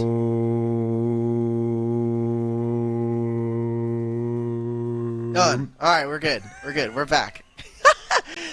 We're both sitting down. We're just like, oh, hey. We're back, what's going on? We're back. Yep. We weren't expecting the pause, so No. we got. No, we were not. Yeah, no. Probably a perfectly okay pause for them. If your TA were like, "Oh, we just lost. We just lost a pretty big team fight." But that was exactly the composition as we were promised, as we were sold in draft. It's Soraka and Sona are going to basically mitigate all of the damage. I will say now, though, it may be a little late. Jace was not in that fight, and Jace has Serpent's Fang, Muramana, Eclipse. Is probably going to have a Sorelda's Grudge coming up soon. I'm getting word that it was not our series that needed to have the pause. It was the other series. So we get to just pop up and vibe for a bit. You're going to see my bald head shining in the light for a couple more seconds. Once they get brighter, hold on. Let's see it get brighter. Let's see how fast it goes. I can make my lights brighter. If you want to see me get flashbanged, hold up. Let's hold up. It's actually easier on my. Okay. Oh, of course. Yeah, of course. As soon as I'm about to get flashbanged, see how it is, guys. All right. Well, we're back. Dragon spawning in 2 minutes, so we'll see what they're able to do here. I want to look at some of our objectives that are mini objectives. Oh my God! Wait, they got the flash out of Limo. That's a pretty big find. It's fine. Man. Dimitri, I am waiting to see what the rest of TA can do here right now. Against Baron, I don't. Do they lose? I don't think they should lose all that much. But the Soul Laners are trying to split push right now. Like, Vital could kind of sit here. He's gonna be able to solo Akachi. There's no reason for them to be matching with Jace. What are they doing? I mean, we'll find out right now because they're gonna split apart. They're fighting like Team Eternal did about 5 minutes ago, split apart on the entire rest of the map, and they're just losing people left, right, and center. Yeah, now they lose access of mid. They're gonna go back to sieging in the mid lane, and they're just gonna grab open this inhibitor. Okay, so Porsche is here. Vital can teleport if they need to. It looks like Team Ambition, they want to try and re-engage on this. Snow's looking for it. I mean, Vikings is going to walk in against everybody else. Limo got the permafrost down, a little bit of damage, but it's the Green Gus who tickles them, and all their health is back that they just got and lost. Oh my God, man. Team Eternal are doing it, man. They're playing the composition as promised. This is what we expect from this team. Look, it's an Akash team. You should never expect an Akash team to draft normally. I learned my lesson in this game. Shout out to Calder for that one. I mean, like, they get the Baron, they win off of some team fights, and now they're going to be able to finish so many other items here coming in. 30 seconds before, it looks like they're so close. If they can get 2 items on their enchanters, this Team Eternal team becomes very difficult to deal with, and you're starting to see some of the components, the heal cut starting to come on in. Teleport in behind them. They managed to lock down just one of Yoshi with the backside. The wish saves him. He doesn't die! So Viking gets out alive. Oh my God, all that healing from Soraka, because Yosu was untouched. He used the heal as well. And they have to run away. They don't get their target. They have no burst. And now they're going to die because Vital is an animal and he's ready to hunt for the rest. Okay. Barely one taken. They're all so low. This is the game, Dimitri. This could be the end of the game. They have a wave coming in. It is a super minion wave. Don't think they're going to be going for the end quite yet. But what they can do is go for the dragon here. Baron spawning in 2.5 minutes. They finally gotten those purple buffs off of themselves. What a close game coming in now for these two as Team Eternal, they were floundering there for a little bit. We said that Team Ambition, they needed to get objectives early. They needed to get ahead enough for the game to be over. And I had called it. I said that this game is over. We are not seeing Team Eternal go for the 5-on-5s. But they have finally decided to group. They said enough is enough. We cannot spend any more time trying to play on side lanes anymore. The game opened up for themselves, and Team Ambition might be watching a slow and painful death. They are not out of this game quite yet. We saw how much damage Levitate is able to do, but this is getting too close for comfort if you're a Team Ambition fan right now, as very important stakes for them. Team Ambition, they do not want to go out. Obviously, losing here doesn't knock them out of making it into the promotion tournament. They have so many points. They are a points leader for a reason after winning the first qualifier. They can still squeak in at 4th. But for Team Turner, they need to win the entire tournament if they want to try to make it. If they want to get into promotion, they have to make use of our Cinderella rule. This would be incredible. A team that has just had such a tumultuous split with switches and people going out and in, left, right, and center. If they manage to actually make it this far, it would be a testament to taking down our first seed. Would be one of the ways to do that exactly. For now, though, they're still maintaining strong. All right, Baron's going to be up in about a minute, and both these teams desperately need it. All right, 50 seconds. Let's see how they set up for this. Jace and Porsche are on the bottom side of the map. Jace and Jax are sitting on the bottom side, shadowing each other, making sure that no one's going to get split off. Vital's teleport is coming up, and it might be this fight around mid lane that is the most important.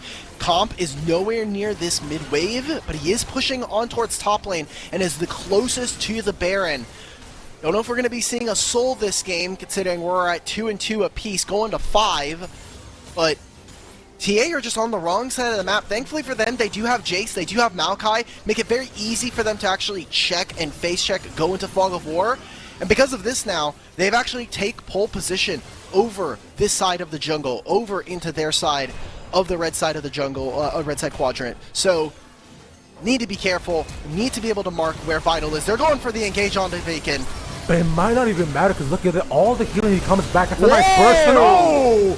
They dive right on top of them. That's a huge bop, but it might not be enough once again, because two healers are alive. Cop right there, he's running away. And Copper does enough damage. The snipe from Kachu. Okay, they're sending in the teleports now. I don't know. What does this teleport do for you? Okay, so it opens up an inhibitor. And Timmy Turner, they basically need to play this composition like a crab, where you need to protect your insides as much as possible, because as soon as you get to the inside, as soon as you can break open that shell, and you can grab open the good old yummy bits of a Soraka, of a Sona, the game just ends. We saw there, as soon as the poke lands, as soon as the backline is peeled apart, the armored shell, can they actually, they should be able to just finish off this Baron. Don't think Levitate is going to be under. Just barely. Levitate. No! That's embarrassing. You couldn't take it anymore. I'm messaging Joseph after this game. I'm messaging the boys after that. That's embarrassing. That's the Baron not going down. They teleported to try to make a play on bottom side. Kachu gets caught. That'll be Baron here for Teamy Turner. What an insane... They should have just recalled, guys. Oh. They could have recalled. They could have three-manned it too. Like, I understand you guys want to get bought, but... Oh, wait! Porsche out of the game. Porsche out of the game. He might just do it. They get the back off over Vitals. Yes, what's fine. He can't stop them right in front, but he gets that as well. That's the Baron not going in the direction. The Turo Baron buff going over to Team Turner. Porsche cannot escape from this. He's going to try to run, but how far he'll go, I do not know. The rest, though, will barely get out. Oh, okay, Q cooldown. Should be like 5 seconds now because he missed it. Okay. Yeah. Oh, nice counter strikes up. Wait, he can. Okay, never mind. I forgot Soraka ultimate. Soraka ultimate, I swear to God, is like is another flashbanger. Just like sitting there. Oh, I can kill him. Boom. No. Okay, never mind. So Timmy Turner now. Look at the items that they are completing. We got to set up immediately. Dragon spawning in 40 seconds. If I'm Team Ambition, probably just going to look for this fight anyway. We have our flash coming up. We won't have Porsche. So that is something that they do need to worry, but they are in no spot to actually walk into this river. Baron again here for Team Turner. Let's see how much they can actually get done. It looks like they want to try to get the final outer turret. And Team Ambition, this is where we saw them flounder yesterday. Now, Comp, you should know, if you're looking, you should know that that is where Kachu is. You should see on the wireframe.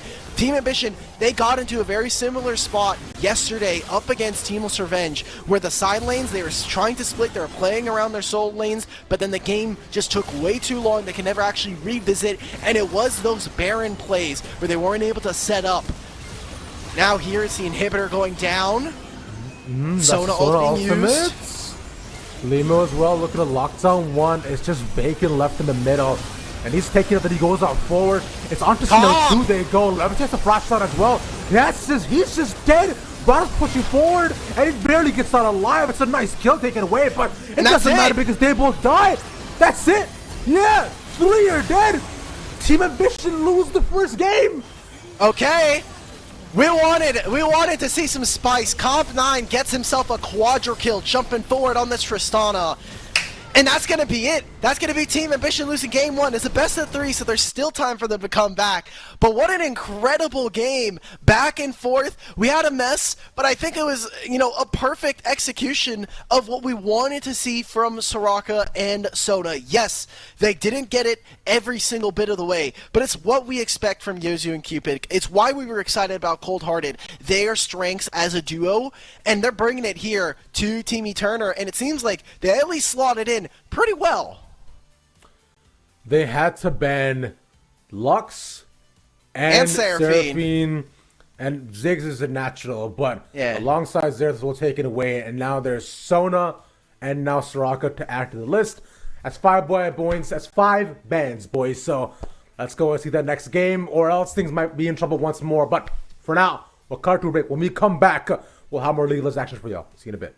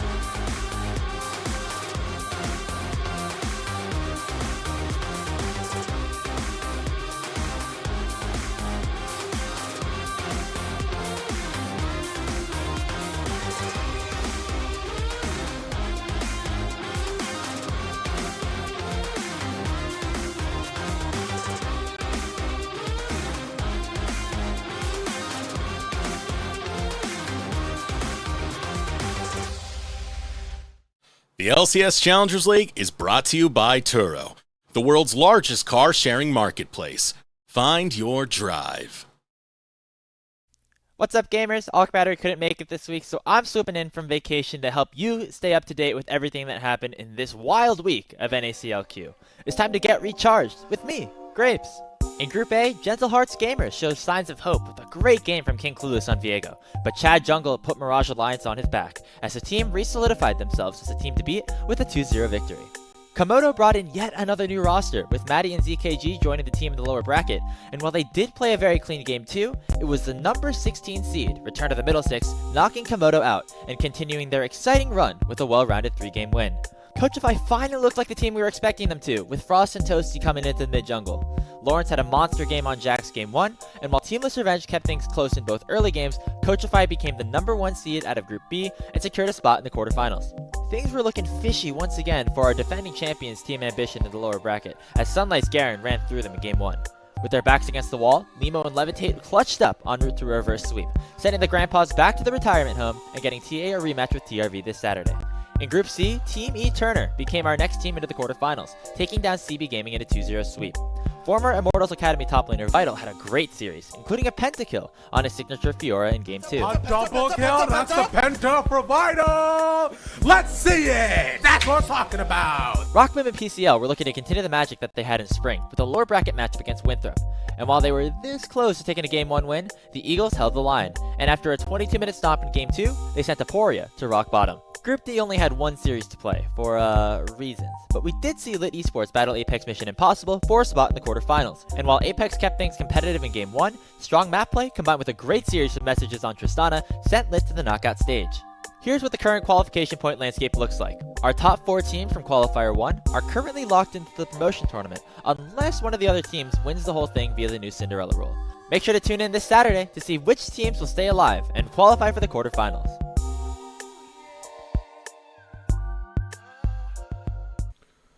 We might be seeing a brand new team move on to semis to face the Mirage Alliance. This game will tell it all. Welcome on back to the NALCQ's quarterfinals, day uno, and the only day of it. Naturally, I'm Ravish. That's Dimitri. Dimitri, game 1 was fun.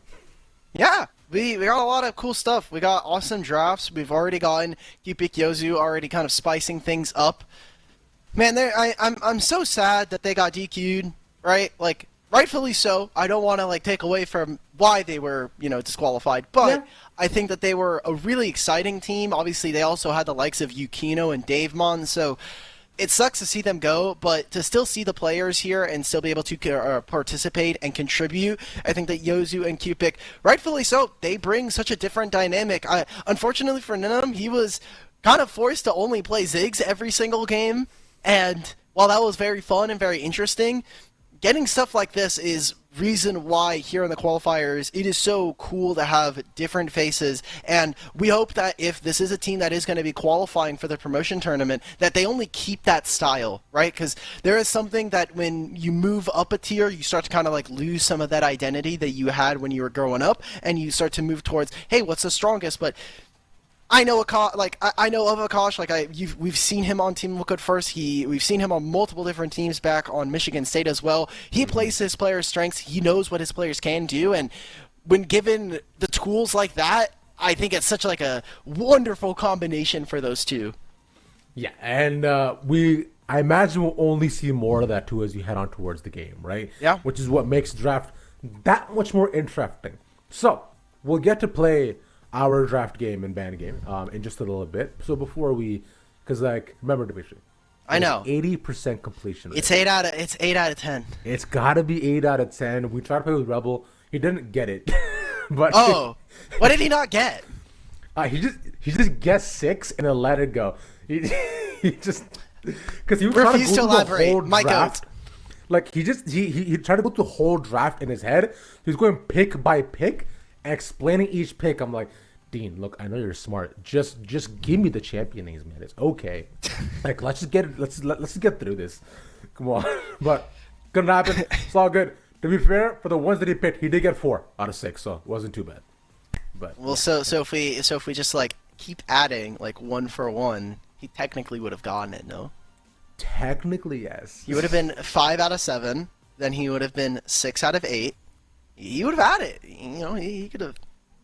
He could have done it. He could have beaten your record because you've been at 8. You've never gone 9 or 10.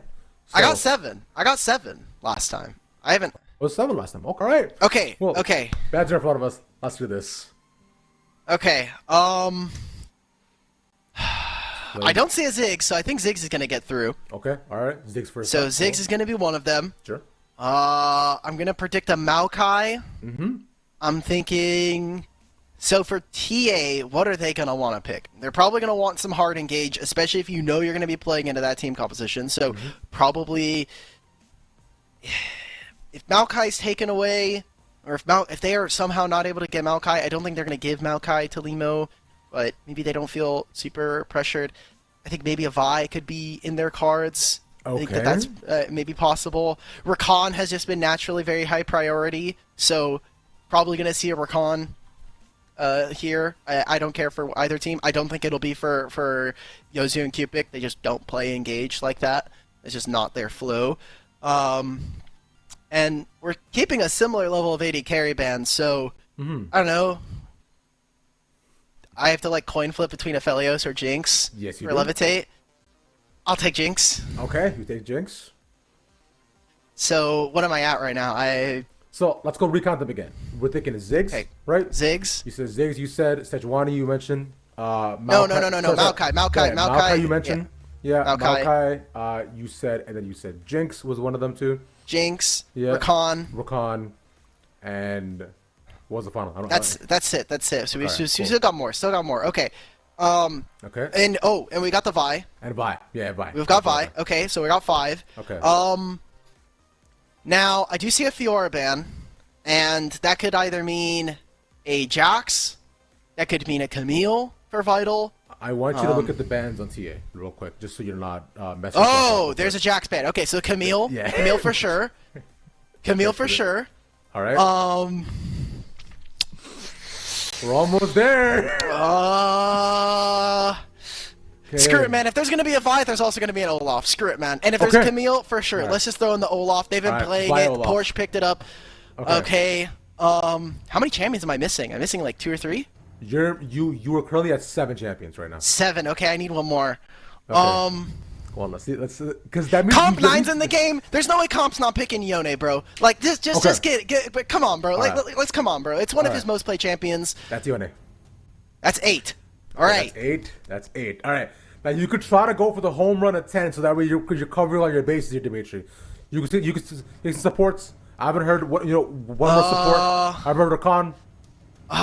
Dude, Soraka and Sona are not banned, bro. Like, I what is know. this? Here, I don't know. here. Like a more. Okay, if there's a Vi, there's got to be a Morgana. No, like Okay. Cupid All right. already played Morgana Morgana's a once. Crazy pick. Look, Cupid played it once. They've played Morgana literally Okay. in the qualifiers. All right. That's Morgana. That's 9. And we're about to start. There's gonna be one final name before we see anything. One final name. Give me another ADC. I don't know, man. Just they're not gonna play an ADC though. Is the thing? I Right? know Like, they're not, but this is give me ADC. I don't know. name Give me before the Tristana, man. Just give me Tristana. All right. Oh, it's Tristana. banned. Wait, I Cool. can't pick Tristana. I can't pick Doesn't Tristana. matter. You already said it. All Doesn't right. matter. All It's right. fine. Okay. And that is the Ziggs first up that we knew that was coming. That's the natural. Now, Okay. for the next stop, let's see from TA. We're looking for Maokai here. Probably first pick to deny that as an option. Perhaps even a Vi. You were saying Morgana could be fun on the side of. It's not going to be for them. The Morgana's It's not got to gonna be for them, Timmy Turner. There's no way the TA are going to play this All right. champion. Okay, But yeah, Rakan. you mentioned. Okay, Totally Rakan's there. normal. 2 for Totally 2. normal. We're there. That's a Vi. That's huge. Okay. Okay. We're That's 3 for 3. That was one of the long shots that you had there as well. Okay. It's going really well for you so far. On the other end, though, now, here is where things get messy. Because we do not know what Team Turner is likely going to pick. Bear in mind, we're looking for picks like you're saying, we're looking for picks like the Maokai. We're looking for the Tristana. We were looking for Morgana here as well. That is, oh my god. All They right. actually saw Give the it to Vi me. lock in. Give it to me. Lock that in. It could be a Herbert. Let's go, oh, boys. Man, you Let's got go, it, baby. boys. Let's go. That's okay. Let's just go ahead and take that Maokai already. You already know enemy jungle. Like, it just makes sense. Vaken's been playing it as well.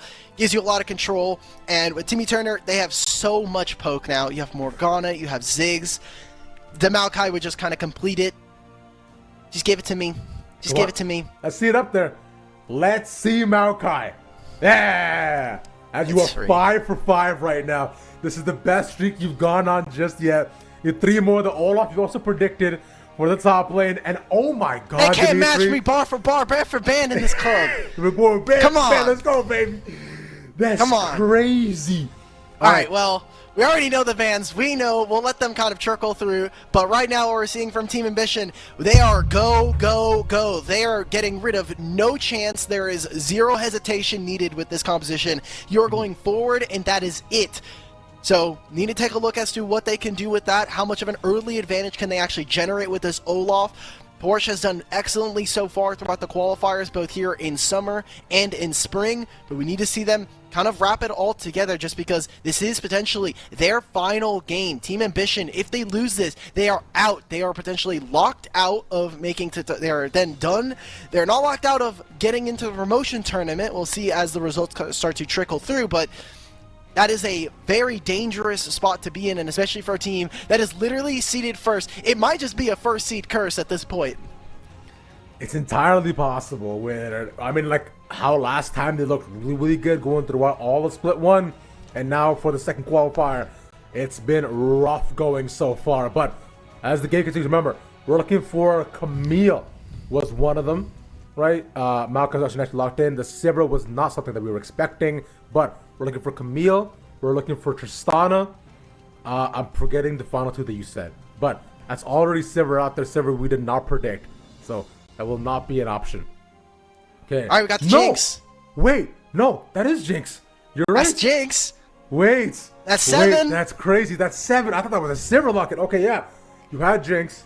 So now we're looking at Tristana. Right, we're looking at Camille. And We're Yone. looking at one more. And Yone. And Yone. Yeah. All right. That is a Yone hover. Like you said, Comp 9 is very, very good at this pick. He plays it a ton. And the hovers continue. Can we go 10 Let's for go! 10? Can we go Let's 10 go! for 10? I All don't right. know because I said Tristana and Tristana's banned. Can I did get say an that. emergency? Can I go for the 10th if I All get right, this emergency go. this one? 5, 4, 3, 2, 1. Let's see. Wait. No, I have to wait for the one that I got right. Like You're right. Okay, all right. it could be here. It could be Let's here. see the 9th. Let's see the 9th. All right, that's 9th. Okay. Emergency. Close your eyes. Close your eyes. Give Say it. me. I don't know. Silas kind of sucks here. Pantheon kind of sucks here. Jace is not great here. Give me Come on. Silas, man. Give me Silas. All Give me right, Silas. Silas. Steal the Maokai ult. Steal the Morgana ult. Should be fine. Has an okay matchup into Yone. I think Azir would be pretty awful here. We're just going through all the hovers. I don't think that there's much that Kachu can play here. No way! Give it to me, boys! Come on! That's what we're talking about. Did you 10%. expect anything else from the kid? The GOAT comes back and he goes 10 for 10, bro. Nobody in the club racking up to him. That's crazy. Let's go, baby. Oh my Let's go. god. That's incredible, Well, Dimitri. Shout out to you. yeah, thank you. I know we had a lot of focus and we were having a lot of fun with the draft here, but I don't know, man. Team Ambition's draft kind of sucks in the Team Victor. Like, this is so tough to play. You have everybody who's running forward. Morgana's going to be there. She's going to use her ultimate. You're going to have Ziggs bombs throwing them out, and so that's not going to be any fun. Maokai's there as well. Camille does excellently into something like an Olaf who can just run away from him. Silas is not going to be good in the side lane. I think it's a tough draft for Team Ambition to play. And the only way they're going to get away from this is just getting more and more kills, getting those resets for someone like Levitate. This, I don't know, man. I'm waiting. I'm curious. Yozu and Cupid have switched positions as well, too, which is fun. All right. So we should be able to see what the Ziggs does well. And although not the demolition straight up, all right, other Tristana that since it was banned. But what we do have, though, is compromised Yone, which I'm very excited about. And of course, on right on the Camille, it's basically Fiora, but with robot swords instead of a normal sword. Ravesh, I have something to admit. What's that? Storm gave me all of the answers. No. He messaged me earlier today and he said, "Hey, for the draft prediction, I want to prank Ravish and send you the whole draft so it looks like you got it right." And I was like, "Let's do it." Dude, I was so excited. No, man. You played it off so well, too. Look, man, I wanted to. You seemed like you were having fun. I think it was a lot of fun for the broadcast, but I had to. Would you have preferred I just didn't tell you that we? Yes. No. Yes. Hello? Let me live in ignorance. Yes, I want to know. No, I'm not gonna lie to the homies like that. There's no reason for me to lie to the homies like that. This was a lot of fun, but my good conscience would not allow me to say like that. Oh, I'm sad. I thought we finally had it. There's no way I could have gone bar for bar on the 10 for 10. Like, there's no reason for them to have picked this draft. Like, this draft for TA is so cursed. I'm so sorry, guys. Like, like, there are ways for them to win. It's not absolutely impossible. It's never impossible once we get into game. But, like, that's why we have the pause. That's why we have the delay, so, you know, that we can make sure we can get around that. But, there's just... It's very difficult. I think that to ask Jinx to walk into Ziggs Bomb, she gets outranged if there's any relevant poke. They're going to have to walk through Maokai saplings as well. Like, I just think it's very tough, and unless Team Ambition are able to basically pull off the holy miracle of, like, grabbing all the early objectives, getting this bottom lane behind, which, hey, this bottom lane is rather easy to dive, but you're going to have a black shield there as well, which is going to stop something like a Vi ultimate. Snow 2 is not going to have a very fun time. This is a horrible matchup for Rakan. So, how we get to a winning spot for TA is kind of, like, out of my mind. It relies on really big coin flips basically going on. Dimitri, What's up? I'm just waiting at this point where we can. Oh, by the way, okay, it starts in 47 minutes. Let's go. Porsche's almost dead. One more auto. Yeah, the ignite takes him down. That's it. First, we'll give it over to Timmy Turner. Limo as well in a really tough spot. Battle wants to get out of this. Shield's not up. Oh my god, they can't even get him. Oh, he gets the double buffs. The wave's in a perfectly fine spot. He missed a wave, but I think having a kill and assist will definitely make up for some of the gold and experience he may have lost. Porsche doesn't even teleport at this point. Looks like they want to try and... He's going to just know that they're pushing out this wave. Vital wants to try to spend some of that gold he actually just got. Yeah. What a tough spot for you to be found in now as Team Ambition. You were praying at least to go 1 for 2 in that trade. But good job coming out from Timmy Turner. And the top side, this is the style that they've been playing for in all of their games, which is play towards a Vital's advantage. Good slide back on the Fade Unsealed, so... So, what I'm thinking about, too. What do you think? You were saying how for TA, right? Early game has to be the controls. But naturally, they've got to make sure that they get almost as much as possible. And hopefully, Levitate gets ahead, Kachi gets a couple early kills, and Limo gets control of the jungle. This is clearly not happening. But this helps, though. Comp Knight cannot make it. That's one back for Kachi, okay? That makes up for just a little bit. But Cupid now around, Limo can just hop over the wall, so won't. Oh, Snow 2's here. They probably just gotta leave, guys. Yeah, they're just both flash over the wall for Comp 9. But Cupid as well, too. They might be on the wrong side of the tracks here. And he's sticking around. They're having fun with between the two of them. Good job from Cupid, but a pretty big win there for TA as they use 2 of the summoner spells from the mid and jungle while gathering Comp, Cupid's Flash. That'll be something that they can look forward to potentially in the future if they try to catch out Comp. But on this Yone, having level 6 coming up soon as well.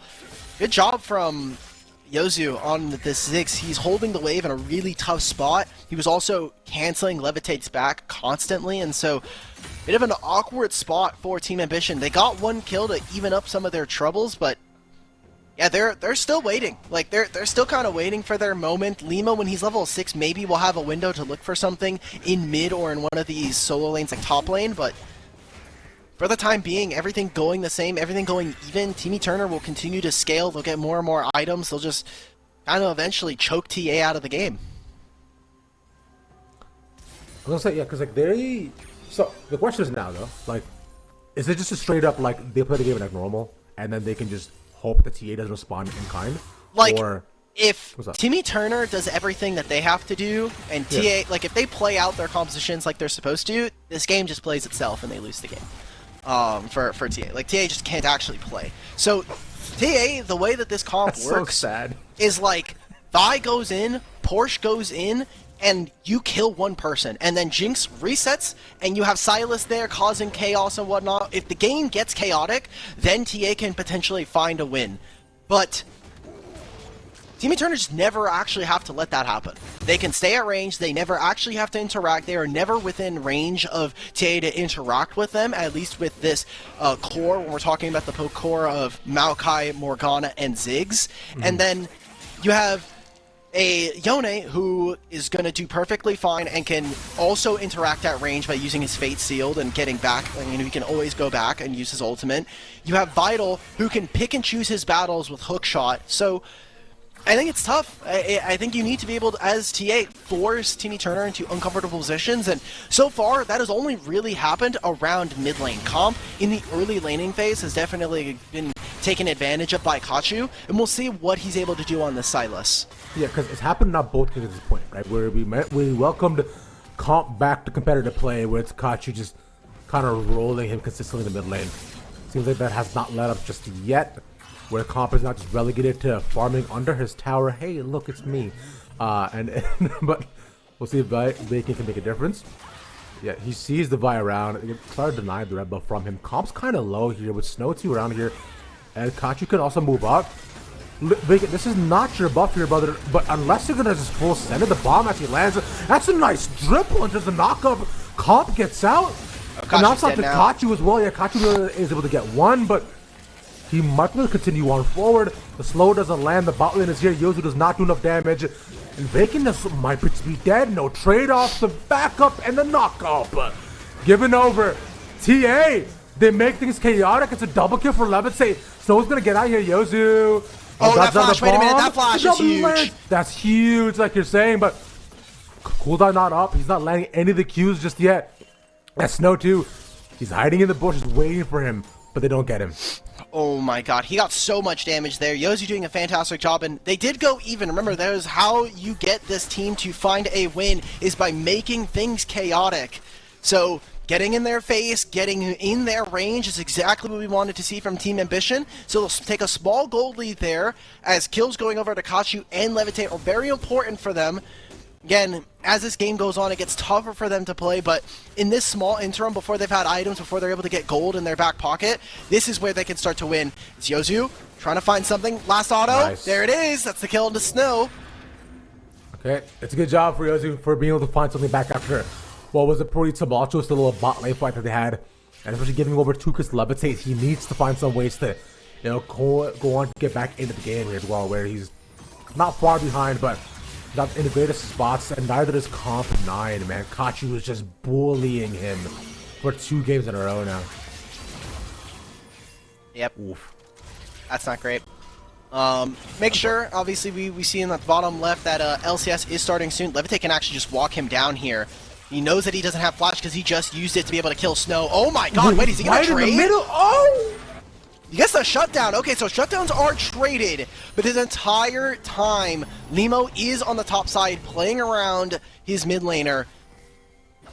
Knows that the dragon was just taken, so should be able to, say, look, I've gotten some of these top camps. Camille is actually now searching for this, and Kachu trying to find the solo kill here. Yeah, that at least allows him to get out here too, where gonna keep him safe, but Kachu, again, a similar performance from game 1 as well. Dominating early, complete control. But the question has to be is, how does that influence play out in the rest of the game? Because on the Jace, you can't make, you can like get a couple of pops, but I find on the Silas, he should be able to do a lot more when it comes down to the 3v3s, which they're opting into as of current. Actually, also, will score the game as well. Nice. Oh, well, you know where that's going. Well, oh, good use of the ultimate there, actually. He actually cancels out the entire animation of the Vial so the cease and desist doesn't actually stop him. Snow 2's now here in mid lane. Levitate as well. I want to at least see if they can threaten a little bit more. Should be a good pick onto Snow 2. Ooh, that's the ultimate as well from Keepik. So good find coming out from Team Ambition. They got a lot out from that trade. The thing I wanted to talk about here for Kachu is the fact that this is a mid laner that really only was kind of scouted out from the Maryville Combine. This is a player that is an up-and-coming player in their pipeline. Going to be hopefully playing for them soon after maybe someone like Getpack does either move on to another team or graduates. I don't think Getpack is going to move on, as he's spoken very fondly of his time there in Maryville and getting his education. So I hope that Getpack is having a wonderful time. But Kachu seems like next up over there in the program, and from talking with Dean and, you know, seeing this guy play in other qualifiers and other leagues, Kachu has been impressive. Mostly a melee specialist, but he was one of the reasons why TA was even competitive in a couple of the other qualifiers in spring after we saw Town get moved up to CLG Faith. It was him carrying the mantle, carrying the reins, and being able to have really great performances, and I'm glad we're able to see him expand some of that here in summer with a full-time starting position on Team Ambition. And right now for TA, he is taking the game on his back with Limo as his little side project, and being able to help him out to just snowball this lane even further. Speaking of which, though, Porsche just takes a small bit of damage. I don't think Yavala's going to try to go full force on top of him, but... Oh, levitate. Okay, well, that's the cleanse instantaneously, but 70% of his HP gone. This is why this matchup is just so unfun to play. D-Pix going forward, wants to trade the flash. Yeah, he's trying to catch up to him, but he is indeed dead. And doesn't land the second route, so Snow 2 will manage to get out of that. Nice pick set up. You see how fun this camp is to play? You see how fun this composition is to play as an AD carry? This is exactly what you should expect. Like, not going to be able to have fun. Remember, all of that gold right now is around this top side of the map. Kachu having a CS lead. Same thing here for Porsche. And Limo still having to get a lot done. Game cannot be left to rest. They cannot be taking any bits of reprieve. Porsche can teleport back here, and Vital's got to be careful because Limo has ultimate and they should be able to make this play. Yeah, they're running him down. He lands the hook shot. It gets interrupted. Vital has nowhere to go, so it'll be a kill handed over to Porsche. Well set up. Okay, Dragon spawning in a minute. Rift Herald still, you know, a couple minutes away before we're going to be seeing that objective. So, Timmy Turner, they are down gold. We also saw this in game 1, and I think that's to be expected. Their composition is a little bit rough to play in the early game. Oh no, Comp. Oh, that ward doesn't even spot Vi out. I think maybe they're thinking this is something that can get done. Comp's got to be careful. Doesn't have flash, but still has ultimate. He's just clearing out the wave for right now. It's under tower, tries to go for Limo, but Kachu's also here, so they can try to 3-man dive if they want to, but jungler also around, back there for the support, so they're gonna decide to go against it.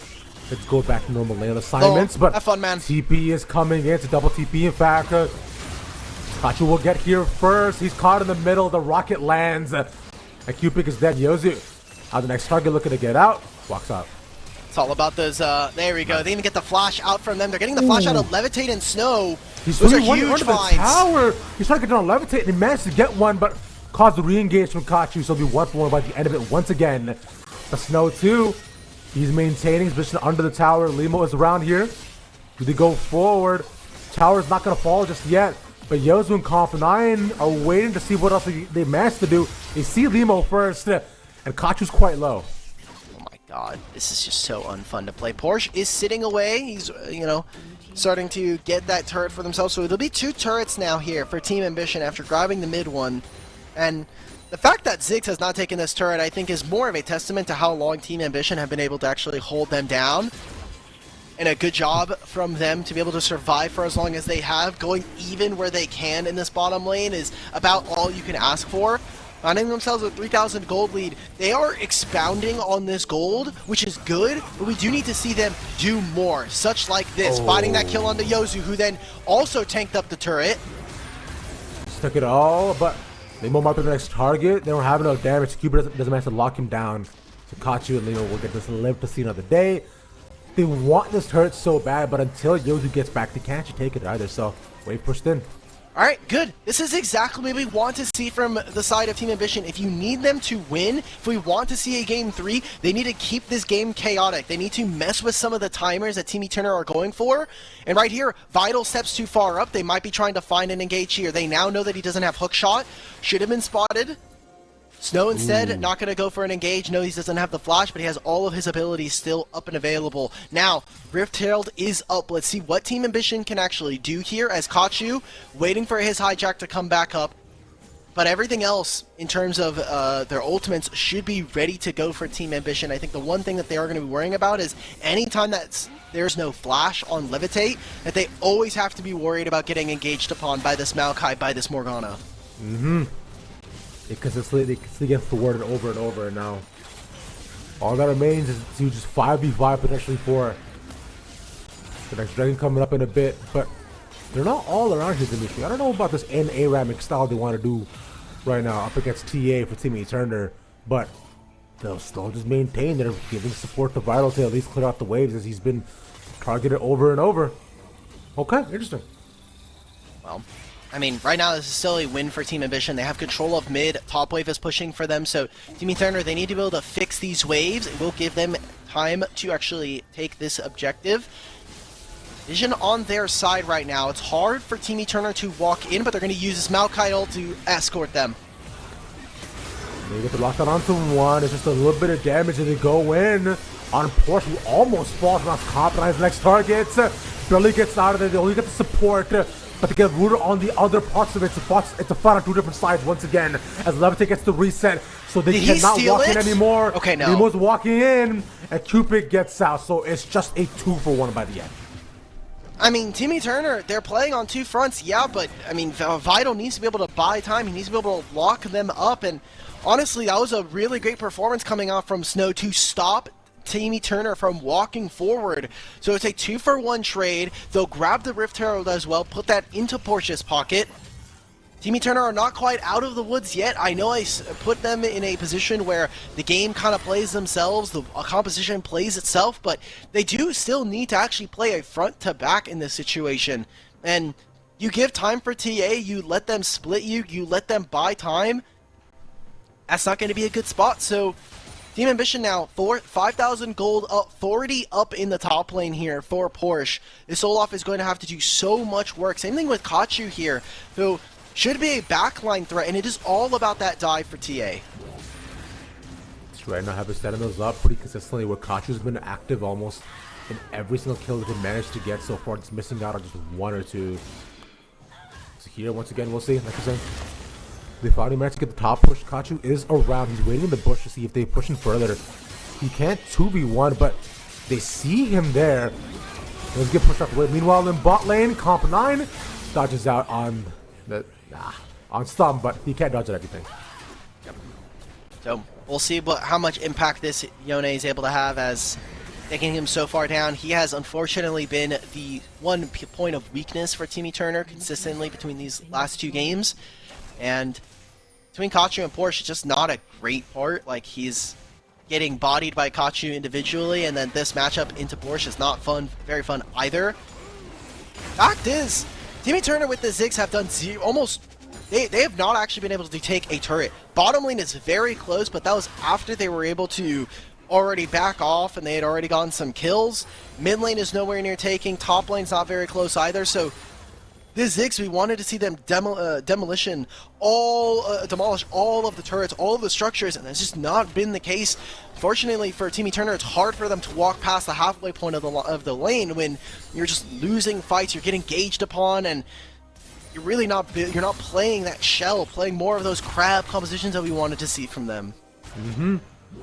They're in fact getting split open as a crab would and just getting taken out one by one, unfortunately. But now for TA, they managed to hold things down in game one once again. A bit more favorable, at least for the side of Team Turner. For Dragon up in just a second. Sole point on the table for this team. Air's been pointed over, there's pings all around. It looks to be 5v5. Comp9 has his TP. Wants to come by and join it. We'll see what they do as both teams fight over control. For mid, bot is being pushed by Porsche. And I don't know if they contest this. Oh my god. Snow just takes all of his HP, but we're waiting. You know, there's 2 items here. Limo actually pulling the Dragon so that they can't actually get into the pit is a great idea. Porsche also marking this flank. Snow can find something here on the back end. It's a lot of damage onto Limo here, so they finally have gotten into the river. They pull the Dragon over, the spot needs to be it, and it's taken by Vake. That's sole points, but the fight continues with, once again, they're split apart. They can't find a single target, but Levitate to get the reset. Yes, he does, and he continues to tear one after the next. A double kill for Porsche, and 3 fall for one. Oh my god. They're still alive, and they're still kicking right now for the side of Timmy Turner's bot lane. Oh wow, what an insane fight, and now we've been talking about, hey, there's 7,000 gold in the lead for Team Ambition. They're winning fights. The soul is almost in their possession.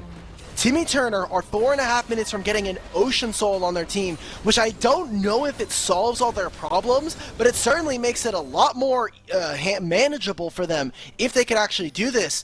Almost getting to 10,000 gold, however, is that point of no return. It's that point of we cannot actually crest that amount of gold. You are too far ahead. Your teammates are too consistently ahead in terms of items, experience, everything.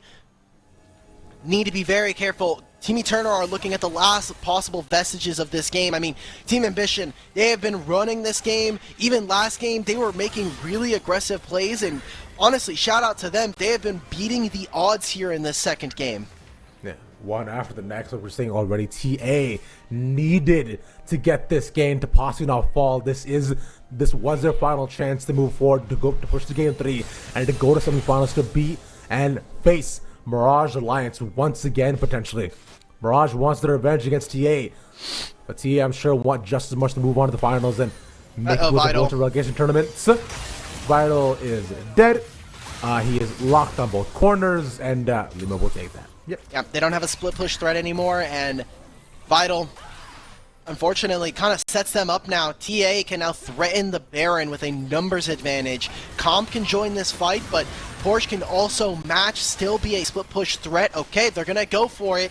Ziggs and Morgana, watch how much damage they're able to get. This should be very hard for TM Ambition to actually finish, and Limo is throwing hands with this objective right now. Almost dies to the Baron like Levitate did in game 1. Not again, man. We can't afford to see that 2 games in a row.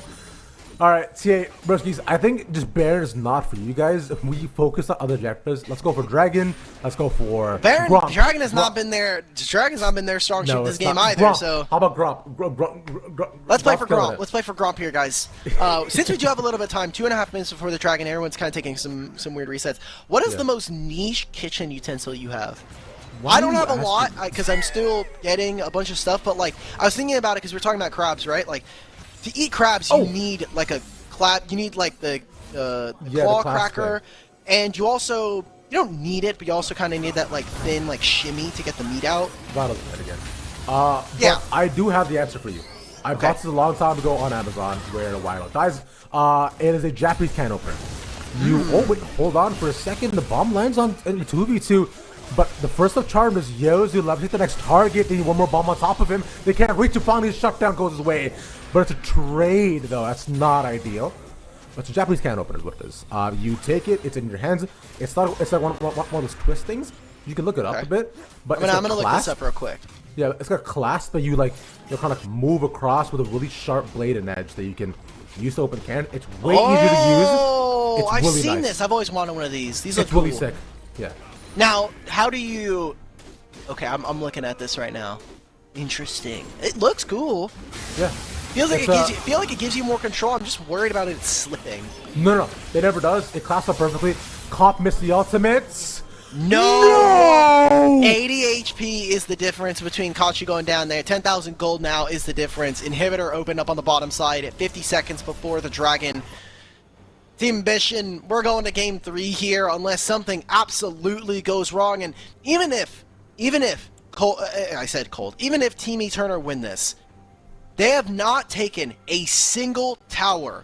So not only will they need to win the fight, barring even, let's say the Dragon goes to Team Ambition, they need to go for Baron. They need to hope that their waves are in a position for them to actually take turrets.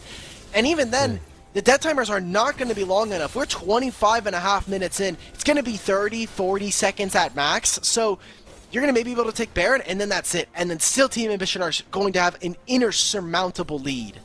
Chaos was what we were looking for TA. That is exactly the kind of environment they created. Constant skirmishes, consistent fights from the beginning of the game. They did not let Team Eternal rest. And now they're pushing out a Hail Mary. The 5v5 by the Baron here, Dimitri. Look at the setup. They put out... I think Baron. The Rocket, but that's Baron. Yeah, okay, nice. I don't think TA are going to let them out of this quite yet, though. Porsche is in the back line. He is in the base right now, trying to open up.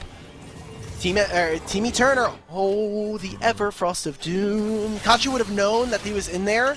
Oh, Compass is dead. Sorry, Comp. It's always Sorry, Comp, man. Sorry, Comp. Bro, every time he's just the first guy taken out so consistently. He almost gets levitate, mind you. A bit more damage that goes his direction. He only has an item and a half as well, man. This guy has been... Well, most of his team barely has 2 items, so, you know, fair enough. He's on the same item economy as his support right now. Cupid looking to finish what looks to be a Morellonomicon. Don't know if Team Eternal are really going to be able to grab this dragon. Honestly, you have Baron. Let's use it to actually push some of these waves. Don't know if you're going to be able to do anything in the bottom wave with the proximity of Team Ambition. I wonder if Yoshi's going to just try and go for a steal here with the ultimate. Doesn't hurt. Oh, it does. It's not even up. Okay, so Team Eternal can actually do nothing about that. So, alright. Well, the Baron, all that'll do is spend 2.5 minutes of Team Ambition's time as they wait for this Baron buff to go down. That's interesting, though. Okay, I'm thinking about this, bro, because like I'm looking at different models here of the Japanese can opener. Yeah, of course. Yeah, I mean, there's nothing going to be happening. I mean, either Team Ambition win or we start talking about a Team Eternal comeback. Yeah, which might not happen just yet. But yeah, so if you look at the class, and for everybody watching as well too, it's pretty simple. Is it like the Carabiner class, or do you have like the big metal one that's like it's more like a full hand grip? I do like the full metal big hand grip. Okay, good. Right. Yeah, because if you notice, like the blade, so the blade at the end is kind of curved, right? So you open the can backwards. So you go ahead and like insert that blade at the edge. You go ahead and just like curve that, and then it continues to like, and you continue to like open it side. That's it. Yeah. Oh, interesting. Okay, cool. That's cool.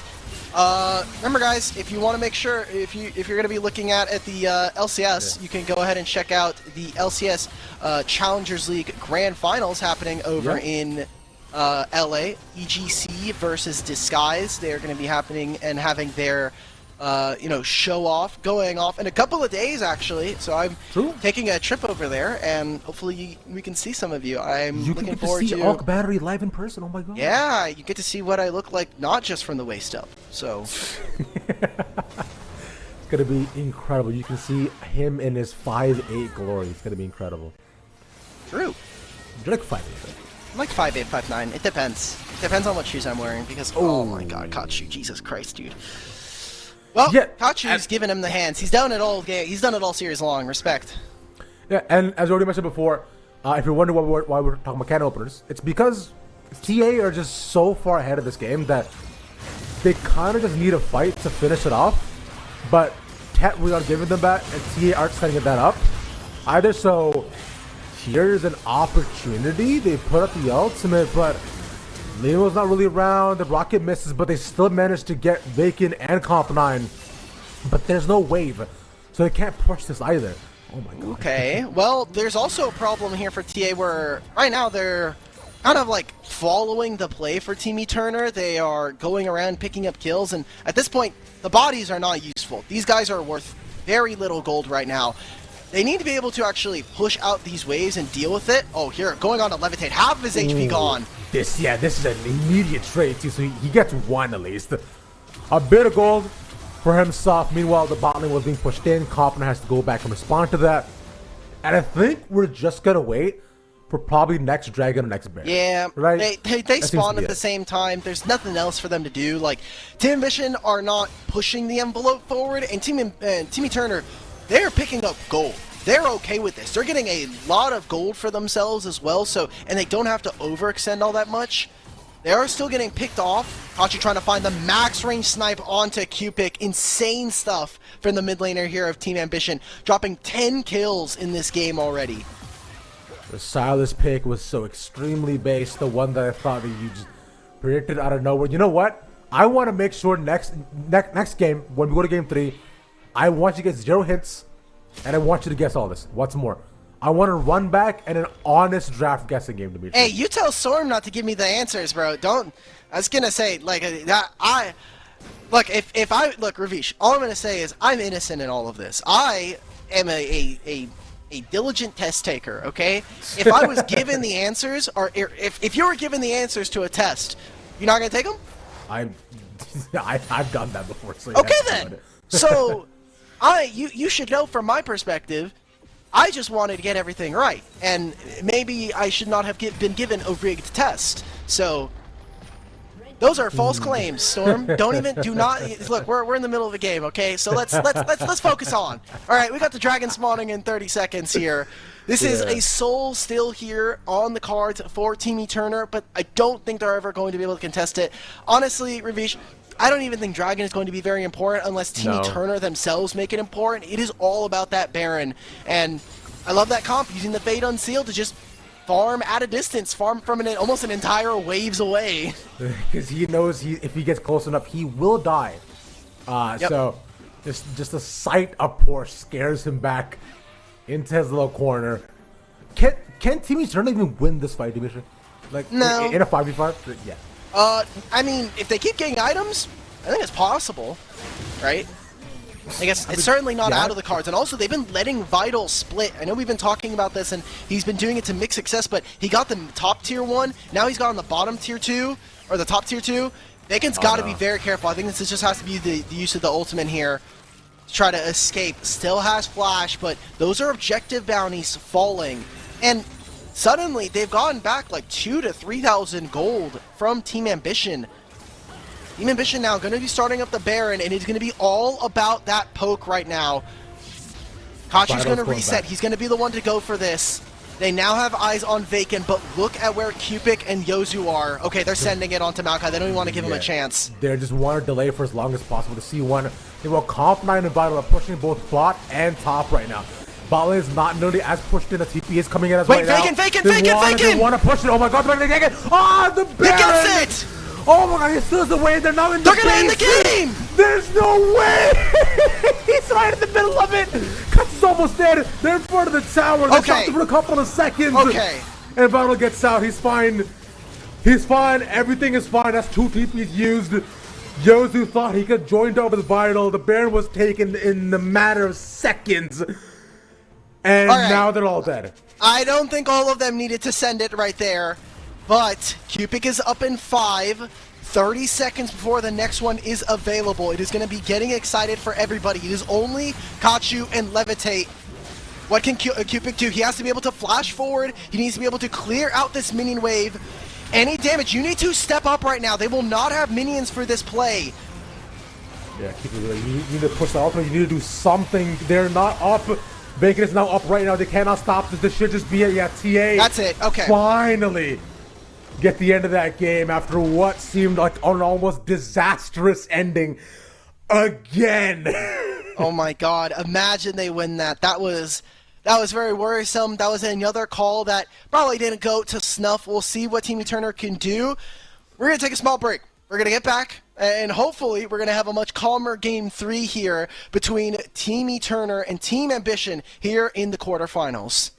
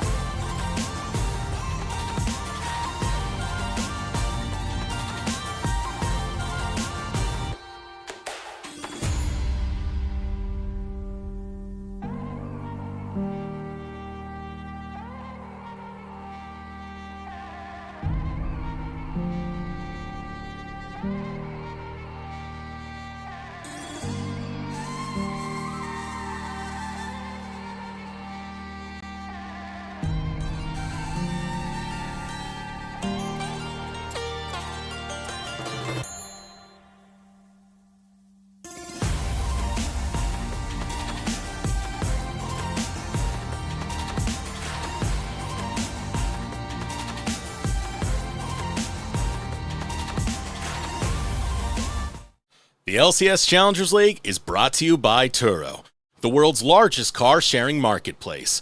Find your drive. Welcome back. I hope you skirt all the way down over here once again as you're going over the game today between TA and TET. So, Mitri, what's up? Nope, there's no E in my name. There's definitely no E in my first name. In my second name, sure, I would have given it to you, but not my first name. It's going well. We're having some fun games. I'm glad that we got to have a heart attack. We got to race back up to 175 BPM with the base race almost-ish kind of at the end. But Team Ambition, they fight back. They get back into this series, and now we're going to 3 on all of the streams right now. Rally Cry 2, Winthrop versus Lit, they just went to 3 after what looked like a back-and-forth series, Dragon Soul going over. And we can take a look at our bracket. This is the last couple games of the Qualifiers quarterfinals.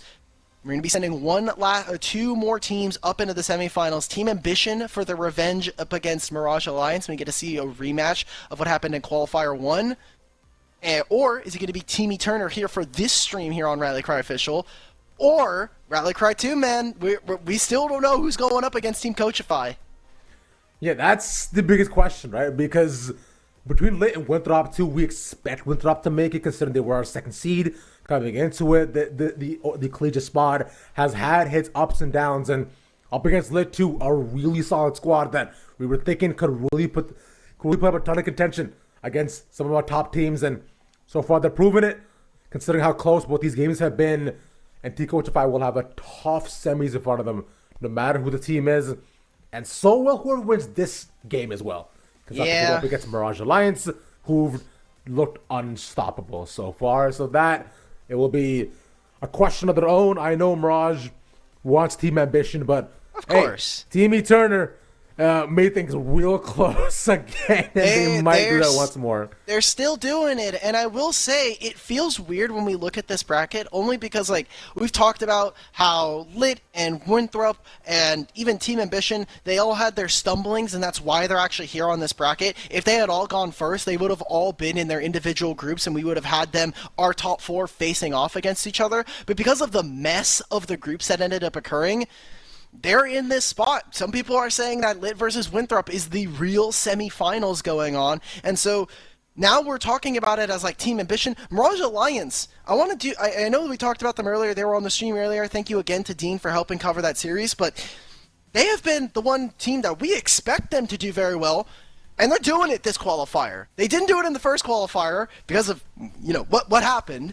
But they are doing exactly what they set out to. And I think people are maybe kind of discounting them a little bit because we already know that this team should be NACL qualifier ready to be able to play in the promotion tournament coming up. So really excited, but we still got one more game here on the Rally Cry Official. We've got Team E Turner, Team Ambition, and it all comes down to this. Team Ambition, they do not want to go out this early, and Team E Turner, they got to be able to win it all if they want to make it to promotion.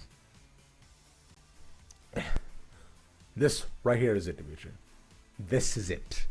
You stand here once more in front of the face of destiny and what things may come. Speaking of which, we need to get the Inception sound check. Okay, we're doing. Now I need the bands, and I will not cheat this time. Thank you for not doing that. That makes my heart happy. But yeah, we haven't gotten those just yet, too. But since we don't have them, I want to see if we can. You know what? This time I'll lower the stakes. With no bands, let's get 6. With no bands? Okay. Let's get 6 with no bands, I think. I'm going to use the last game's bands as a frame of reference. Sure. Because Ziggs is probably going to get through again. Okay. Rakan is totally fine. We're looking at Rakan, all right. I'm going to look at the camera. I'm going to turn off all the other monitors so that we get a lot more. Just for your sake, I want to make sure that you feel comfortable. I did doubt you for a sec, but go on. Yeah. Okay. I think Zaya is going to be pretty gory. If Ziggs is in the game, then you probably just have to play another random AD carry. So Jinx was fine. We saw them. Maokai's probably going to be in the game. Sejuani is going to be in the game. So what I'm for That's That is- 4. You are 4. So let's count once more. We have Maokai, Sejuani, Ziggs, Rakan. Okay. Give me a Jinx. Okay, Jinx, that's 5. All right, and then we can try to go for 6 here too. Just Okay. to see What did Kachu play yesterday? He played Yone, he did play Yone. and he played Yasuo. I think this might be his Yasuo game. I think he has it somewhere in his clause that he has to play Yasuo at least once a series. The Yasuo would be interesting, but All right, I've turned back on my monitors. Oh, it like messed up oh my god, wait, everything like just shifted over. Jesus Christ, guys. My whole It's fine. setup Okay. is my whole So- flow. So just so we also have everybody at home also accounted for. Dimitri is not trying to guess the draft. What's more about this time? We'll let No any of the bans. bands put out. We're looking for a 60% rate. And to recount once more, we have Rakan, we have Zaya. No, not Zaya. We have Rakan, we have Ziggs, we have Jinx, we have Sejuani, Maokai, and Yasuo. Yasuo's the Hail Mary there. Wait, Yeah, that was Yasuo's the Hail yeah. Mary. That's 6. Okay, Jesus That's Christ. Ziggs. Yeah, okay. This is such a stressful moment right now. Oh my god. It's all good, right. man. Yeah. See, this is nice that at least you get to depend fully on yourself and see, where you can kind of go with things. As we're just waiting for teams to be ready in lobby and get ready to go, or we have a couple of seconds. So Okay, we're almost into bans. I did want to kind of, as we're getting closer to the series, obviously for Team Ambition, a team that just won the last qualifier here in the LCS Challengers League qualifiers. So to not see them at least make a top 4, I know we keep moving the goalposts for this team, and honestly, I think it should. That's how it should be. We should expect a lot of great things for this roster, who haven't changed all that much. Yes, they had Hoarder for some of their group stage games, but Hoarder was not reason why they lost that first series against Teamless Revenge. Hoarder did perfectly fine on his own. I know that Limo in the interview yesterday was saying that, like, we now have Porsche back, we're getting back into the flow of what feels normal for us, but it feels week on week we're making discoveries.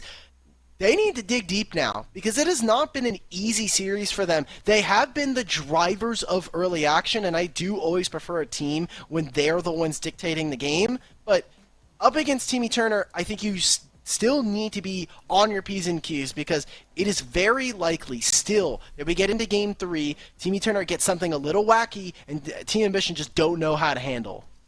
this is how I know I have brain rot, because when you said your P's and Q's, all I thought about was Community when during the UN episode when Troy was playing Georgia, and he said, "Yeah, sugar, and we all care if y'all mind your P's and Q's," which I didn't know was a thing. We're going into game. Like, Ravish, also, I just want to know, I thought you said you were growing out your hair, bro. I'll be honest, man. I was trimming the beard. You look like Kano right now from Hot Boy. Look, bro. You look like Sully.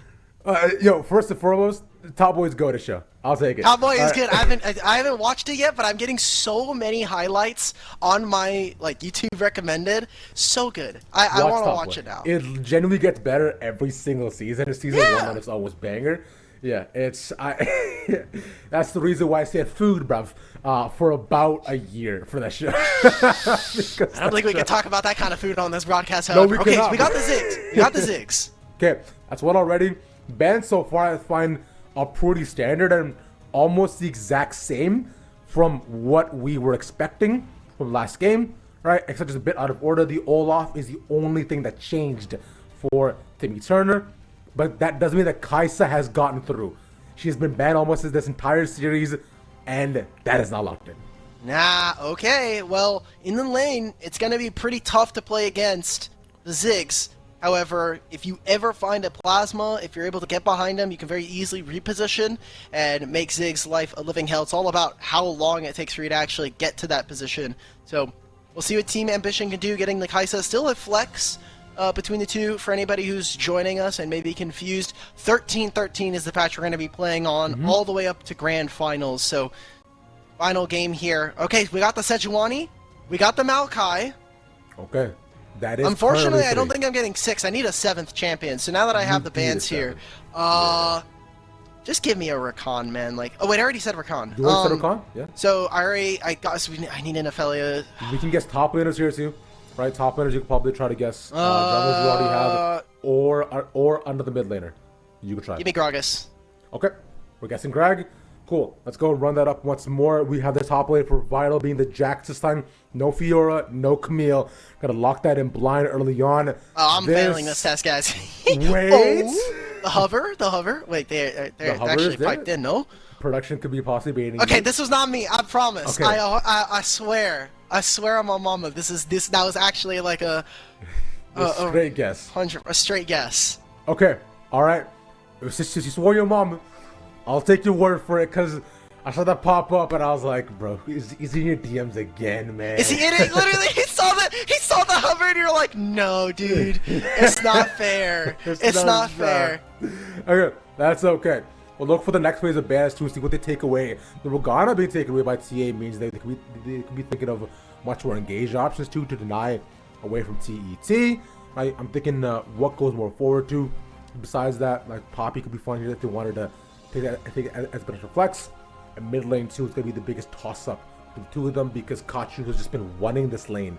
So whatever he decides to pick, hopefully it is advantageous. That is the Yasuo ban. Damn it, man. Okay, I'll give you one more.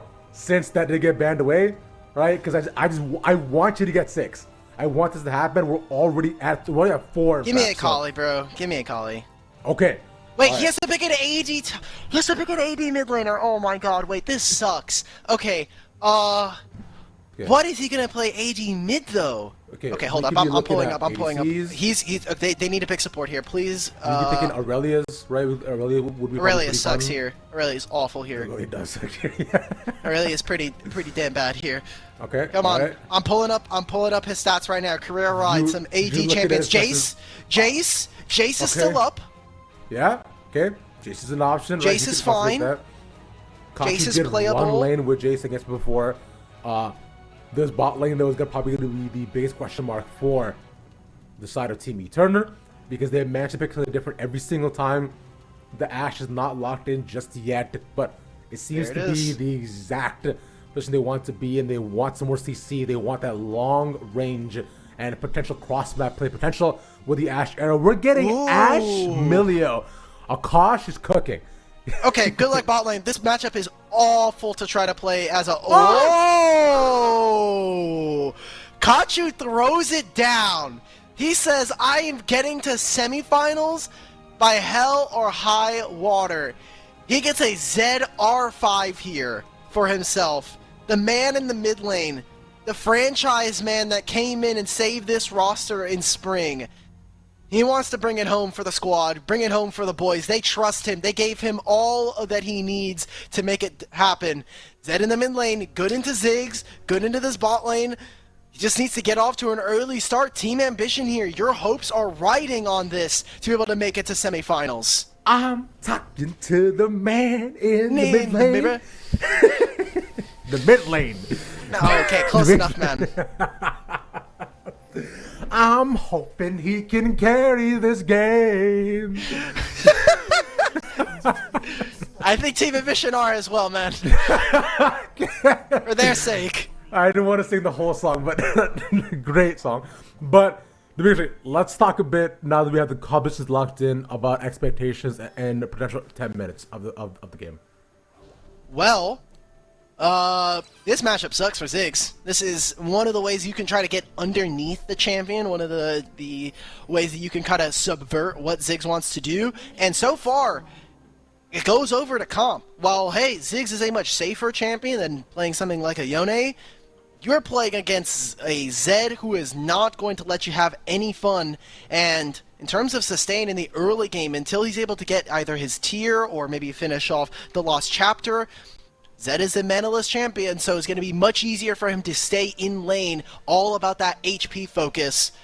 We'll look at what TA can do around the mid lane, because if they control mid lane, if they can make sure that Ziggs is not a factor, then this Ashe is going to be next up on the chopping block for them. I'm just thinking how many targets here right now Kachu just potentially has to take one by one. You can't go on to Jax, right? But both Compton and Cubic are, and even the Yozu were are under constant threat of being just Q, death mark, that's it. Yep. And all their health eventually does vanish away. We'll have to see what goes on though.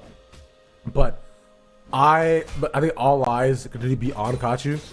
And if Comp9 can't stay safe for now though, junglers, same side of the map, looking to head towards the bot lane. This wave should be just bouncing back and pushing towards Cupic and Yozu. As we let them move in one after the next here. Vital has a tough time against Porsche, who's been getting really good control of this lane. Has not been able to get off a singular advantageous trade. This matchup is pretty tough. Top lane. This is one where Jax, again, he is trying to auto attack, but like there's a lot of healing coming out from this champion. There's a lot of damage reduction as well, and the poke coming out from Gragas. Tough for Vital to deal with, and already Jungler is on his side of the map, and Vital's got to be careful. He just used his Leap Strike. Doesn't have a lot of mana. Just has barely enough for Counter-Strike, and that's kind of about it. Yeah, this is they'll put down the ward. They get the flash out of him, so worthy gank coming out from Limo. They just give Porsche a couple of seconds till he get the wave back and be able to back himself. Yeah, that wave kind of sucks for Vital. Like that is possibly game ending for a top laner. I know it's really early to be calling that, but as a Jax, as a melee range champion, it is already tough for you to interact with the lane. A lot of it is required for you to actually sit there and auto attack the minions and try to push them. Wave is under his turret. Porsche's gonna recall. You should know that Vital TP'd here, and if Vital does show on this wave, he's just gonna teleport back. Still a really good advantage for him, as already, even without the kill, he's done the damage that he's needed with that gank. Well, but at least for now, Vital will at least be able to continue to push the wave more and more forward. But I wonder if Porsche can just hold that wave here too, right, the entire time. Oh, the bounce back was almost so Oh my god, sick. Comp. Comp could have done that. Almost. That would have been a very impressive kind of change of the storylines, right? Where Comp finally gets a solo kill, and it's like, oh, it's in game 3 as well. Like, you do not want to be the one that gives up first blood. I'm sure that these players are feeling a little bit anxious, you know, starting to feel some of those nerves, and a lot of them do have a ton of competitive experience, especially for players like Vital, playing in Academy, Comp, again, playing for such a long time, and on the opposite side, Porsche has had his share of grand finals, of quarterfinals that he had to play through. Limo, Kachu, Levitate, all of them should know how to be able to kind of keep themselves in check. So fun, like even, because I was looking at some of the experience that a lot of the roster has, like Vital all the way back, was playing all the way back in Mortals Academy, right, a couple of years ago as well too, so like, these guys have been around the block, and this might take them back here once again. First blood for Vital. Limo is of no help. Finally, Porsche gets punished. Man, it's so crazy. Remember how game 2 started? They literally won the jungle 2v2 between those with the Camille and the Olaf. Like, we thought that was going to be game. And so far, again, Timmy Turner playing with the same objective every single time. Bacon clears down, he does most of his clear, he resets, he goes back, and they look for a topside gank. This should be something that is in their playbook every single time, and it seems to work consistently enough that it generates them a small lead. And again, because we've been seeing so far that Porsche, like last game too, was able to control and have handled the wave against Vital, which on his Camille, he was able to make that big of a difference too, and Porsche finally get some sort of advantage in this lane. But now he's relegated to playing the Gragas, right? He's just kind of forced to set up with the rest of the team. He doesn't have the carry potential he has before. Plus his GP is always banned, so he's like, all right, cool, I guess I'll throw a barrel and hope that I don't die this time. It's not even Renekton for Porsche. Guys, come on, I swear he can carry. Just let him have the opportunity. Whatever it is. On Gragas, you think it's possible? I mean, it's not on Gragas, but you know, I was gonna say, well, he can't change champions now, so it's tough. You tell me this is not Overwatch, bro? We're not able to switch heroes in game. No, I am unfortunately very much in the wrong game if this is Overwatch. We're definitely the wrong spot. Yeah. All good. But either way, for now though, I'm looking at Limo once again towards the bot side. Wave is pushing in, so an opportunity and a timer to potentially gank. If they want to take the opportunity of Q-pick or just get some summoners out of them, he is moving forward. Cupid and Yos are very far. That's one flash down. Oh, Limo's wow. level 5. Oh, now they can punish, though. This is nice. But, Levitate and Snow to take a bunch of poke. Is he going to re-return? No, he's stuck with Vacant. He will get out, though. Great job coming out from Cupid. Using the Ghost there, I think, was him just trying to get away from Snow. But as soon as that Shattering Strike misses, that's their go button to start trading.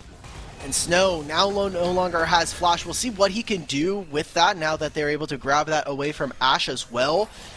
No Flash on him should mean that they're able to find something here. We talked about this mid lane, but it has been kind of resident sleeper, all things considered. Now that Kachu has ultimate, and we haven't seen Limo even attempt to gank towards this lane. I know it is hard to get under and get over onto a Ziggs, but I think they still needed to attempt. They needed to be able to flip some of this early game. Zed will be a very potent split pusher, so we'll see what he's able to get done as this game goes on. Yeah, because we need, like, besides just these split pushing aspects of it, right? We were setting up before that Kachu was gonna decimate all the Yeah, he should have on 10, right? Like ADCs and support should go down. Like, no Ashe should be within a sight and stay alive for more than 5 seconds. But at this rate, right, he might get some damage down. But he will still one-shot Ashe. Let's not get that twisted. Like, he's still gonna one-shot this champion. Yeah, it's an ADC, yeah. But he's with an ADC. Milio around, he might not. Yeah, with Melio, it doesn't matter. Melio's going to give him like 400 HP, and Zed's going to be like, that's really cool, I'm going to kill you anyway. The thing for Comp here is that it will give him time to pick up some more items, whether that is going to be that Ludens or if he's going to go for the Leandries, and then he can still go for Azonia's Hourglass, and that's going to give him so much additional pressure. Ziggs ult, or the the Ashe ult coming through. I love that we saw Comp start to set it up with the bomb. He's going to try and go for something there, but ends up still not being the case. Yeah, close enough. But like you're saying, Game 3 is the game that Comp decides, you know what? I'm not going to lose anymore. Oh, he's so he missed mad. The barrel. Oh, that's tragic. That actually would have been the solo handedly for Porsche not able to happen. See, that's what I'm saying. Porsche is able to carry. But with this stuff, this does give them prio over their feral, which they do not know is happening. Nimura coming around. Porsche can also walk down here as well. Will be a bit late, but they want to just trying to hit the breaking. eye, man. The eye is rotating. This is so troll. Nice leash. Thanks, boys. Timmy Turner now gonna have to fight their way into the pit. They can't even do anything at this point. Comp gets some damage onto Kachi, but dude, Vacant got trolled by the eye. He was trying so hard to get behind it, and there's nothing for him to do there.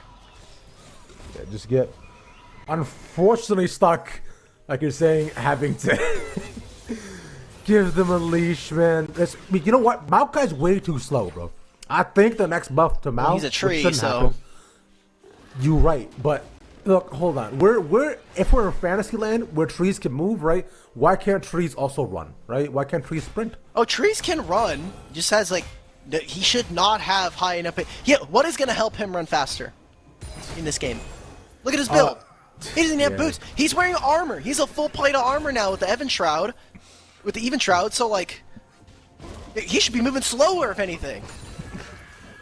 Okay, I've always called it Even Shroud. Is it Even Shroud? I don't know. It's Even Shroud. It's definitely Even Shroud. That's fine. Doesn't matter. But speaking of things that are even, they trade both neutral objectives. So that's 1 for 1 on either side. And leave it up to Porsche. Is that a trade? More. No, it's not. No, they took both. Okay, well, Vacant's not getting invaded. No, also not going to be a trade either. They pushed out the ultimates, and Levitate takes it. Great early game from Team Ambition, exactly what we wanted to see. Oh, and there's a solo kill up in top lane. This is what we were expecting to see out of Porsche so far. He has been dominating that topside matchup ever since Game 2. Even with a small bit of hiccups coming in, they have just not missed a beat. He flashed for it. We even saw the bot side play like we were just talking about.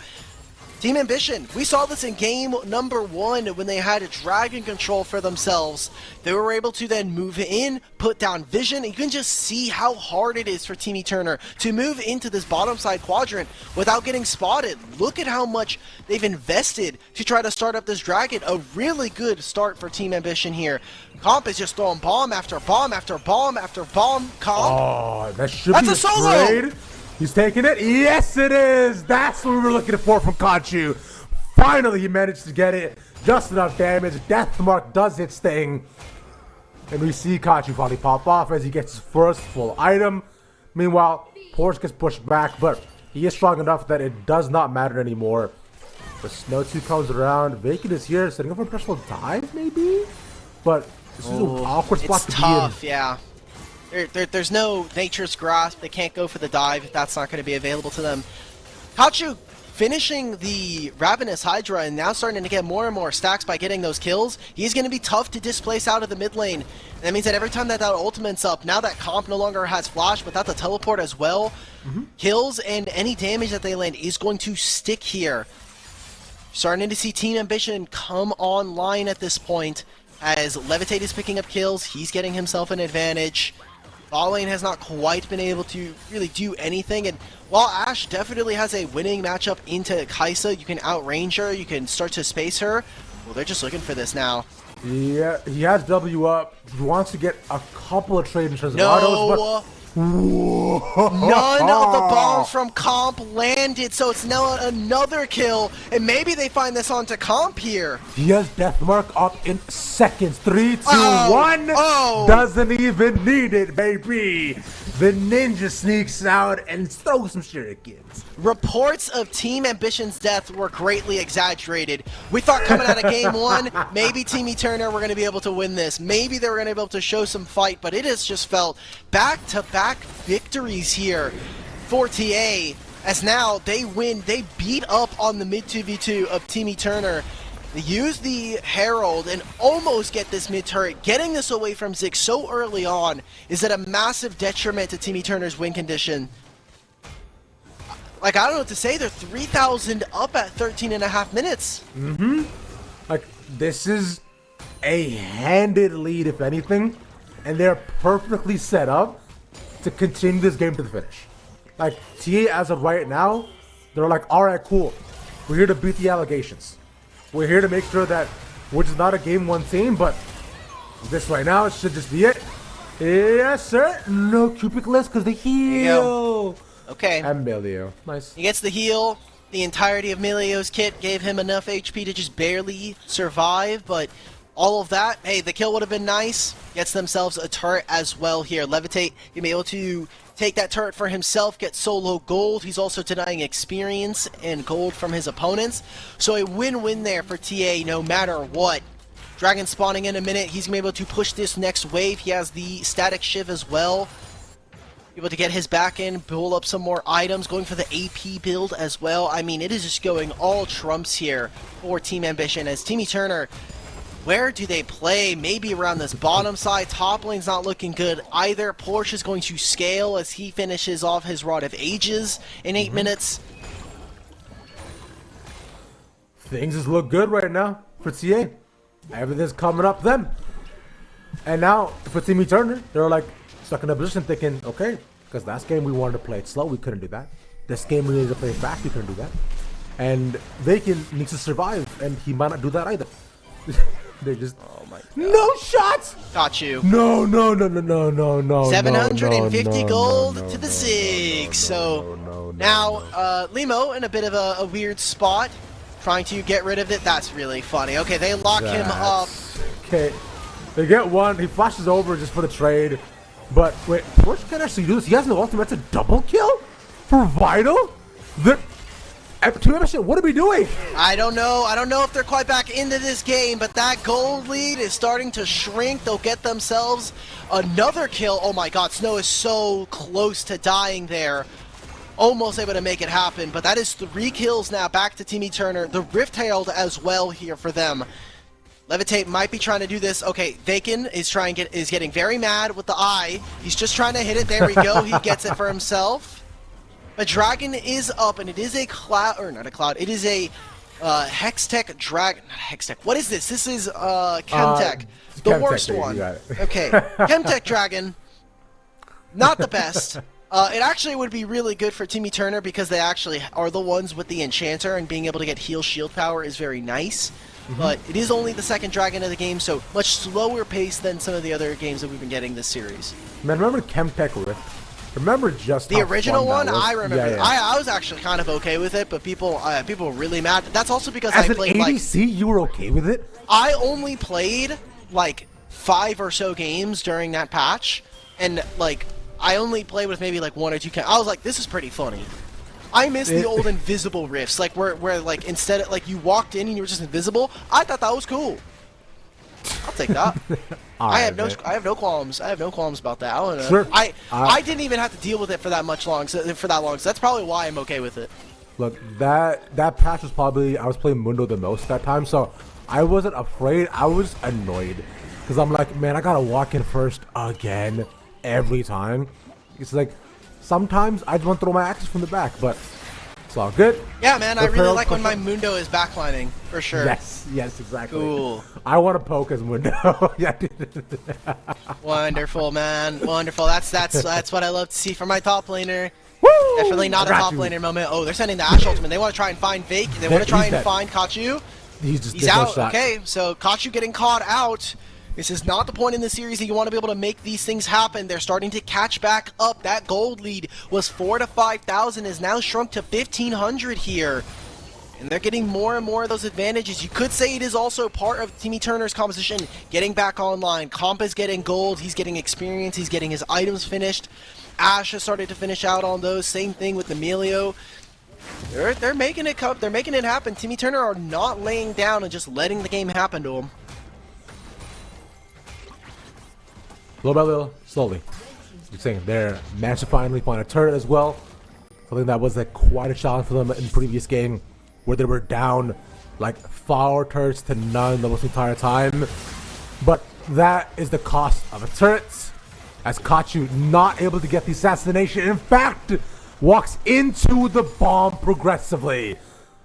Team Eterna, Dimitri, keep finding these small picks one by one, leaving them to get back into the game. We were singing TA's praises for the first 18 minutes, and now currently we're almost near even. That's kind of the reason why we don't see a lot of Zed, is that it requires a lot of split push pressure, and it requires your team to put a lot of pressure down for you, you know, put down vision, put down and make sure that you're okay to be able to split. And Zed, unfortunately, getting caught out. That's 3 deaths now without being able to get a significant amount back. A little bit worrisome. He still will be the same old Zed that we expect. Already still has the Dustblade here. Now that it's finished, it'll be something that they can look forward to. Dragon spawning in 2 minutes.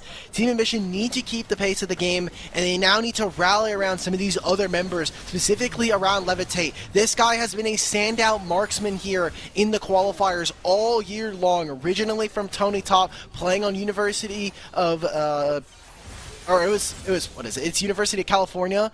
He was playing on the Spartans, and it was a short stint there, but all year long he has just gotten better and better. Here coming into the second qualifier, expanding his champion pool, and performing yet and time again here for Team Ambition.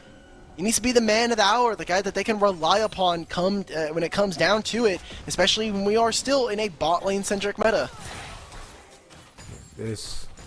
So far, though, he's had an okay time on the Kai'Sa, right? We were talking about the matchup, what that was going to be fine for him as soon as he managed to make it in. This Kai'Sa's been banned away from him almost the entire series, so this we need to see why it was banned away. Has 2 items, going for his full AP out here, so those W's are going to hurt. If you also manage to find squishy target, then naturally you can just decimate the health bars, but until that happens, I have to wait around to see. For now, though, we are switching back with a couple lanes as well too. Porsche and Vital looking to match down bot, and Kachu finally gets some opportunity to split. Not for long though. There's a huge bomb coming his way, and also Kachu definitely might have to start hoofing it on over to this side of the map. For Team Eterna, team fights are going to play out with Vacant trying to sit in front, and surprisingly enough, I would love to see Yozu up there next to him to try to give him shielding, because he is going to have to front line. He is going to have to be putting down all of these saplings. I love the build that he's actually gone for by getting this redemption as well. He's going to be able to deal damage to some of the tanks and still re-up on his team. And for Comp and Cupid, they are just throwing out volleys, throwing out damage, throwing out poke. They are the ones that are going to whittle away at Team Ambition. Team Ambition need to be able to send it. And now, might have found Limo here. Yeah, like you're saying, throwing out volleys. Oh, nice cleanse from Levitate. That could have been disastrous. As you continue on, though, Porsche and Vital are fighting one another in the bot side. Wonderful. Trying to stop both of them from coming down as Dragon is up. Okay, well, it's first to the play, Timmy Turner. They are here in the river. Gragas does have a flank. They know that Jax is hitting the wave. And Team Ambition now, no one knows where Kachu is. They know that he was on this side of the river. That ward will be able to spot him. Vital finishes off the Spear of Shojin, teleports back in. Kachu, they should have seen him now, so they will now spot him on this side. Limo's back in the pit, no flash for him. No ultimates available for our two junglers here. And no shadow here for Kachu. So looking to walk on forward, like you're saying, the focus is on Vital. The team was right in front of him, and he takes it with a smite. Incredible from Limo, who's been on his game almost the entire time. Has not missed it just yet. Soul point for TA. And they could go for Baron here, actually. I mean, the mid-tier 1, the mid-tier 2 is nice and all, but they know that they have first priority over this. They know that they have the ability to move on over. Kachu, I don't think you're going to be able to deal damage. They actually just want to try to catch Vakin here with Snow and Limo.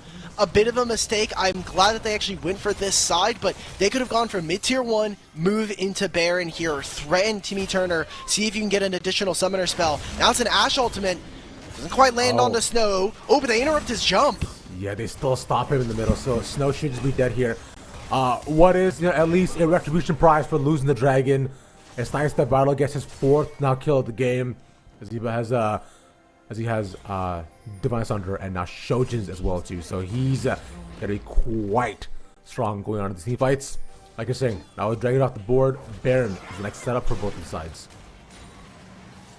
What a close game this is starting to be. Yes, Team Ambition have held the gold lead. Yes, they still have the lead in terms of Dragon, but it's 23 minutes. You know what that means. It's time to start up the Baron for Team Eternal. We've seen this now 3 games in a row. They are pincered, however. Limo and Porsche on their back line. Kachu in a position to join as well.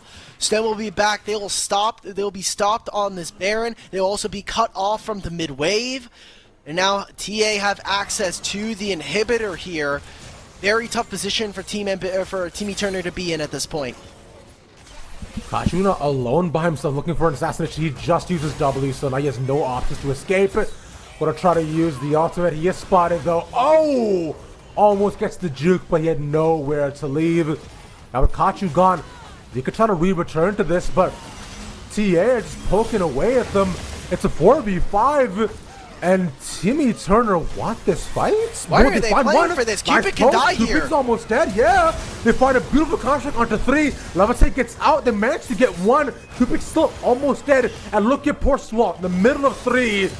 Their health bars are so low. It's a shutdown. Timmy Turner, That's Baron. Throwing. What are they doing? Like, why did we go for that fight? There's no reason for us to be fighting in that chokehold. We never want to have to play down the side of a barrel versus a Kaisa versus a Gragas. It makes it very easy for them to just throw their skill shots at you. And so now that gold lead's going to expound. They're going to grab the Baron. It'll be 1,500 gold for them. And the entire time that they'll have the Baron, they'll have the time to move in for the dragon spawning in 2 minutes. Timmy Turner, they lose their mind, and potentially that could be the clincher here. Turo Baron buff for TA, and potentially the series going over to them. It was such a good start with them catching Kachu, right? They were like, okay, cool, it's 4v5, we take this, we get out. Sure, maybe, shouldn't be Viking gets caught here, but I don't know. That's either way. Well, what matters right now is that now for TA is they have soul point to fight for, right? Naturally, Baron's going to be nice, but I think if they can stop them at Dragon, then at least Team Eternal has a chance to get back into the game. The waves will be in a very awkward spot, but they've got to stop this here at least. But yeah, you can't be there, man. Will not allow that to happen. Yeah, there's no reason for Cupid to be there. You cannot be in that position without your Flash, so Flash going to be missing now, and that is an important part of their game plan for Team Eternal. They need for Ashe to be able to reposition if they need him to. They can going for some very greedy pathing here. Trying to get damage. Levitate can fly in, remember that. Still has the killer instinct here. And now from Fog of War should be able to throw these Prey Seekers down range. Has the Ludens, even has the Horizon focus as well. So he's dealing extra damage from the Hyper Shot passive. Yeah, and you can see the effect of making consistently that shield from Lili's not doing much as he's getting poked down to just under half. Going, oh my god. Oh, one more of those and Yozu goes bye-bye. Oh, barely not getting it. they're gonna just try to force for this for this bottom tier 2. They're using this as well in the mid lane. Like, what a great job from TA showing up in their final hour. It's never clean with this team, but they get the job done. They are always the hard attack team. Limo messaged Porsche. He puts down the barrel, but he should be poked down. The shielding is nice. He lives. Okay. Not enough damage from keeping Yozu. Okay. He has his Seraphs, he has the Rod of Ages as well, so just so much HP for the Gragas. Yep. 5,000 though is name of the game. He'll teleport back into this play. Levitate is also still within range of Killer Instinct after coming back from base here. Looks like he's going for a Shadow Flame next. Teamy Turner looking down what looks to be a Game 3 loss. And Team Ambition, they've been struggling. Week 1 here in the groups, they lost to Teamless Revenge. They were angry, they were upset, they did not want to have to go to the lower bracket, but they made it happen.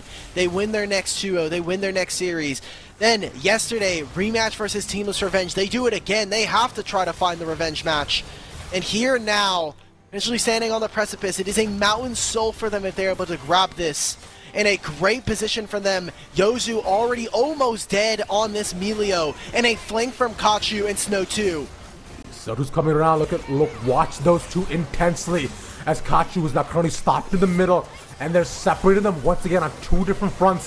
This dragon might not be theirs. Again, Limo in the middle of the fight, but the smite takes it from Vacant. They go in the middle of 5, and 1 falls. It's 1 for 1 already with Vital dead. TA, I do not know if you continue this fight at all. They're looking for certain picks and have jumped up as 3, but they're outnumbered here, Dimitri. Oh my god, they don't know where they're recalling. They don't have wards quite yet. Okay, so they're stopping the recalls here. Remember, Kaisa can fly in a single bit of plasma. Kachu needs to find his angle, needs to find his mark. That's 1 Prey Seeker coming in. They're poking them down to do a lot of damage. Down. That's 1 assassination. He takes a second, finds more. That's it. And look at that. That's immediate annihilation of the rest of the squad. And Comp9 also falls. The ace given over to Team Ambition. And that should be game. They're going to be opening up the base. Vital is up. Don't know if they'll be able to take Nexus on this push. But Team Ambition now, they didn't get the Dragon, but still have to be feeling very comfortable with where they're at in the game. 7,000 gold for them. Maybe they just try to go for an end. They have another wave coming in. Maybe they just try to play around mid, so they'll get 2 inhibitors this time around. Snow 2 as well, sitting on the outskirts, trying to pick up some few wards, get a little bit of vision, and set up for that Baron in a minute and a half. It's...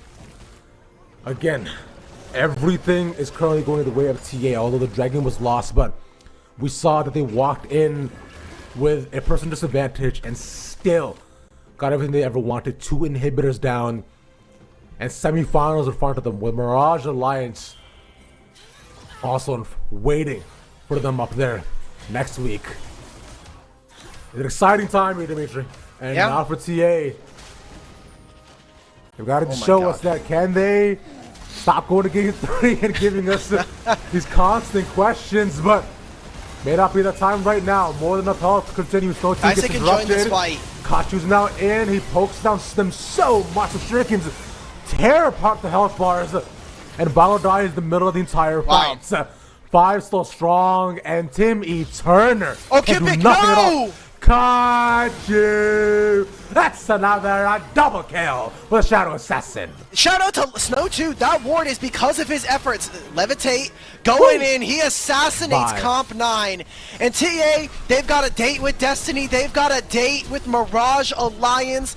Next week, we're going to get a rematch of our first qualifier here in summer.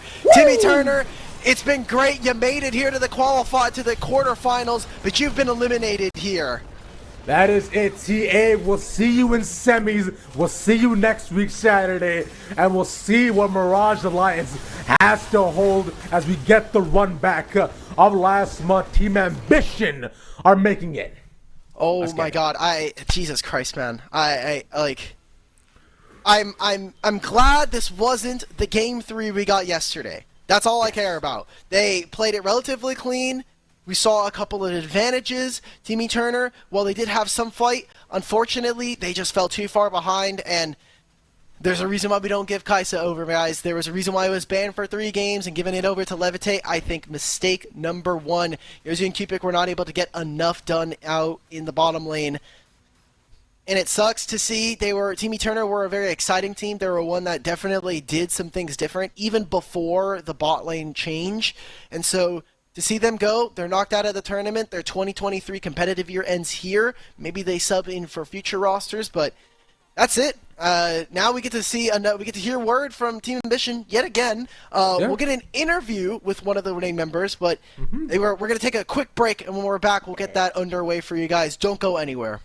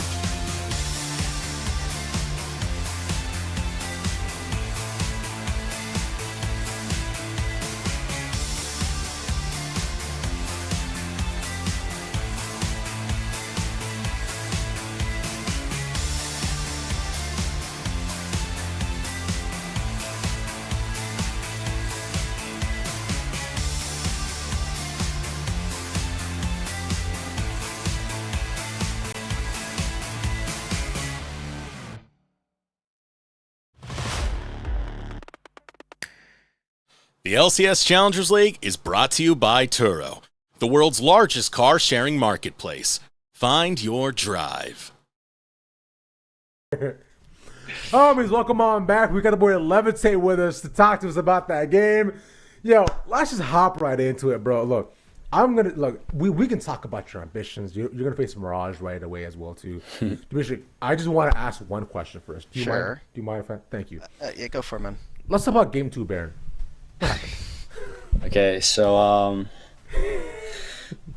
I was really hoping you wouldn't ask us this question because it was like, I wanted to go change my name, move countries, never come out in public again. But we just had a bit of a miscommunication. The game was pretty hectic. We kind of had like 2 split calls. We thought we could do Baron and push bot at the same time. Really, we were in the wrong, and I also kind of messed up because I didn't maximize how much damage I could do to the Baron because I thought we had it honestly too. Like I was like, okay, there's no way we don't get this Baron. So we're just gonna call it unlucky and move on with it. That's well. That's all. So 2 things. One, I want to congratulate not only you and your team for winning today. We did want to double confirm with our tournament organizer. Your team, Lit, and Mirage Alliance have all qualified for the event or have made it all the way into top. I think it's that or Coachify. Either way, the only way Lit doesn't make it is if Coachify wins. So you guys have all but qualified for the promotion tournament. So regardless, congratulations to you. Did want to talk a little bit about your kind of journey, the team's journey throughout the group stage. I know we keep talking about this, but like, it was a little bit rocky. We saw yesterday's games. We talked to Limo yesterday, but like between that and then today, you guys having 2 series that go 3 games each. How are you feeling? Like, how is the team after that? You're like really trying to play it all the way to the end. Yeah, I mean, if I had to be truthful, it's not the type of wins that we're looking for. Like, we wish it was a lot cleaner and we should be playing a lot better. But at the end of the day, we're coming out with wins every single series, and I think that's what's most important. But yeah, going forward, looking forward to taking down Mirage again, but we know that we're going to have to improve a lot and upgrade our game if we want to take them down. All right. Well, that was actually our next question, talking about like Mirage Alliance. I know when we talk to the Mirage Alliance folks, it's always we beat ourselves, the base race at the end, our call was the wrong one. For you guys, I'm sure that that's going to be something of a different story for you from your perspective. So for you and for the boys, how excited are you guys looking forward to Mirage Alliance? Yeah, I mean, I think Mirage is the most exciting team to play, and honestly, I'm not enjoying my times playing like against the other teams that are, playing like Soraka, Sona bot lane. It's not very fun. I think against Mirage we'll have a lot more standard drafts, and I think that's when we shine the best. So, yeah, I mean, looking forward to them. They're really fun to play. Looking forward to playing versus Neo, and yeah, they're just like the super team, so it's always fun to play them. True. Was it fun? Like you said, it wasn't fun to play up against that bot lane too. Just talk to me about your experience and thoughts and feelings of when you saw Soraka Sona locked in. You're like, all right, let me play this game, and loading into it to take me through your internal thought processes there. We weren't really expecting them to play like double enchanter bot lane. I think we were expecting, if anything, where they were going to play like artillery mages. But to be honest, when they picked Soraka Sona, I was surprised, but not really worried. I thought we would win, and I think we should have won that game. We just had a couple of big throws that got them back into the game, and eventually, they kind of just snowballed, and team fighting was very hard once they got to hit their items. But honestly, I think the Morgana was a lot worse than the first game. Like, the Morgana made our game very difficult, so we definitely weren't expecting the Morgana, and yeah, I think that one was much worse than the Soraka Sona. No, I can tell you, as a fellow AD carry player playing against Soraka Sona, is like putting your head through a wall. You're like, God damn, I can't kill these guys. I have to have my jungler down here. Like, I can push. There's no fun. And then the Ziggs game was just like, you're just getting bombs constantly. Like you're trying to play Jinx into Ziggs. That's not ever fun. That's never going to be a fun time. Let me take, now that we're talking about promotion tournament, even just beyond this tournament, what are your goals? You obviously have already qualified before. You've done this before, like a couple months ago. So are there any goals particularly that you've set for yourself when we get to the promotion tournament? Like, you want to be able to obviously probably beat everybody, but like, what is the standout? What is something that you want to leave there at the promotion tournament that everyone takes away from you when we get there? I think it's pretty similar to what it was when I was on Team Tony Top. I think a lot of people doubted me and my ability to play at a higher level, and I think throughout that tournament and in the promotion relegation tournament when we promoted, I think I proved everyone wrong. It's unfortunate that I'm not able to play along with Snow 2, but at the end of the day, I'm just going to take it one step at a time.